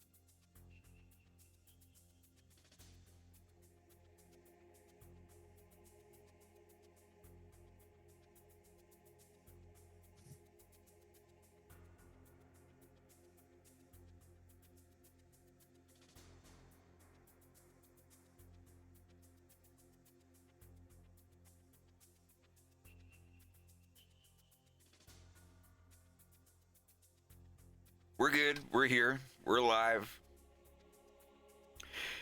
Can I lift myself back up? Whoa. Nope. But I'm here. This has been a really good stream. I've had a really good time tonight. Haven't gotten that much work done tonight, but hanging out with old friends and shooting the shit, it's been a lot of fun.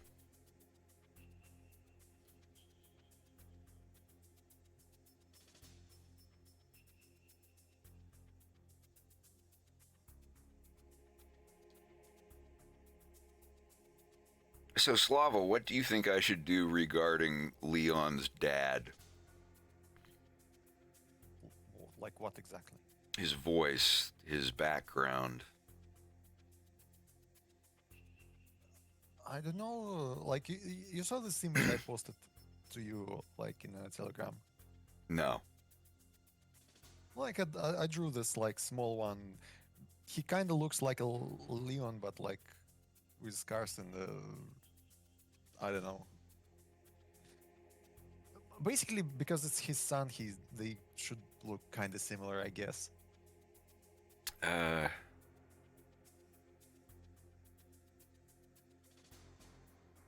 Let me look. Like it's your thing. Like think yourself. I know. I just. Oh, this one. Yeah, no, I've seen that. That could be a thing. Like, maybe Leon's dad doesn't have like a completely destroyed eye, but his eye is kind of fucked up. And when Wolf asks him, you know, can you please give me some work? Because I have no way home. I'm stuck here on Fortuna, but I can fly that thing and do some stuff for you, even though the ship is technically yours. And he's like, I don't need any help, blah, blah, blah, blah. He's like, please, like, I have nowhere else to go. I have nothing to do, and I did this for my father. Is there any work that I could do? You know, something like that. And he's like, how did you hurt your eye? Like, what is wrong with your eye? And he's like, it's gone. I only have one. He's like, not getting better ever. You lose for good. And he's like, yeah. He's like, show it to me. And then, like, the camera is behind Wolf's head, so the viewer doesn't get to see, but he gets to see behind Wolf as Wolf lifts up his eye patch and lowers it back down. And even, like, Yanush, the guy, like, looks at it and winces a little bit, like, ugh. Like, it looks like it was painful. And he thinks for a minute. You know what I mean? Like what you said. He's like, well, this guy has a fucked up eye too. And it's not gone. Wolf O'Donnell actually has it a little worse than he does. So he's like, I tell you what, it's like the one little thing they have in common. They have like a big cosmetic injury on their face that they have to deal with. Fucked up eye gang. Yeah. Exactly. Like that, memeing that, like, but for real. And he's like, okay, I tell you what, you know how to fly that greenie ship pretty good? And he's like, yeah, of course. He's like, you can fly it real fast and get away from local security force. He said, yeah, probably. It's like, well, I want you to do a job with my son. And he's like, oh, what, Stanislav or Pyotr? He's like, no, my youngest son. And he's like, Leon, иди сюда. It's like, and a skinny little like lizard dude comes out, and it's Leon. It's a 19-year-old Leon. And he's just like, здравствуйте, Leon. Меня зовут Wolf. And Leon just stares at him. He's just like, I am Leon. It's like, he just walks away. And it was like, you be here, He sends him to the rest of the resort. And he's like, get relaxed and and we'll pick you out some fitting clothes because you're not wearing that. And it's like Wolf. He takes Wolf to a fancy place there at the spa, and they get the banya treatment. That's where you see Wolf's ass. just a little bit of it, like not like all up on the camera or anything, but he's laying on his stomach naked with a couple of other lizard guys, and they're getting like the full sauna treatment. There's like old lizard ladies holding the plants and like whacking them on the back with the what are they called again, Slava? Venik. Venik.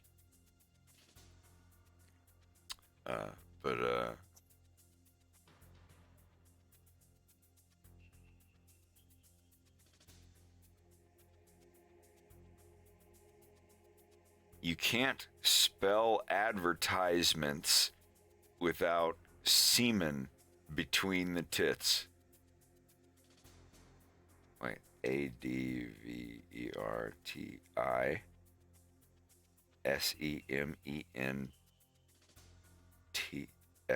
What? Oh, wow.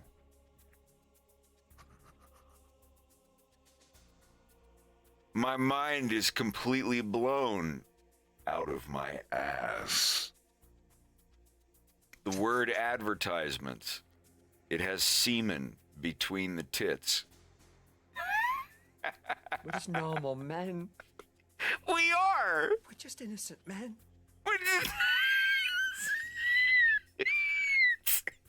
I'm so sorry. What are we doing with our lives? Oh, Jesus.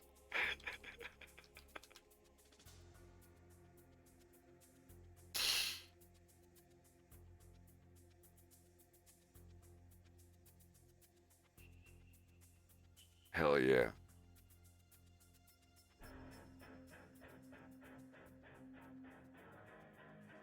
Yeah, this has been a pretty good stream. I've had a good time. If you guys are subscribed, you can use these. I like to remind people, copy and save these. If you're a subscriber, there is a cooldown, but you get to use these.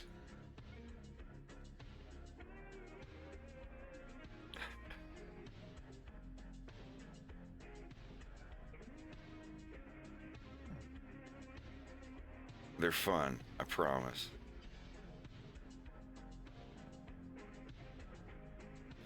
So now excuse you, I have to make another grease pencil object for this guy. What is this dude's name? Nikolai. Nikolai. My name Nikolai. You buy Lada. Brand new. Or you could do that. That's fine. What are you talking about? What are you talking about?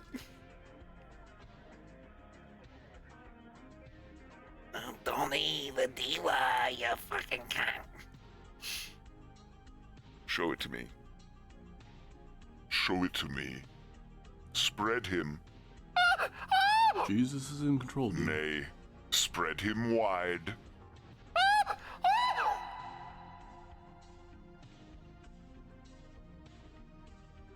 Bring her to her denouement.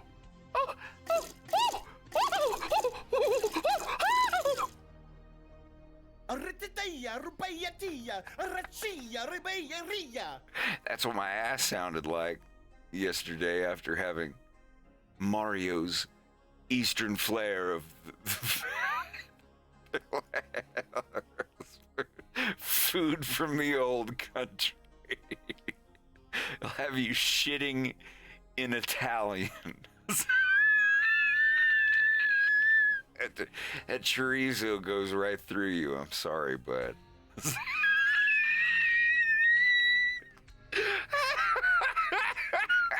Why he's mad? Stop.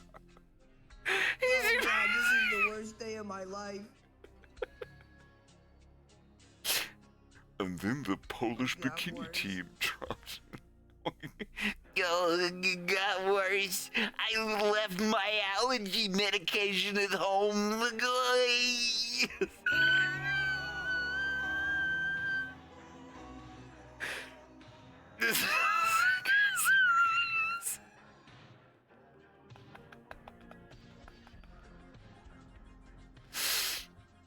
Oh, Christ.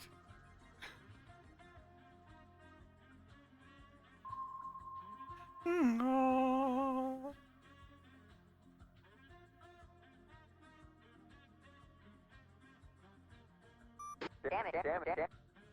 I'm doing all right. How about you, Fox?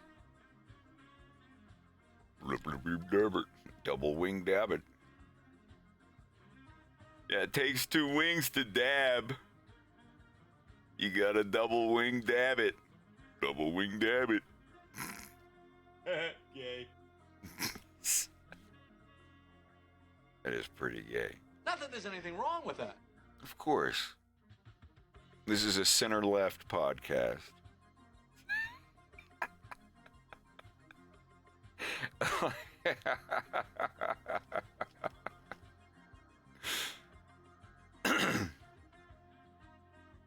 This is the most annoying guy I've ever seen.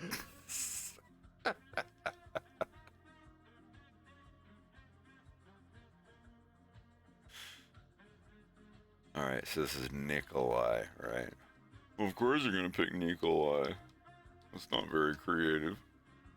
What the fuck? Neither's Matthew. It's in the fucking Bible. It's in the first book. Well, one of the first books ever written. Not knocking on Gilgamesh. Where are we looking at here? Nikolai. I am brother Bresser Nikolai.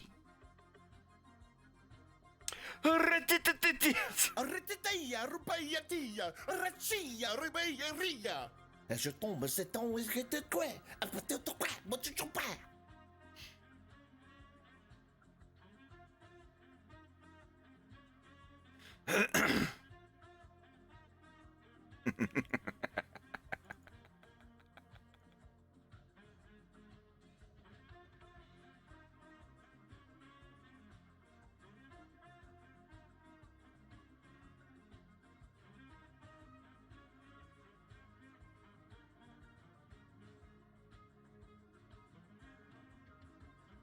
Doo-ba-doo-doo.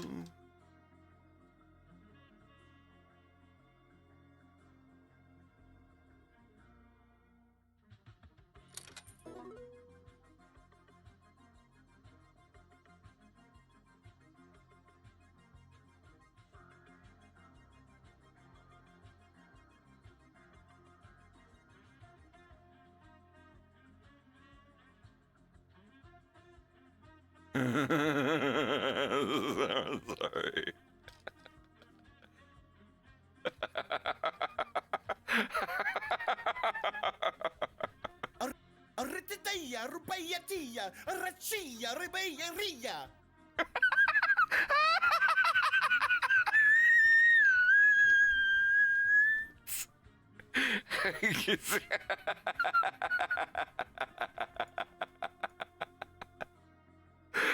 Okay, I'm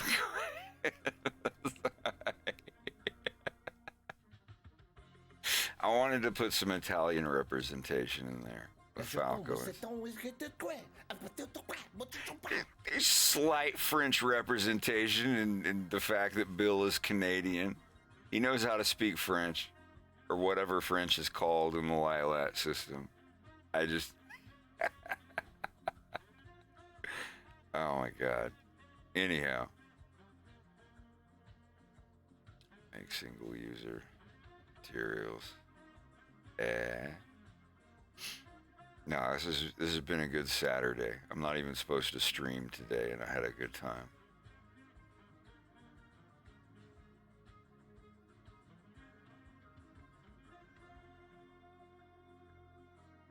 And the fun thing is, when I get all of these characters designed, I'm going to separate them into different Blender files that get linked into this file, so I can grant access to Bubba and Rex and Slava on the OneDrive, and whatever changes they make to the files of those characters will instantly show up in this project file when I open it.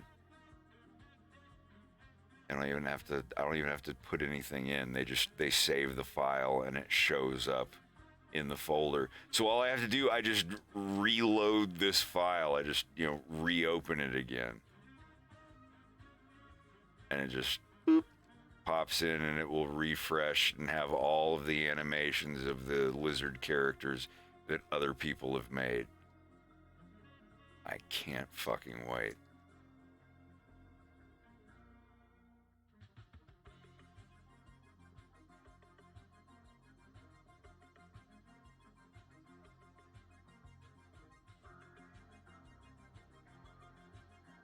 Some of them will be talking. The others will be eating and minding their own business.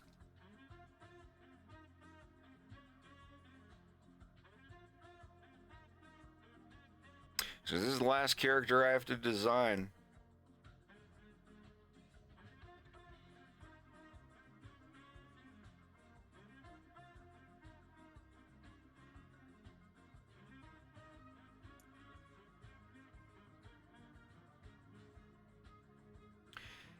I don't save every VOD.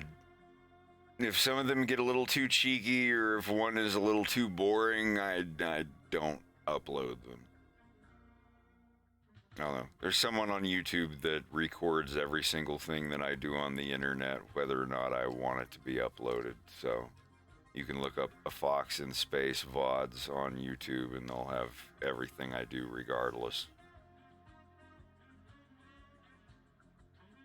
I usually stream during the week if I have work to do. My streaming schedule is never guaranteed. I'm just going to tell you straight up. I work on my cartoon like 12, 14 hours a day. Sometimes I just don't feel like streaming, and I won't be here. But sometimes I will. It's usually on the dot of an hour. Don't rely on it. Usually I'm here during the week. Sometimes not all 5 days of the week, but, just use the notifications. I'll be here most of the time. But like I said, sometimes I'll wake up and be like, I don't feel like streaming today. I just want to work. I just want to turn the lights out and work in the dark by myself. There's a lot of, answering questions and thanking people and setting up songs and making sure that the flow of everything works. And I love doing it. Like tonight I had a good time, but I don't get as much work done. But it's still a lot of fun to sit in here and do stuff.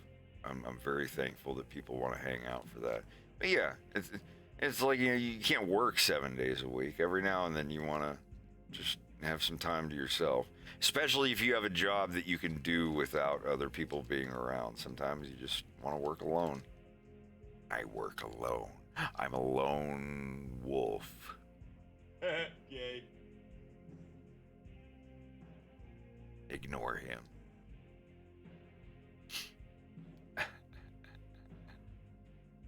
Yeah, like if it's a day that I don't want to stream, then I'm just going to be streaming in quiet and just, okay. Someone just subscribed and gifted you 300 subs. I'm like, oh yeah, thanks for that, I guess. And then everybody thinks I'm an asshole and boos me. Just like that. It's like, no, I wouldn't do that. It's just sometimes, I just don't feel like being online. I'm not one of those people that can just be like chronically online. I can't do it. I know some people can, but it's not my thing.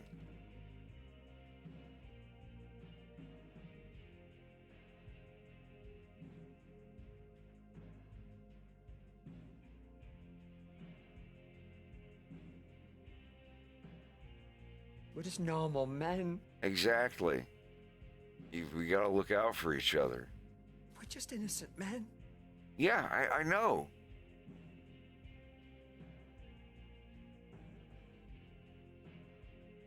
This is coming along pretty good.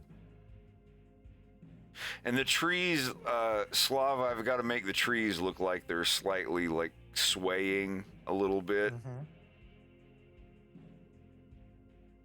I wonder how to do it. Like, even if it takes extra time, doing them individually will be worth it. Like, I don't want them all as one single object with one skew property going left, right, left, right, I know left. how to do that. You know what I mean? We're just gonna use shape keys.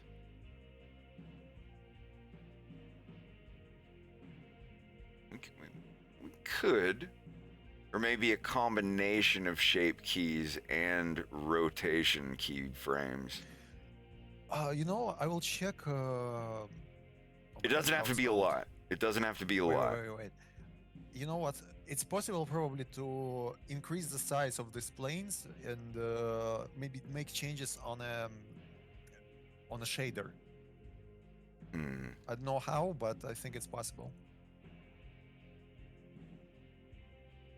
We can figure something out. Like I said, like, and whatever it is, I can manually tweak stuff if I need to. I'm not too worried about it.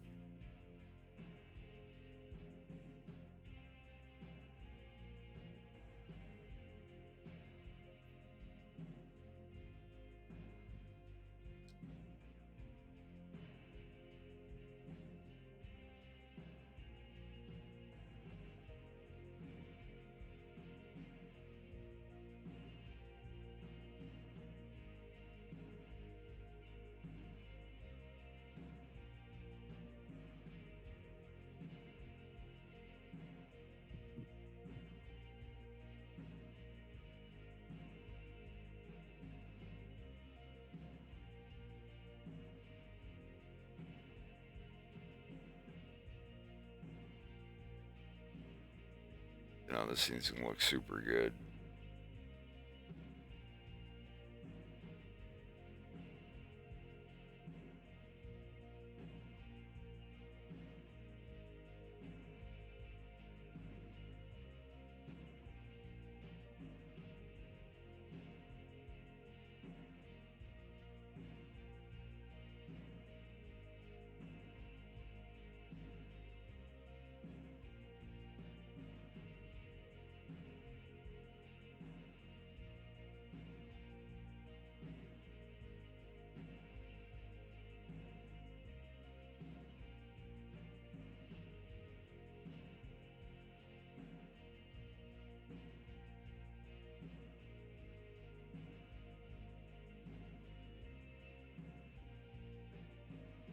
I just left the.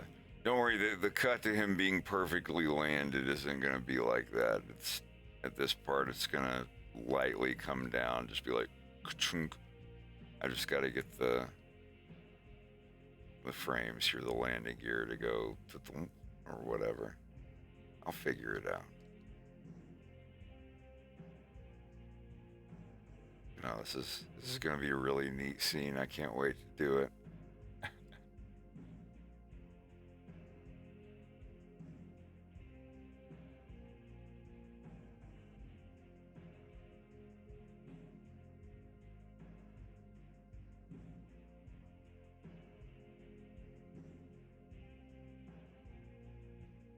What should this guy be wearing?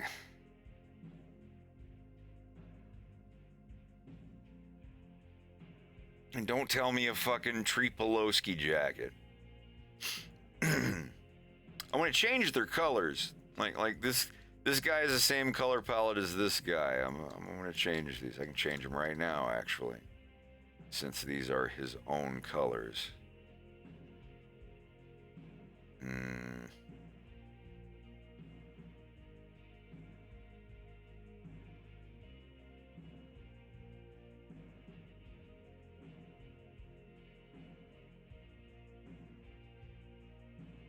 By the way, do you have? Do I Do you have? have a node structure for each material? Grease pencil objects don't use nodes. Oh, okay. They're just a flat color thing. You can put a texture on them, but that's it. There's no other shader stuff. They don't use shaders. It's a flat. He uses emissives basically.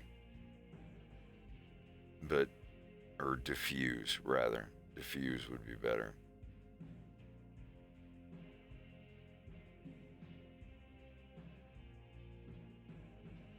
Why Twitch decided that spazzing is a bad word?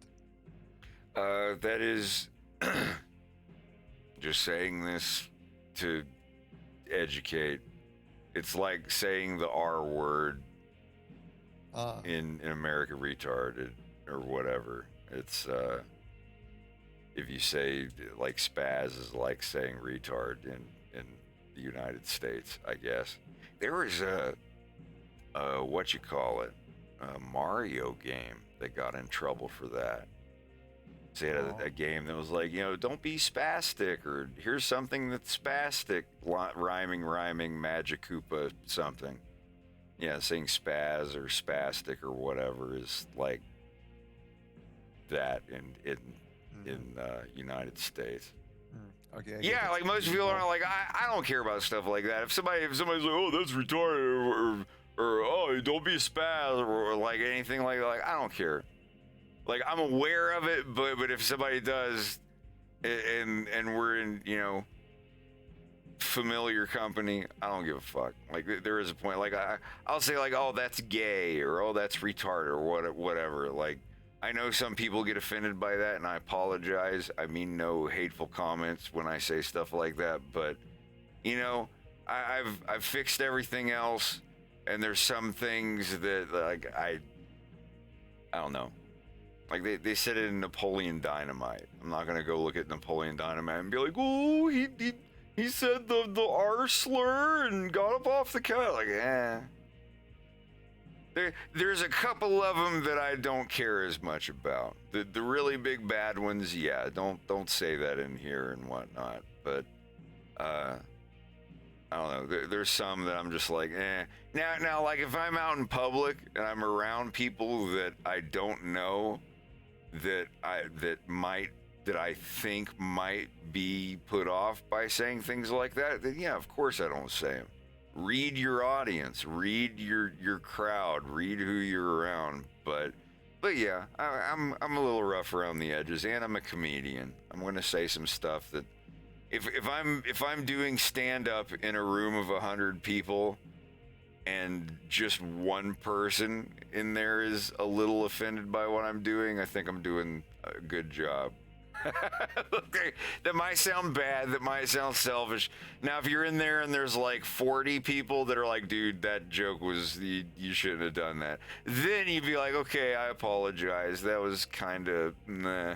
But if you're in there and 99 of 100 people are laughing their asses off, and then there's one guy in the back that's like, well, I have psoriasis, he really shouldn't have said that, you know, that's you know, that wasn't very funny. You're doing all right. You ain't got to go on Twitter and apologize to the psoriasis guy, like Mark Forward would say. It's like, ha ha ha, World War II, ha, this happened, and terrorists, and wait, why did he have to joke about psoriasis? That's not funny.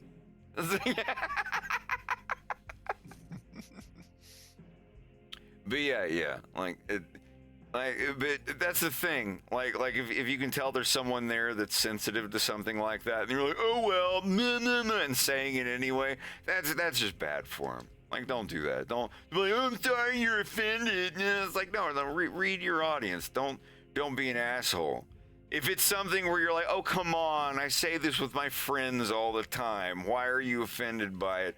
Like, I feel that way, but if you're in public around people that aren't used to your vulgar conversations with your friends, yeah, dial it back a little bit, just a little. You'll make way more friends that way.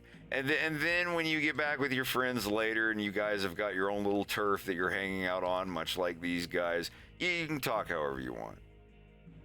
Like, I'll make jokes. I make jokes that some people will be like, that's just offensive and you shouldn't say that. And it's like, that's fine. I won't say it around people I don't know.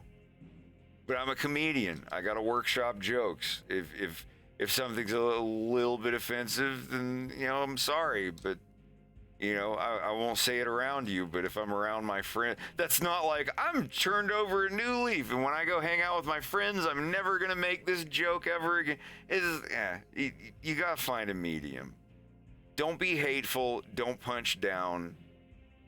And if you're still vulgar and you're not being hateful or punching down and people are wanting to get you canceled or whatever, then fuck them. If you're being vulgar in a non-threatening way and non-hateful way, then people are just prudes. It's okay to be vulgar sometimes. But yeah, like you said with the spaz thing or whatever, you gotta watch out because some things in certain countries, like society, we live in a please suck me. It's like, yeah, you know, like here's one that you would never expect. We live in a society. Like if you go over in Russia, society. Am I saying it right? What kind of, yeah. Society. Пожалуйста. Society меня, пожалуйста. But anyway, like society is like the polite way of asking someone to suck. It's like, please suck. It's like it's not exactly like that. So society, it's like a meme version of the word society. Right. And So it's society is a word like society. But society, yeah. but yeah. So it's not exact. But if you said that, someone might mishear you and think that you're asking them to suck your. Kind of, but it's like. Yeah, but I'm just saying it's an example of something you can say freely in one country, but if you go over somewhere else, even if it's not directly a word, it's still close enough to where someone might mishear you and think you're being vulgar. The point I'm getting at is like anytime you go to a new place you've never been before, you just kind of have to be a little extra careful. And you can be like, I didn't say that. What are you talking about? It's like, well, that word in their language means something completely different than what you were, you know. You just got to be careful a little bit. Society. We live in a society. Our guide, when we were in Tbilisi and went to the mountains, our guide, he was telling some really cool stories because he had insane amount of people from different countries, and he need to know at least basic of the language to say come here, don't stay there too long because they have everything scheduled all the time. And yeah, for the tours? Yeah, and he said a lot of funny stories how some phrases sounded really, really funny in Russian. Well, like phrases of the yeah, I got you. Language.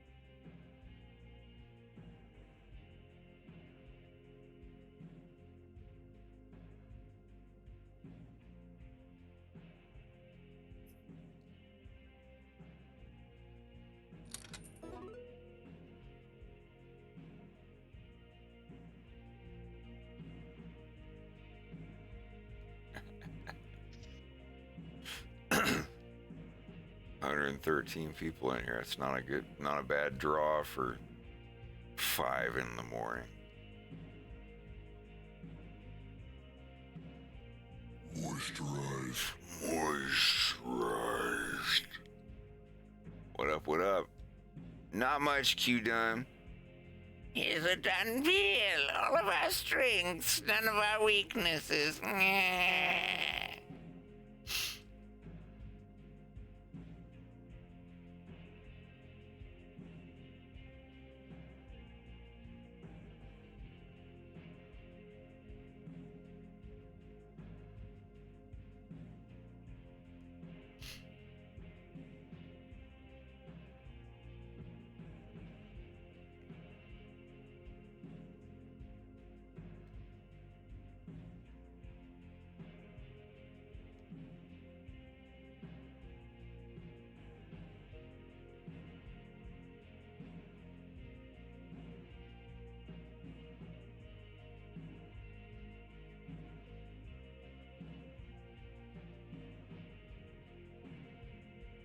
A Skexy voice.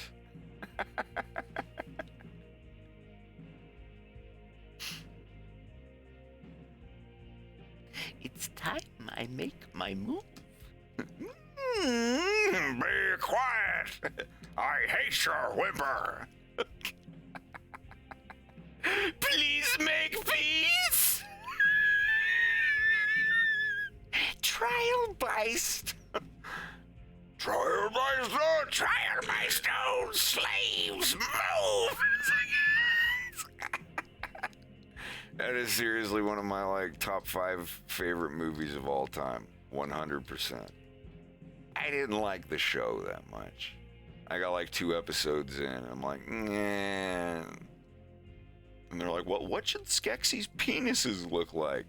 I don't know, but they should have 2 of them and pee with both of them at the same time. And Augur should drop her eyeball in one of their bathtubs so we see what they look like on their bottom half naked. I'm like, what the fuck? What is this?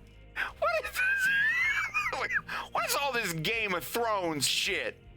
It just made me want to watch the movie again. Yeah, I think Dark Crystal is like the best animatronic movie ever.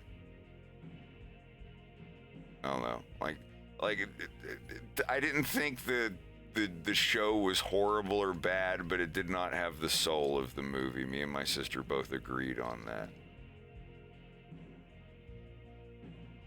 And I'm sorry, I love Mark Hamill, but his Chamberlain voice sounded like Triumph the Insult comic dog.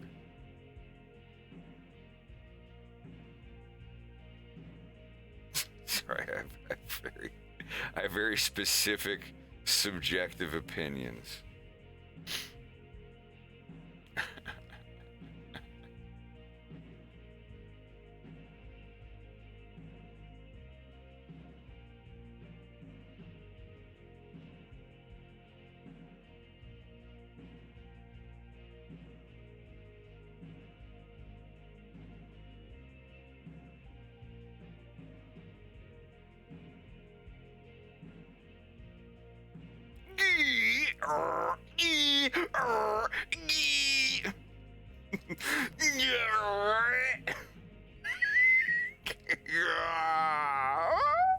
Je tombe, c'est ton whisky de quoi?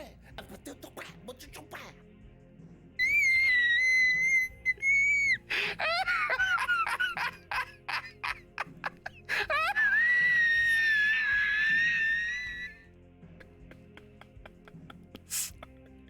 'That's exactly why I keep the lower jaw on 2 bones.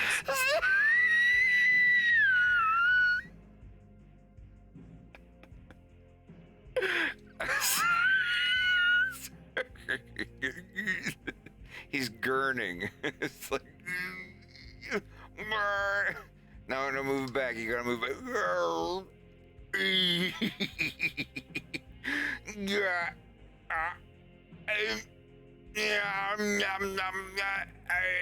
What is normal, man?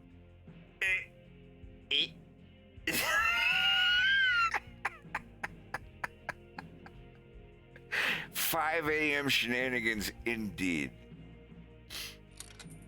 Oh man.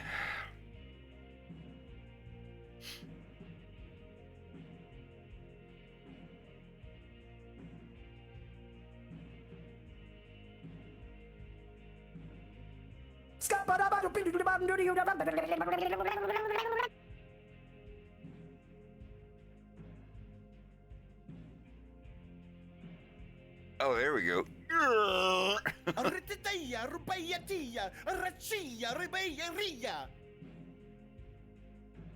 How can I make these?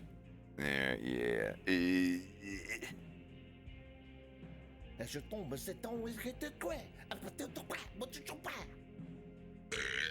and moving down as well.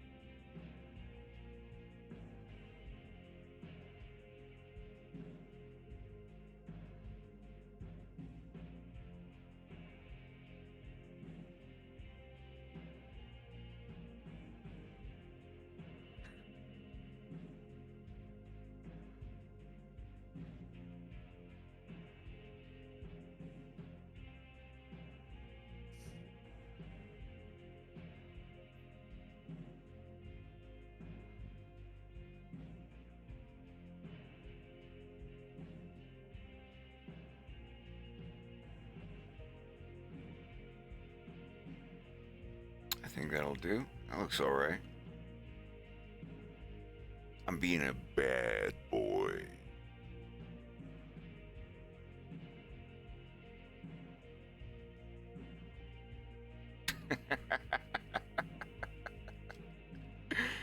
Oh, God.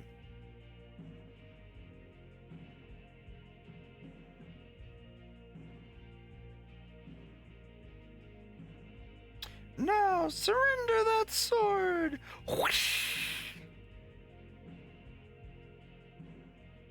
Where did the vampire bite you? You really are a hunter, aren't you? I can offer you 3 meals a day, and you can sleep with me if you want to.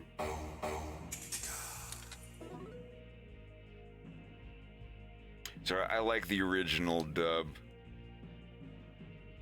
They made a Blu-ray dub. I like the streamlined dub from 1985.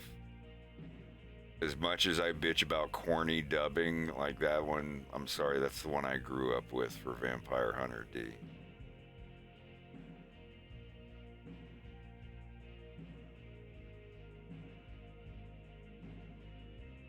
You might like the monster designs in that, Slava. I don't know if you ever watched that with us before. What? Vampire Hunter D. It's an anime.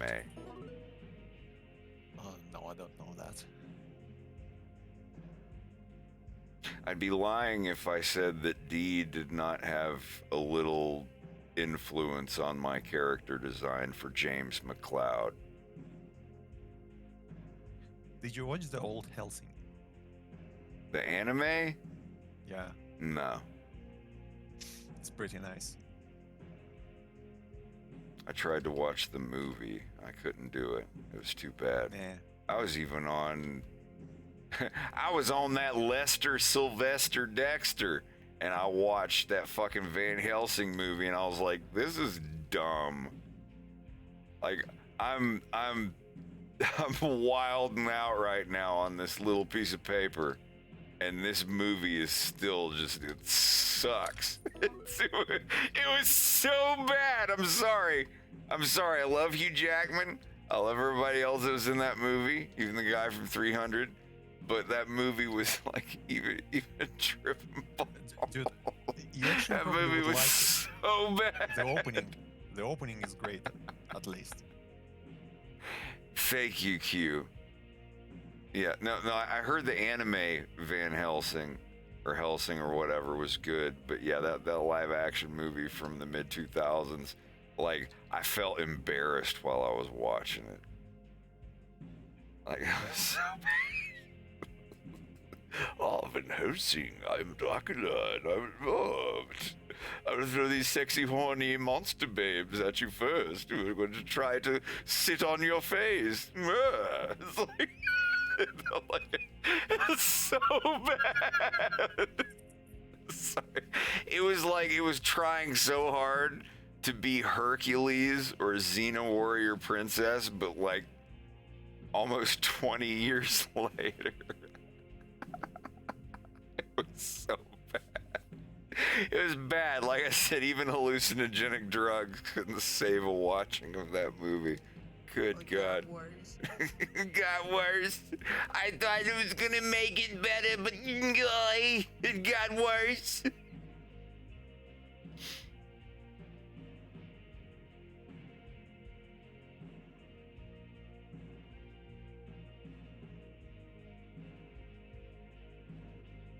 But father, the girls insulted me. You're just mad because she gave you the brush off. Why, you little... Homeboy looked like B.B. King, the doctor. Forgive me, Doris. Fall over cliff. Dead. Oh, I love you, my darling Doris. In the original dub, Dracula was like Stefano Demira from Days of Our Lives. It's like, how I love you, my darling Doris. Stefano, you must let her free. Set me free. Damn. Anybody old enough to remember that? Days of Our Lives? Stefano, the bad guy's like, yes, Marlena. I will turn you into a demon. I used to watch that with my grandma. That was my grandma's favorite show.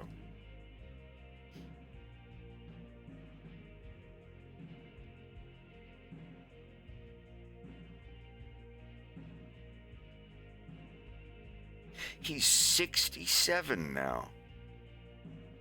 God damn. And the newer one, yeah, Robert Kelker Kelly. He's almost 60. But man, yeah, the dudes who played Bo on fucking Days of Our Lives, man, they were in every magazine back in the 80s and 90s. Da-da-da-da, da-da-da-da, da-da-da-da, da-da-da-da.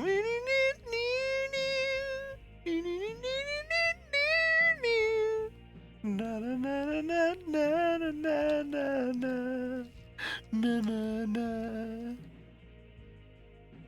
Remember, we used to get Dove ice cream bars late at night and watch Beverly Hills 90210 when I was too young to understand anything that's going on.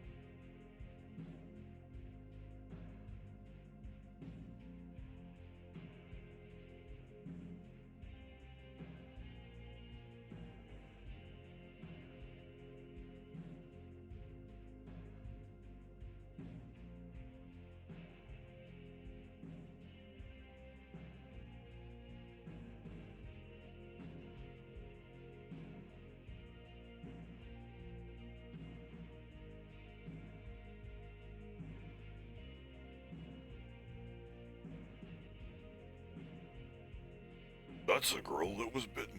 I'm sorry, Doris. We're all sold out of that. I can plainly see you have it as a... I need you to leave, Doris. You've been on... No, I'm not gonna say that. I'll get in trouble.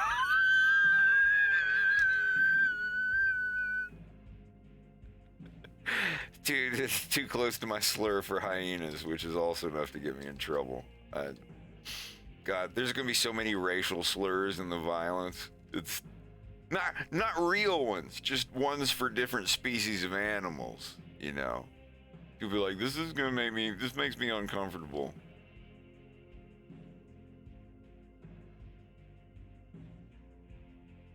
It's like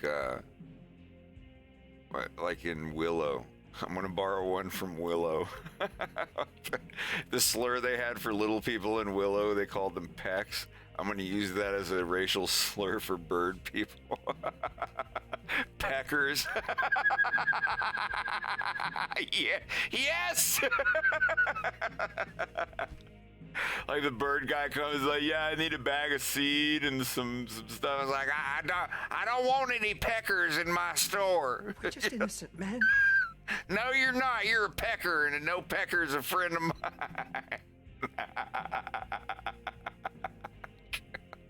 Yeah, like that. Like the lizard people don't like bird people. And maybe the bird people call lizard people lickers. Because their tongues are too long. It's like, so yeah, I don't want any liquors in my dad's restaurant.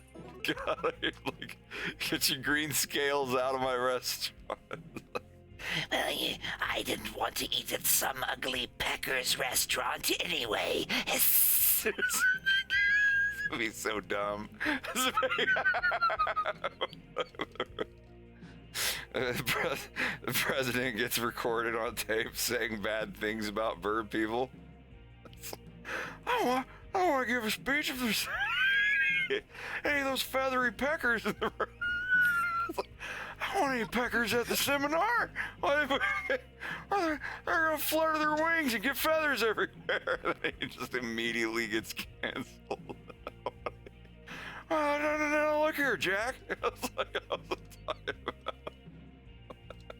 peckers. Oh my God. It's a word for your it's a word for your bird. It's like a slang. When bird is a slang term for penis and pecker is a slang term for bird.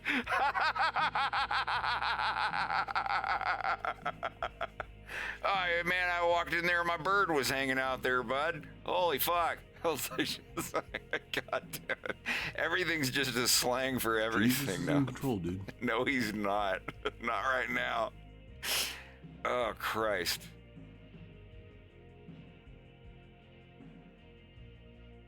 Ah, good times, good times.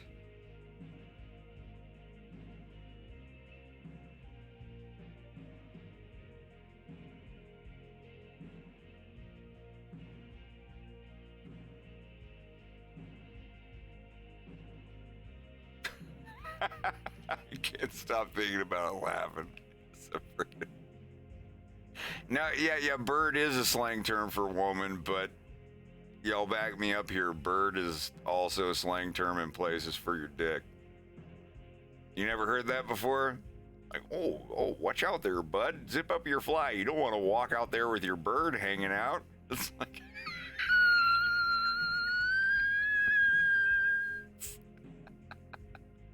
Pajarito.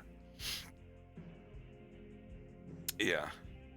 Oh, poor Linus.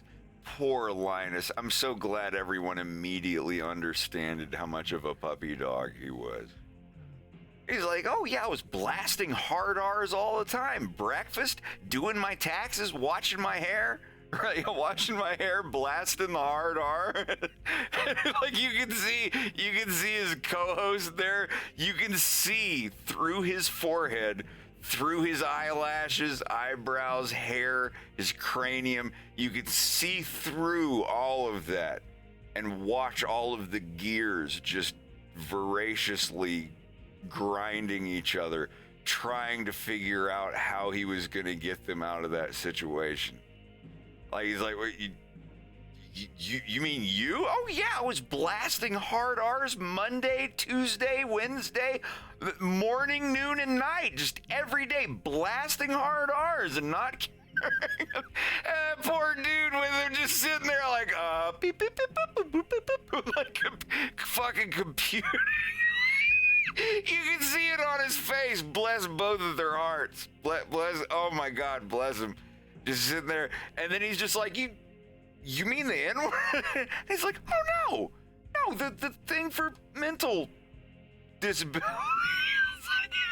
And he's like, from Princess Bride. He's like, you keep saying that word, but I don't think that word means what you think it means, or whatever. It's like, you keep saying that word, but I don't think it means what you think it means. He's like, oh no, I'm talking about for mental blah blah. He's like, that's not what you're saying.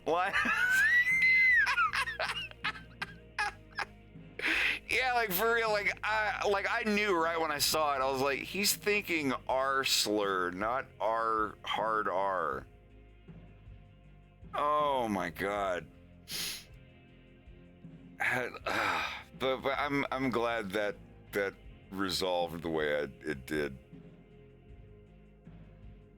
Even though, I mean, it's like, oh, it's okay, guys. He wasn't slurring black people. He was slurring the mentally challenged. It's completely different. It's okay. Like, at least he wasn't using the other one all the time. Using this one all the time. Totally fine. Whew, almost lost your job there. At least you were only slurring this other giant group of people. I don't know. Like, either way, like, I don't care. Anyone coming out and admitting that they used to say stuff that's not acceptable anymore, you shouldn't punish people for admitting their wrongdoings if they've changed. You know, like, yeah, I used to do this stuff. I've grown up. I've changed. I don't do that anymore. Like, then if that's the case, leave them the fuck alone. I couldn't imagine anybody going after Homeboy for just blasting R's. Just good morning, everyone. You what's up, retard? Fuck. It's sorry, forgive me. It's almost 4 in the morning here. I'm looking up lizard pictures off screen and trying to make things look decent. Yeah, I'll leave him with the glasses. I like the glasses.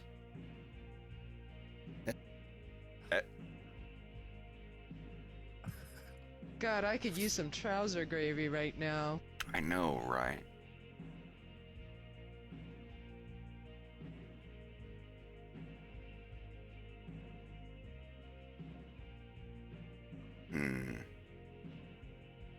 I think he'll be in a jacket.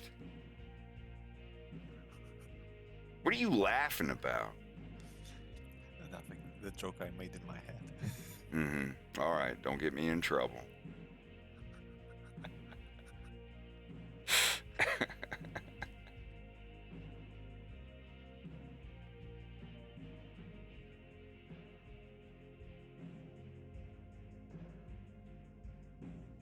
I'm gonna go get some water.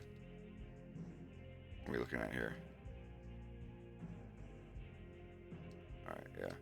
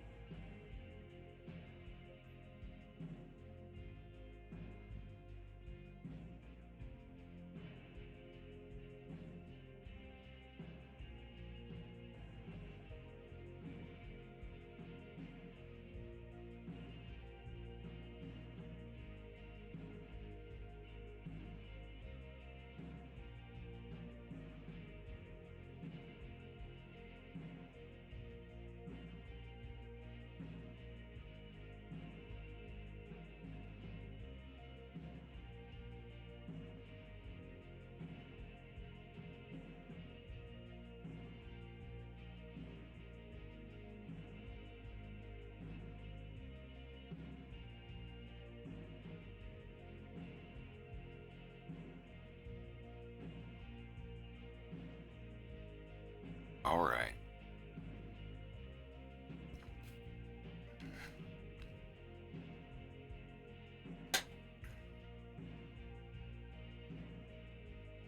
Moisturized. Indeed. A little bit, at least.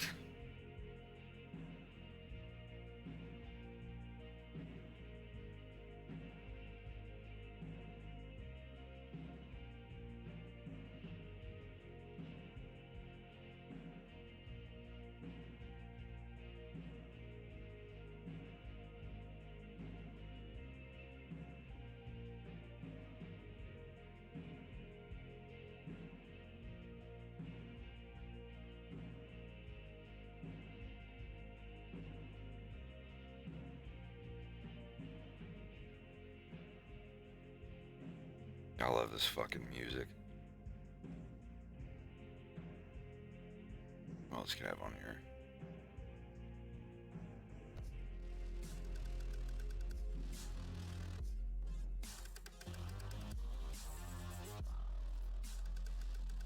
God, I could use some trouser gravy right now. Sorry I'm late. I gave myself a camel toe and not the Dorothy Hamill kind.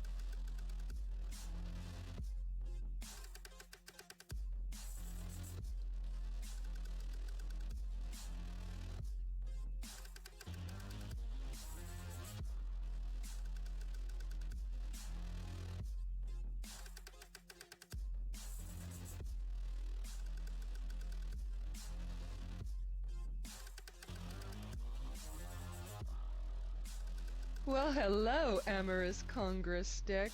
You know what's good in my mouth? This carrot. I never met a carrot I didn't like.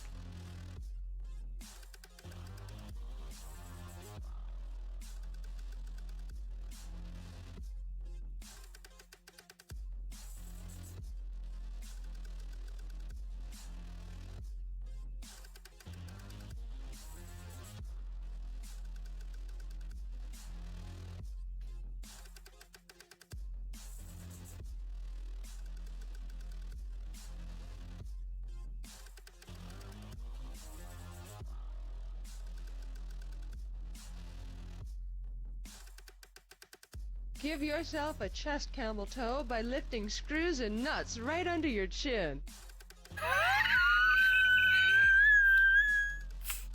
Well, look at how big my vagine looks. It's a huge vagine. Well, let me ask you this. Who hasn't traded a little quick sex in a toilet cubicle for a sawbuck before? Well done. Kudos me. I made myself pregnant. I'm so exhausted, but that doesn't stop me from reading porn to the blind. That was acting. Thank you. What the hell is this words? God, I could use some trouser gravy right now. Remember, when you eat, you're just a vacuum with nipples.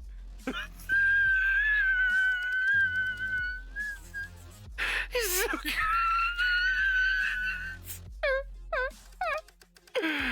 Oh God, such a good video. man.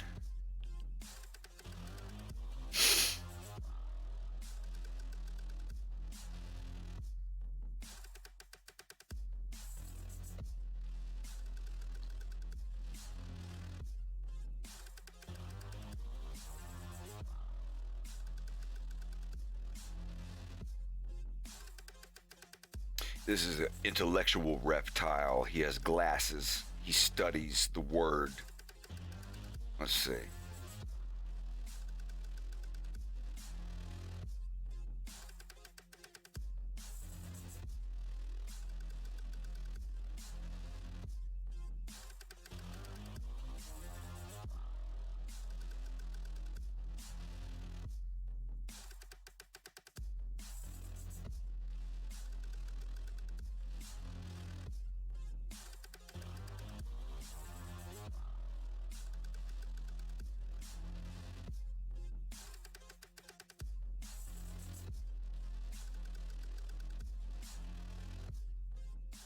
Oh, here's one we could listen to.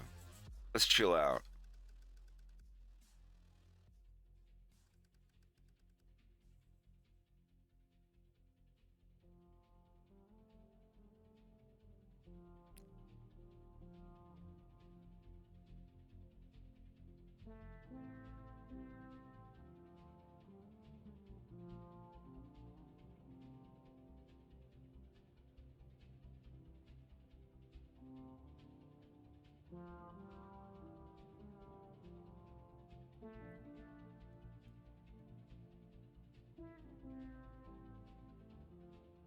Yeah.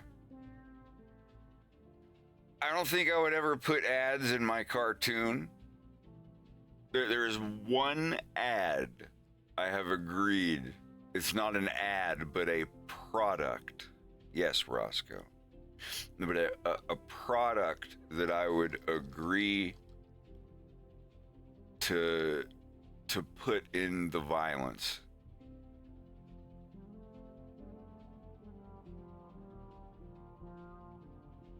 And I'll show them on stream. Because, yeah, let me show an ad right now. It's a couple of dudes in Russia that make drums out of propane tanks. And I have ordered 2 of them, and I got one as a gift for a friend.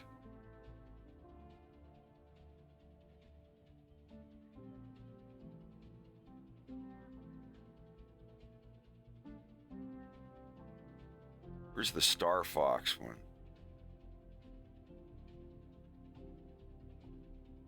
Yeah, this one. This is one I got for Cindric. And they have custom patterns too. It's literally called the Star Fox. I love that. I have one of these. I'll play it for you on stream at some point. I'm not that good at it, but I mean, it's kind of like a xylophone, but cooler. And they've got some discount ones if you don't have a lot of money, or they have the really super custom ones if you have a lot more money. Here. What am I looking for? Here we go.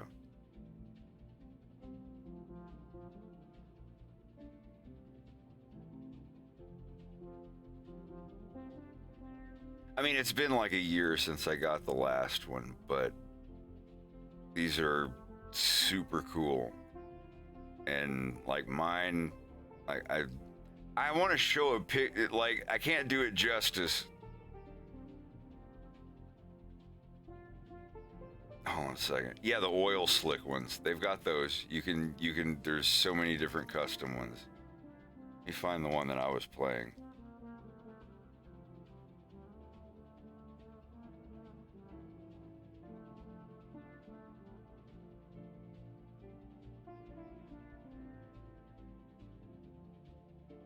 How can I search within a YouTube channel?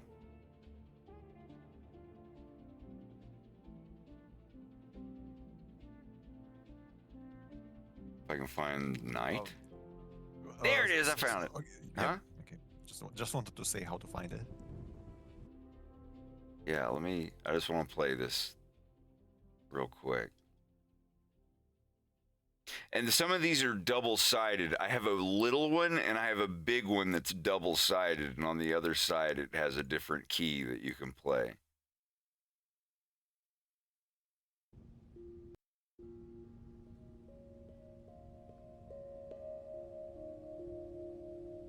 It's in stereo, it might sound.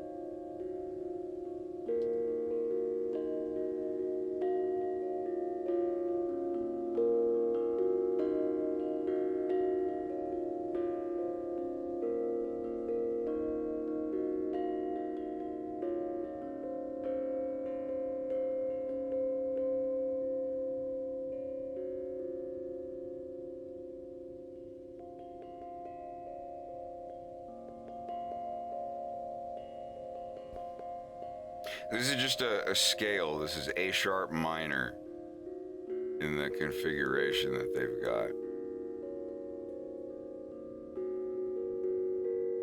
When I get my shit taken care of here and I get ahead of schedule on episode 3, then a lot of these streams will be musical. I could play piano right now.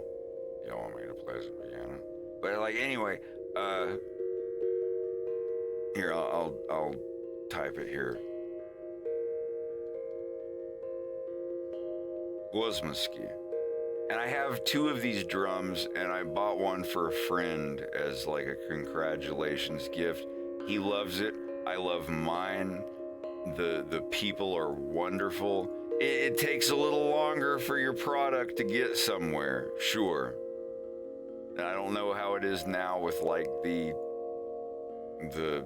situation, the strategic military operation that's going on or whatever. But these dudes, like the ones I've talked to, are extremely down to earth. They'll help you with your order, and like they're just homies that are making musical instruments, and they're amazing. And like I was saying, this is the one product that has wormed its way into one of my cartoons. Vadik, the character that Slava is going to voice, he has one of these that he made or that he found somewhere and has like tuned it back up to like full health and all that, and it's gonna have Kozmiski on the front of it. And this is just one key. You order them in keys. Like I want a C sharp major with these notes. Like they have the options on there. If you want, like and you see he's flipping it over to the other side, and this is the F minor side. I have this, like I have a different design on mine, but the key, the things that you press on it or flick on it are the exact same as the one I've got. It just has a different pattern on it. And that pattern is not like a laser printed thing. It is an actual 3D etched into the drum, like it has a texture on it. They will not reveal exactly how they do it.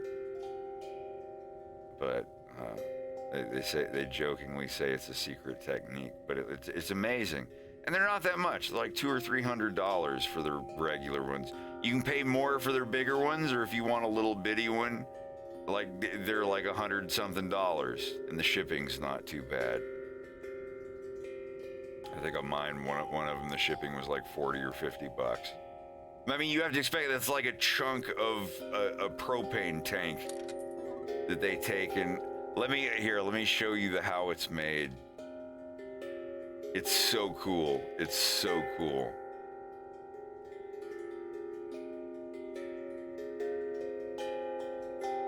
But like, I got the bug for them. I was like, I'm gonna get 2, and I got 2 of them, and they're fucking great. Where is it? Where is it? Show me the... Yeah, there it is. There it is. I think this is the video. Yep. They put a GoPro on the entire thing.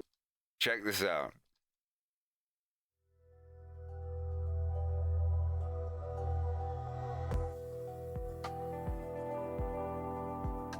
Watch this.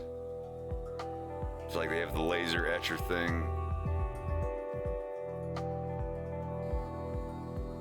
It's like the bottom of a propane tank, and then they do all this stuff to it.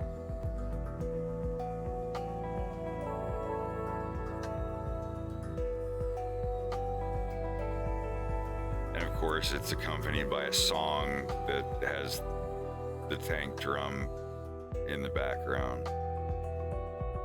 All right, it's front stage, honestly.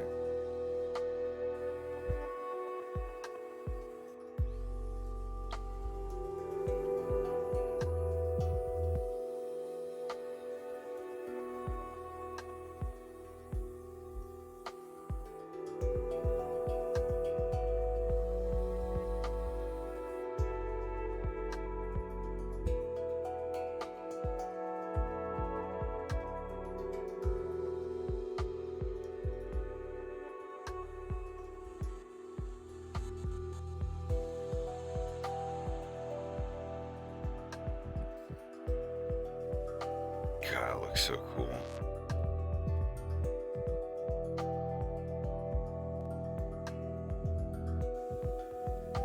And now they're etching in the custom notes.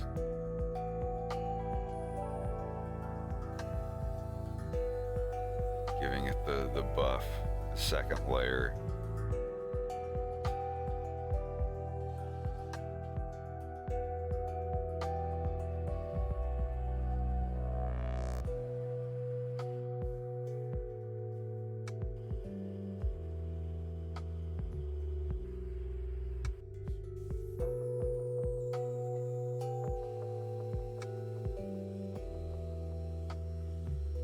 And this is like my drums that I ordered went through every single one of these processes.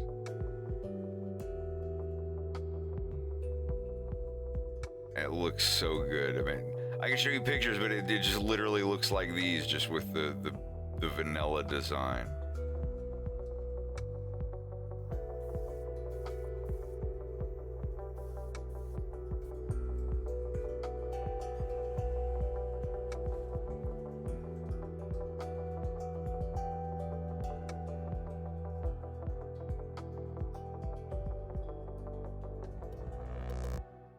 God, I want to go play mine right now.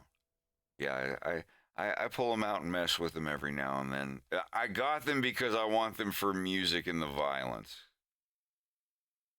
But anyway, like, I'm getting distracted. That is the one product that I will have in the violence. The brand name is in the cartoon, but other than that, like, no. And I think you can all understand why. Like, it's some dudes with their own little, like, factory thing, and they're making musical instruments, and that's badass. Like, look at the effort that went into that. I think that's pretty great.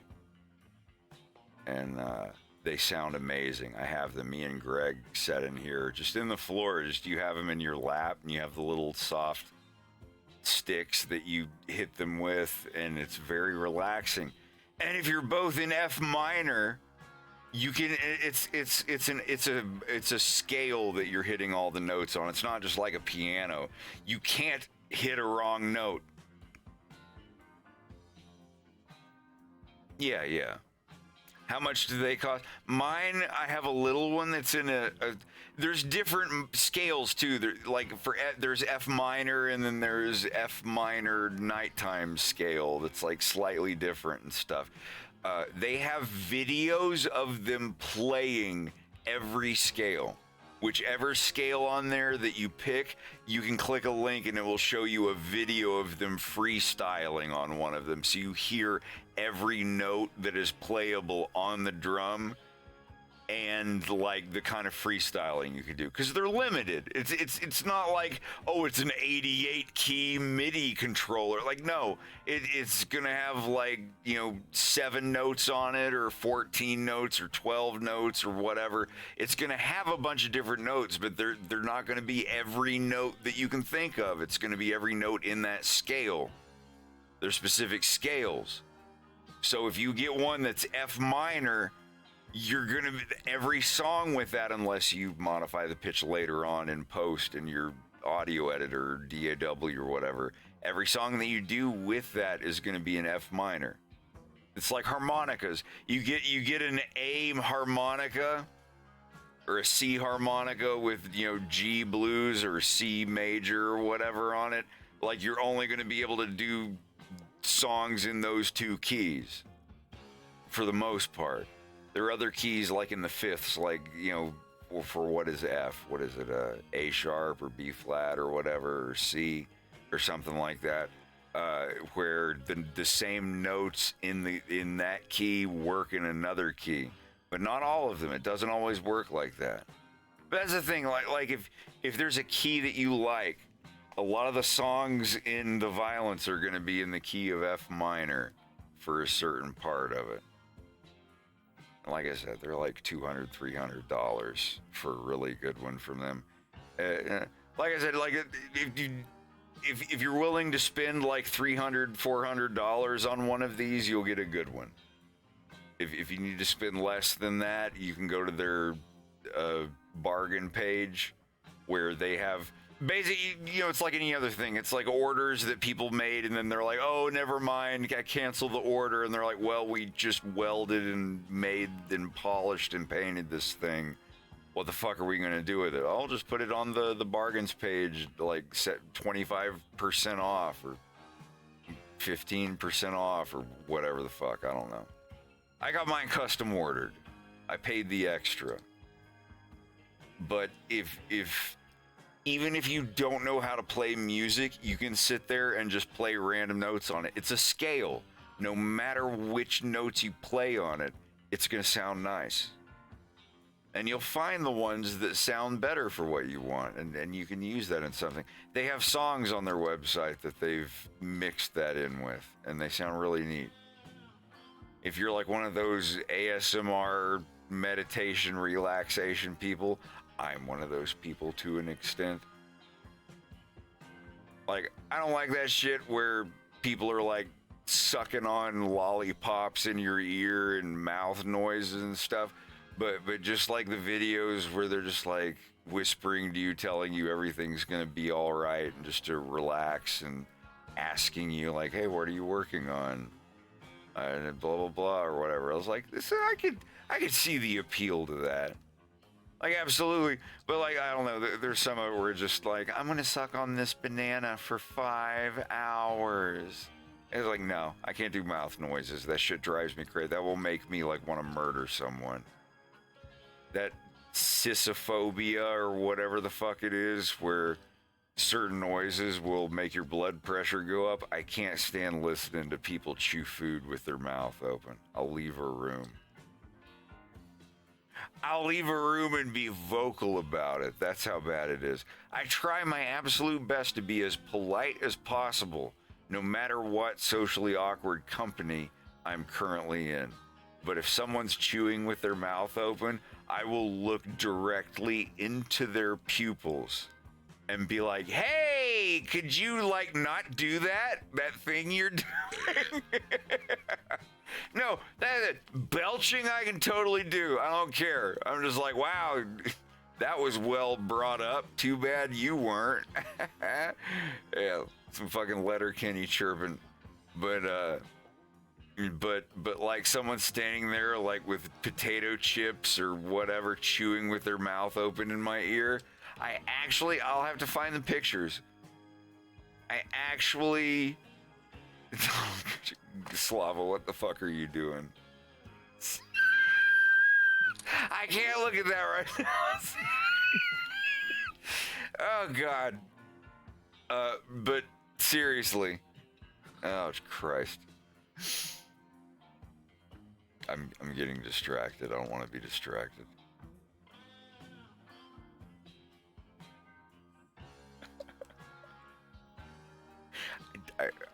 to go back to what I was talking about, I seriously made a comic where Fox McCloud has been captured by Starwolf. Wow, surprise, surprise. Yay. Nothing like that. I just they've tried everything. They shock him. They poke him with metal prongs and in his ribs and everything. He's like, I'm never gonna tell you you can cut my legs off or arms or blah blah blah. I don't care. That's a womp womp for sure. And they're sitting there because they don't want to go too hard. They don't want to cut anything off or they have to be able to return him in one piece. They're like, what can they do? And he's like, yeah, I don't know anything, and I'm not telling you even if I did. And no matter what you do, We're just innocent Panther, men. can you please stop doing that? And it cuts over, and Panther's eating potato chips, and he's chewing grossly with his mouth open. And he's just eating the chips, and he's like, oh, sorry. I'm sorry. And he closes his mouth, and he just starts chewing with his mouth closed. And Wolf looks over at Panther and slowly turns back and looks at Fox and just has this huge grin. And then it just cuts to Fox McCloud screaming in agony while Wolf, Leon, and Panther are all slowly eating food and chewing it with their mouths wide open right next to his ears. And Fox is hysterically wailing in agony. I'm just taking that from my actual real life. I can't do that. Fox is such a pussy. No, it's just some people in the chat back me up. I know there's someone out there that's you can't stand hearing that noise. I've been like that since I was a little kid. I can deal with people farting and belching and acting goofy at the table, but any of that that kind of fucking noise, I will jump off of a cliff. I can't do it. If you hook up an EKG and do that in my ear, and you'll hear beep beep beep beep beep beep beep beep beep beep beep. It just, I will fucking have an infarction. Somebody's gonna kidnap me at a furry convention and subject me to that until I have a heart attack and then leave no fingerprints behind. Be like, oh, he had a heart attack. Well, he was drinking, blah, blah, blah. And he'll get away scot-free. Don't let it happen.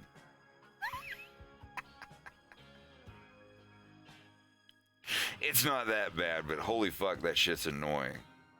I just thought it would be neat if that was a thing where they got Fox. It'd be like, all right, I'll talk. They break him by eating food with their mouth open next to his ear. God.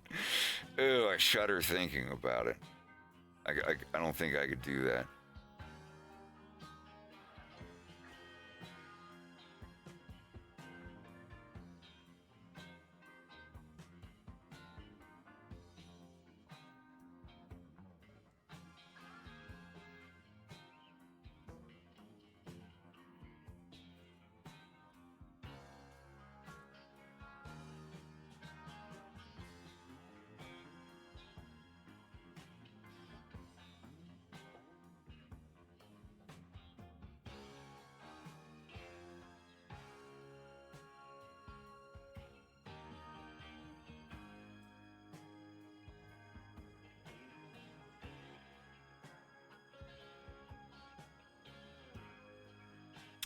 Yeah, when Wolf lands here, I don't have this guy drawn yet, so he's just going to be lines.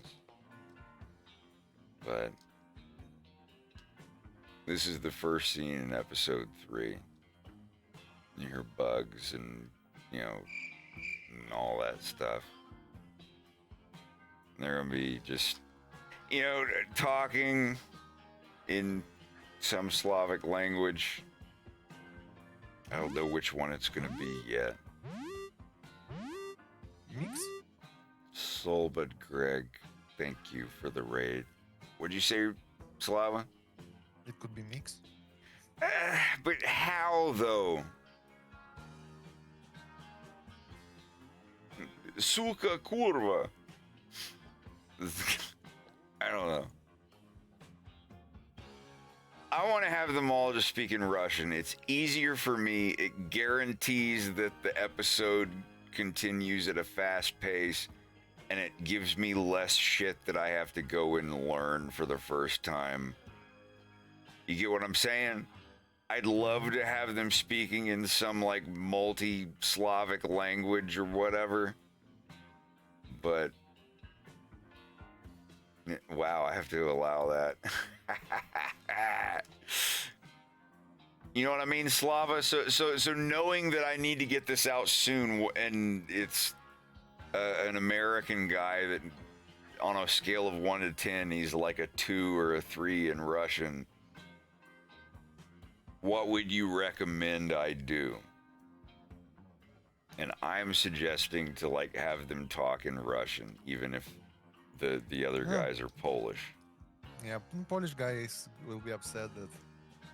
Well, no, I'm going. There are going to be like when Leon's mom walks in while Janusz is talking to Wolf, his wife walks in, and she starts yelling at him in Polish, and he turns to her and starts yelling at her in Polish, and then later on a guy like talks to him in Russian, and Janusz talks to the other lemur guy in Russian. He only talks in Polish to his wife.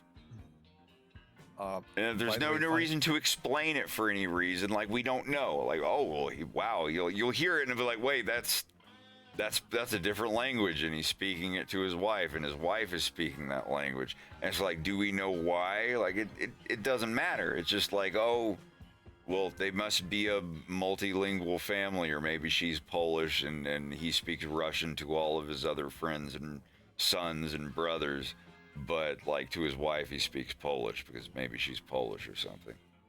You know, it's like the grandma in the family that only speaks this other language, and everyone in the family speaks English, but then they speak this other language to the grandma because she, you know what I mean? It's something, it doesn't have to be explained, but if there's anything you can add to it, being someone from, Europe, I wanted to have that flair. I don't want people to see this and be like, oh, yeah, obviously some dumb American wrote these characters. I don't want that. Like here, they would all just be drinking vodka and doing the Kazatsky kick. Like, we love Russia, #1, have some fun, or whatever. But it was like, no, I want some of them to be Russian. Maybe one of them's Czech. A couple of them are Polish or whatever. I can't like literally one from this country and one from this country and one from no, a couple Russian lizards, a couple Polish lizards. Like, these two here will be Polish. These two will be Russian. Like these two, and this will be a Czech lizard.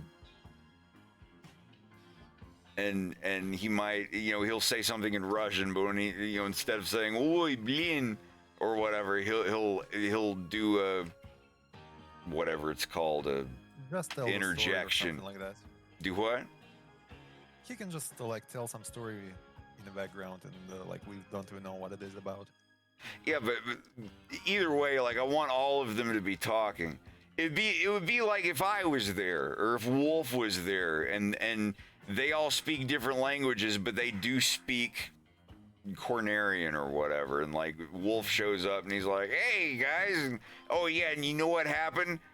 And then this happened, and then they all are like, oh, and he's like, yeah, oi, blin, right? And it's, it's not his language, but it's an interjection that they know. An interjection is like, oh my God, holy shit. It's a thing that you say when something surprising happens. You know what I mean? Mm-hmm. You know what would be cool? There is actually such a project. It's like synthetic language. It's inter-Slavic. and it's basically the mix of all the Slavic languages mixed with like Proto-Slavic. Proto-Slavic. What is Proto-Slavic? Is that like the early, just everybody it's same like, thing? Yeah, it's like really like first iteration of the language. If I could make all the lizards speak Proto-Slavic, that would be so cool. If I had money and I could hire consultants, that's what I would totally do. See, for you fans out there of the Dark Crystal, feel like when I finally went back and watched the Dark Crystal after I started learning Russian, like when Kira, the female Gelfling, meets Jin for the first time, she's like, "Откуда?" And I was like, whoa, wait a minute. That's Russian for from where? Kind of. And I looked it up, and in like Serbo-Croatian, "Откуда" is basically how you say, "Where are you from?" And then what did she say? "Yevoje Jin." And then that's like Serbian for "this is Jin." And I was like, motherfucker. And I looked up almost everything else that they said, even with the podlings and everybody and the Landstriders and all that later. Like all of the weird words they said, they were basically either Croatian or Serbian or Serbo-Croatian, or I can't remember. It was like a mixture of the two is what the thing said. But a lot of the words that they said were the same in either language or even in Russian. I never caught that even when I was a little kid. Like, obviously, I'd never heard the language before, but like after learning Russian for 2 or 3 years, I started watching The Dark Crystal, and then, yeah, Kira's like, "Откуда?" I was like, what? That means from where in Russian? She's saying, like, where are you from? I was so, like, mind blown by that. It was crazy. Allo, mit Noven and Matthew? I started learning Norwegian for like a month, and until like 2 of my Norwegian friends both told me, they're like, Fred, please don't. If you're gonna learn a language, learn something like difficult. 99% of the population here speaks English. If you come here and speak Norwegian fluently, you're gonna look like a nerd, and blah blah blah. And I was like, okay. He's like, there's no need. You'd be wasting your time to look cool. And anyways, I was like, I want to come over and be able to speak the language. It's like, well, 99% of the people here speak English anyway. So yeah, I was like, okay, how about Russian? If I wasn't going to learn Russian, I would have learned Japanese. We're Afrikaans. Africans. Yeah, I wouldn't mind learning Afrikaans, or however it's pronounced, Afrikaans. Apparently that one's actually pretty easy to learn. It's basically Dutch. Really? Like, I know zero about it. I know absolutely nothing about it. But I want to learn languages. I'd love to. Even if it's just, hello, how are you? I'm having a good time. I hope you have a good day. I don't understand. Just like that many phrases in languages. I think that would be really neat. Is that cosmopolitan? Oh, it's my favorite flavor of ice cream.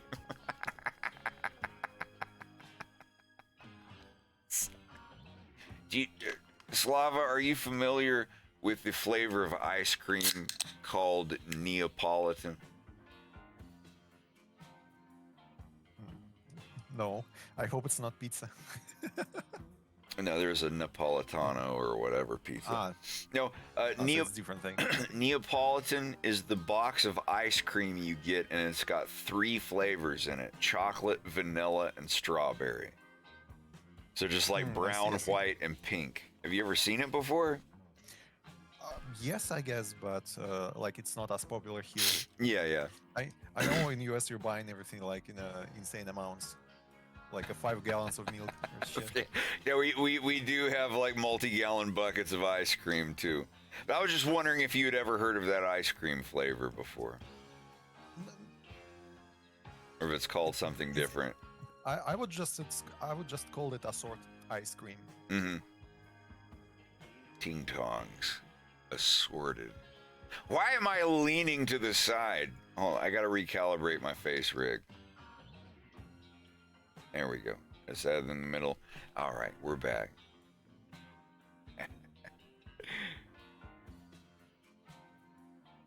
How's everybody doing this morning? I know it's fucking morning wherever you are. It's 1 p.m. already.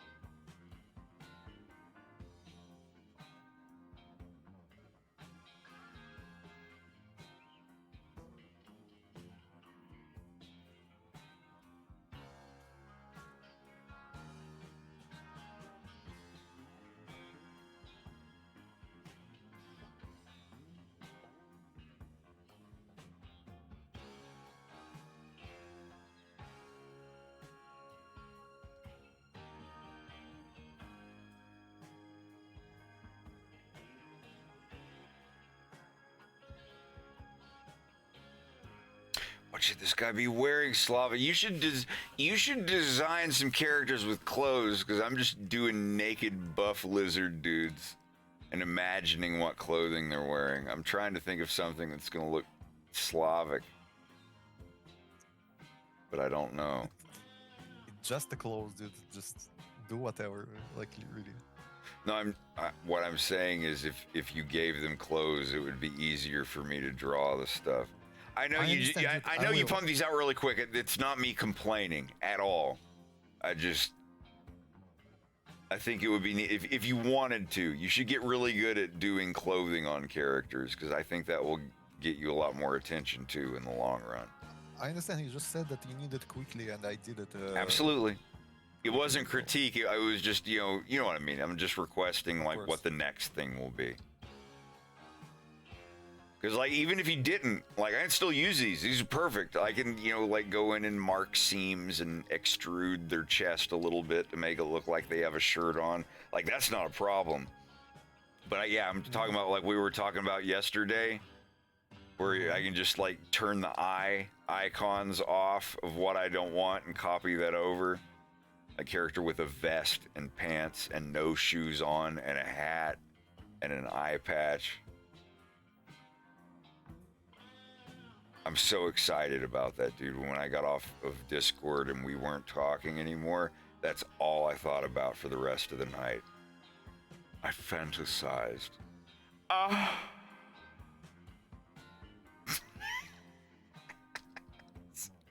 No, it was really cool thinking about that. Just all the possibilities of randomizing extras in the background.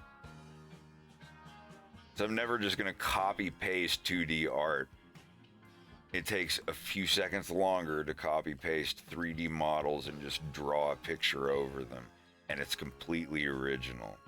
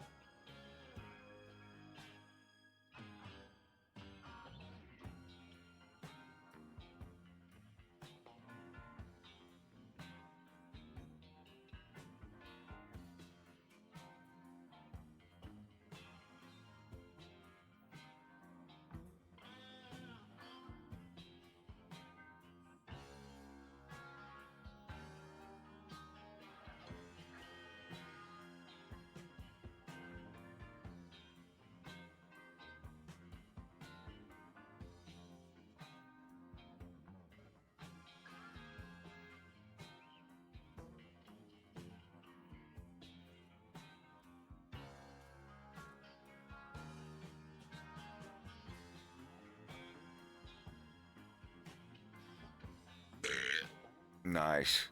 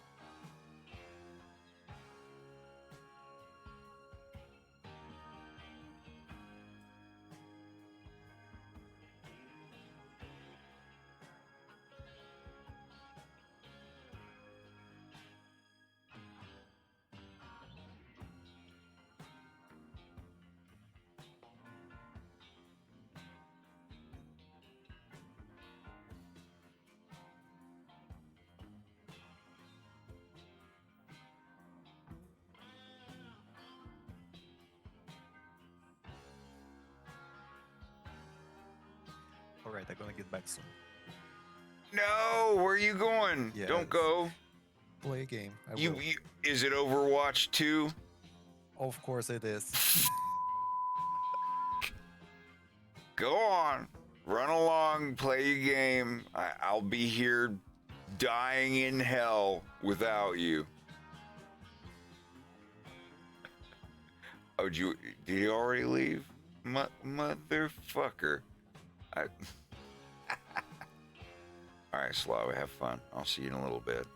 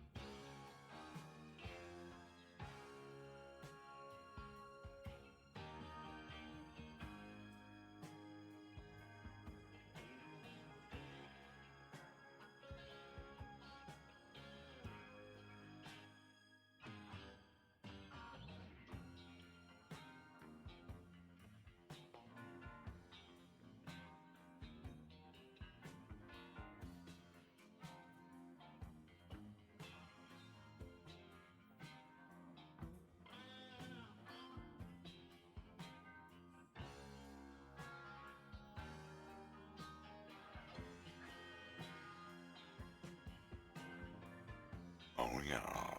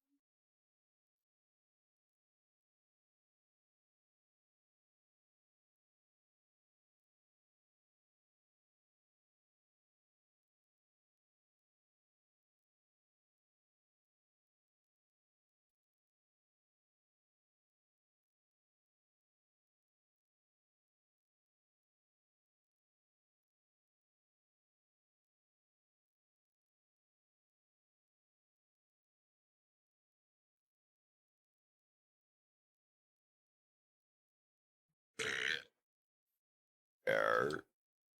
Yarp.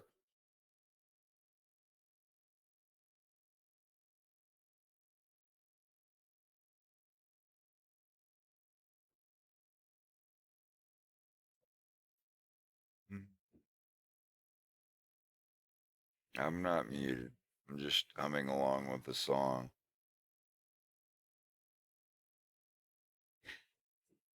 So that Nicholas Angel has been taken care of.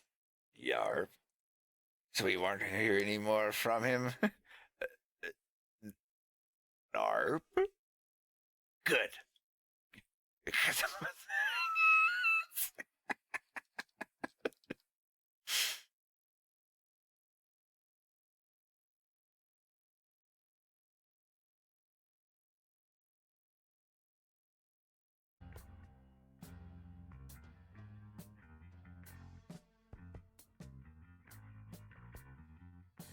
big lizard hands.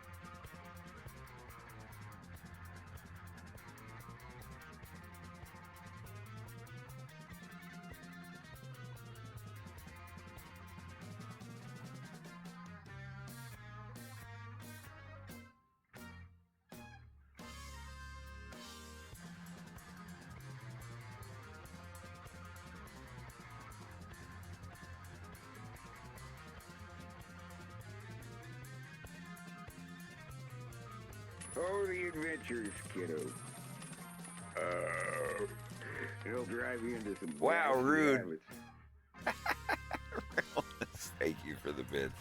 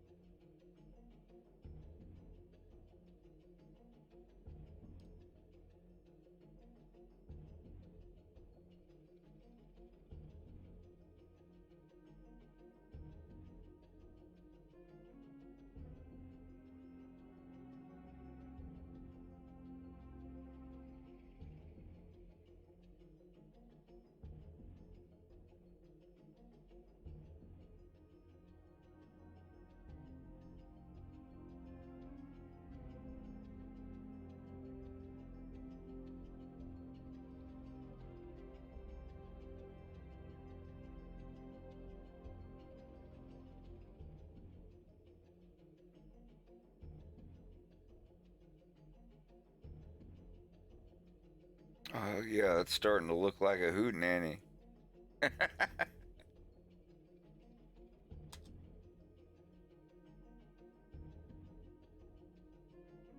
A gathering of друзья, friends.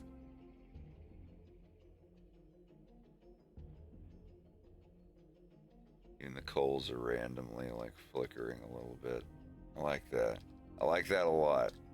I think it's looking pretty good.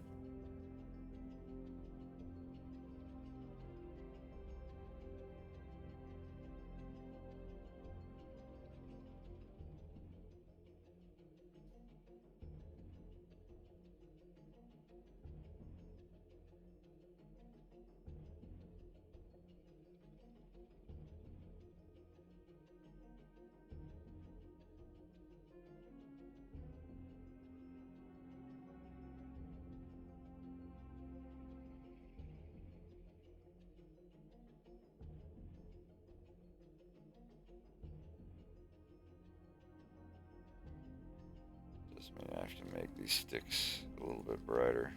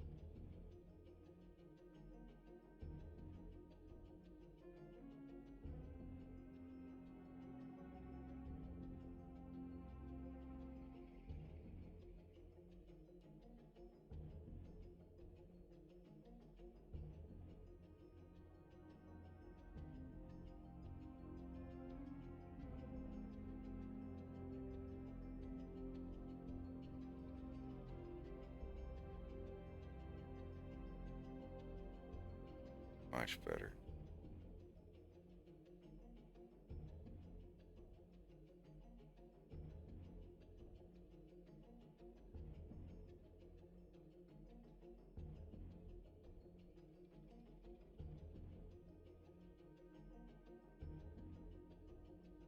I said I'd go to 7 hours today. Where are we at?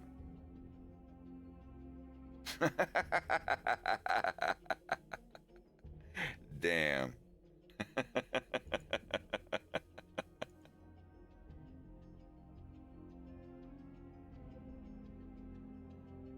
Well, wow. Wow, that's nice. My schedule, yeah. Well, I'm going to go ahead and hop off of here. Y'all enjoy your Sunday. I'm going to go enjoy mine. I'll be back, like always. Y'all have a good one. Let's go see what Sky is doing. Have a good night.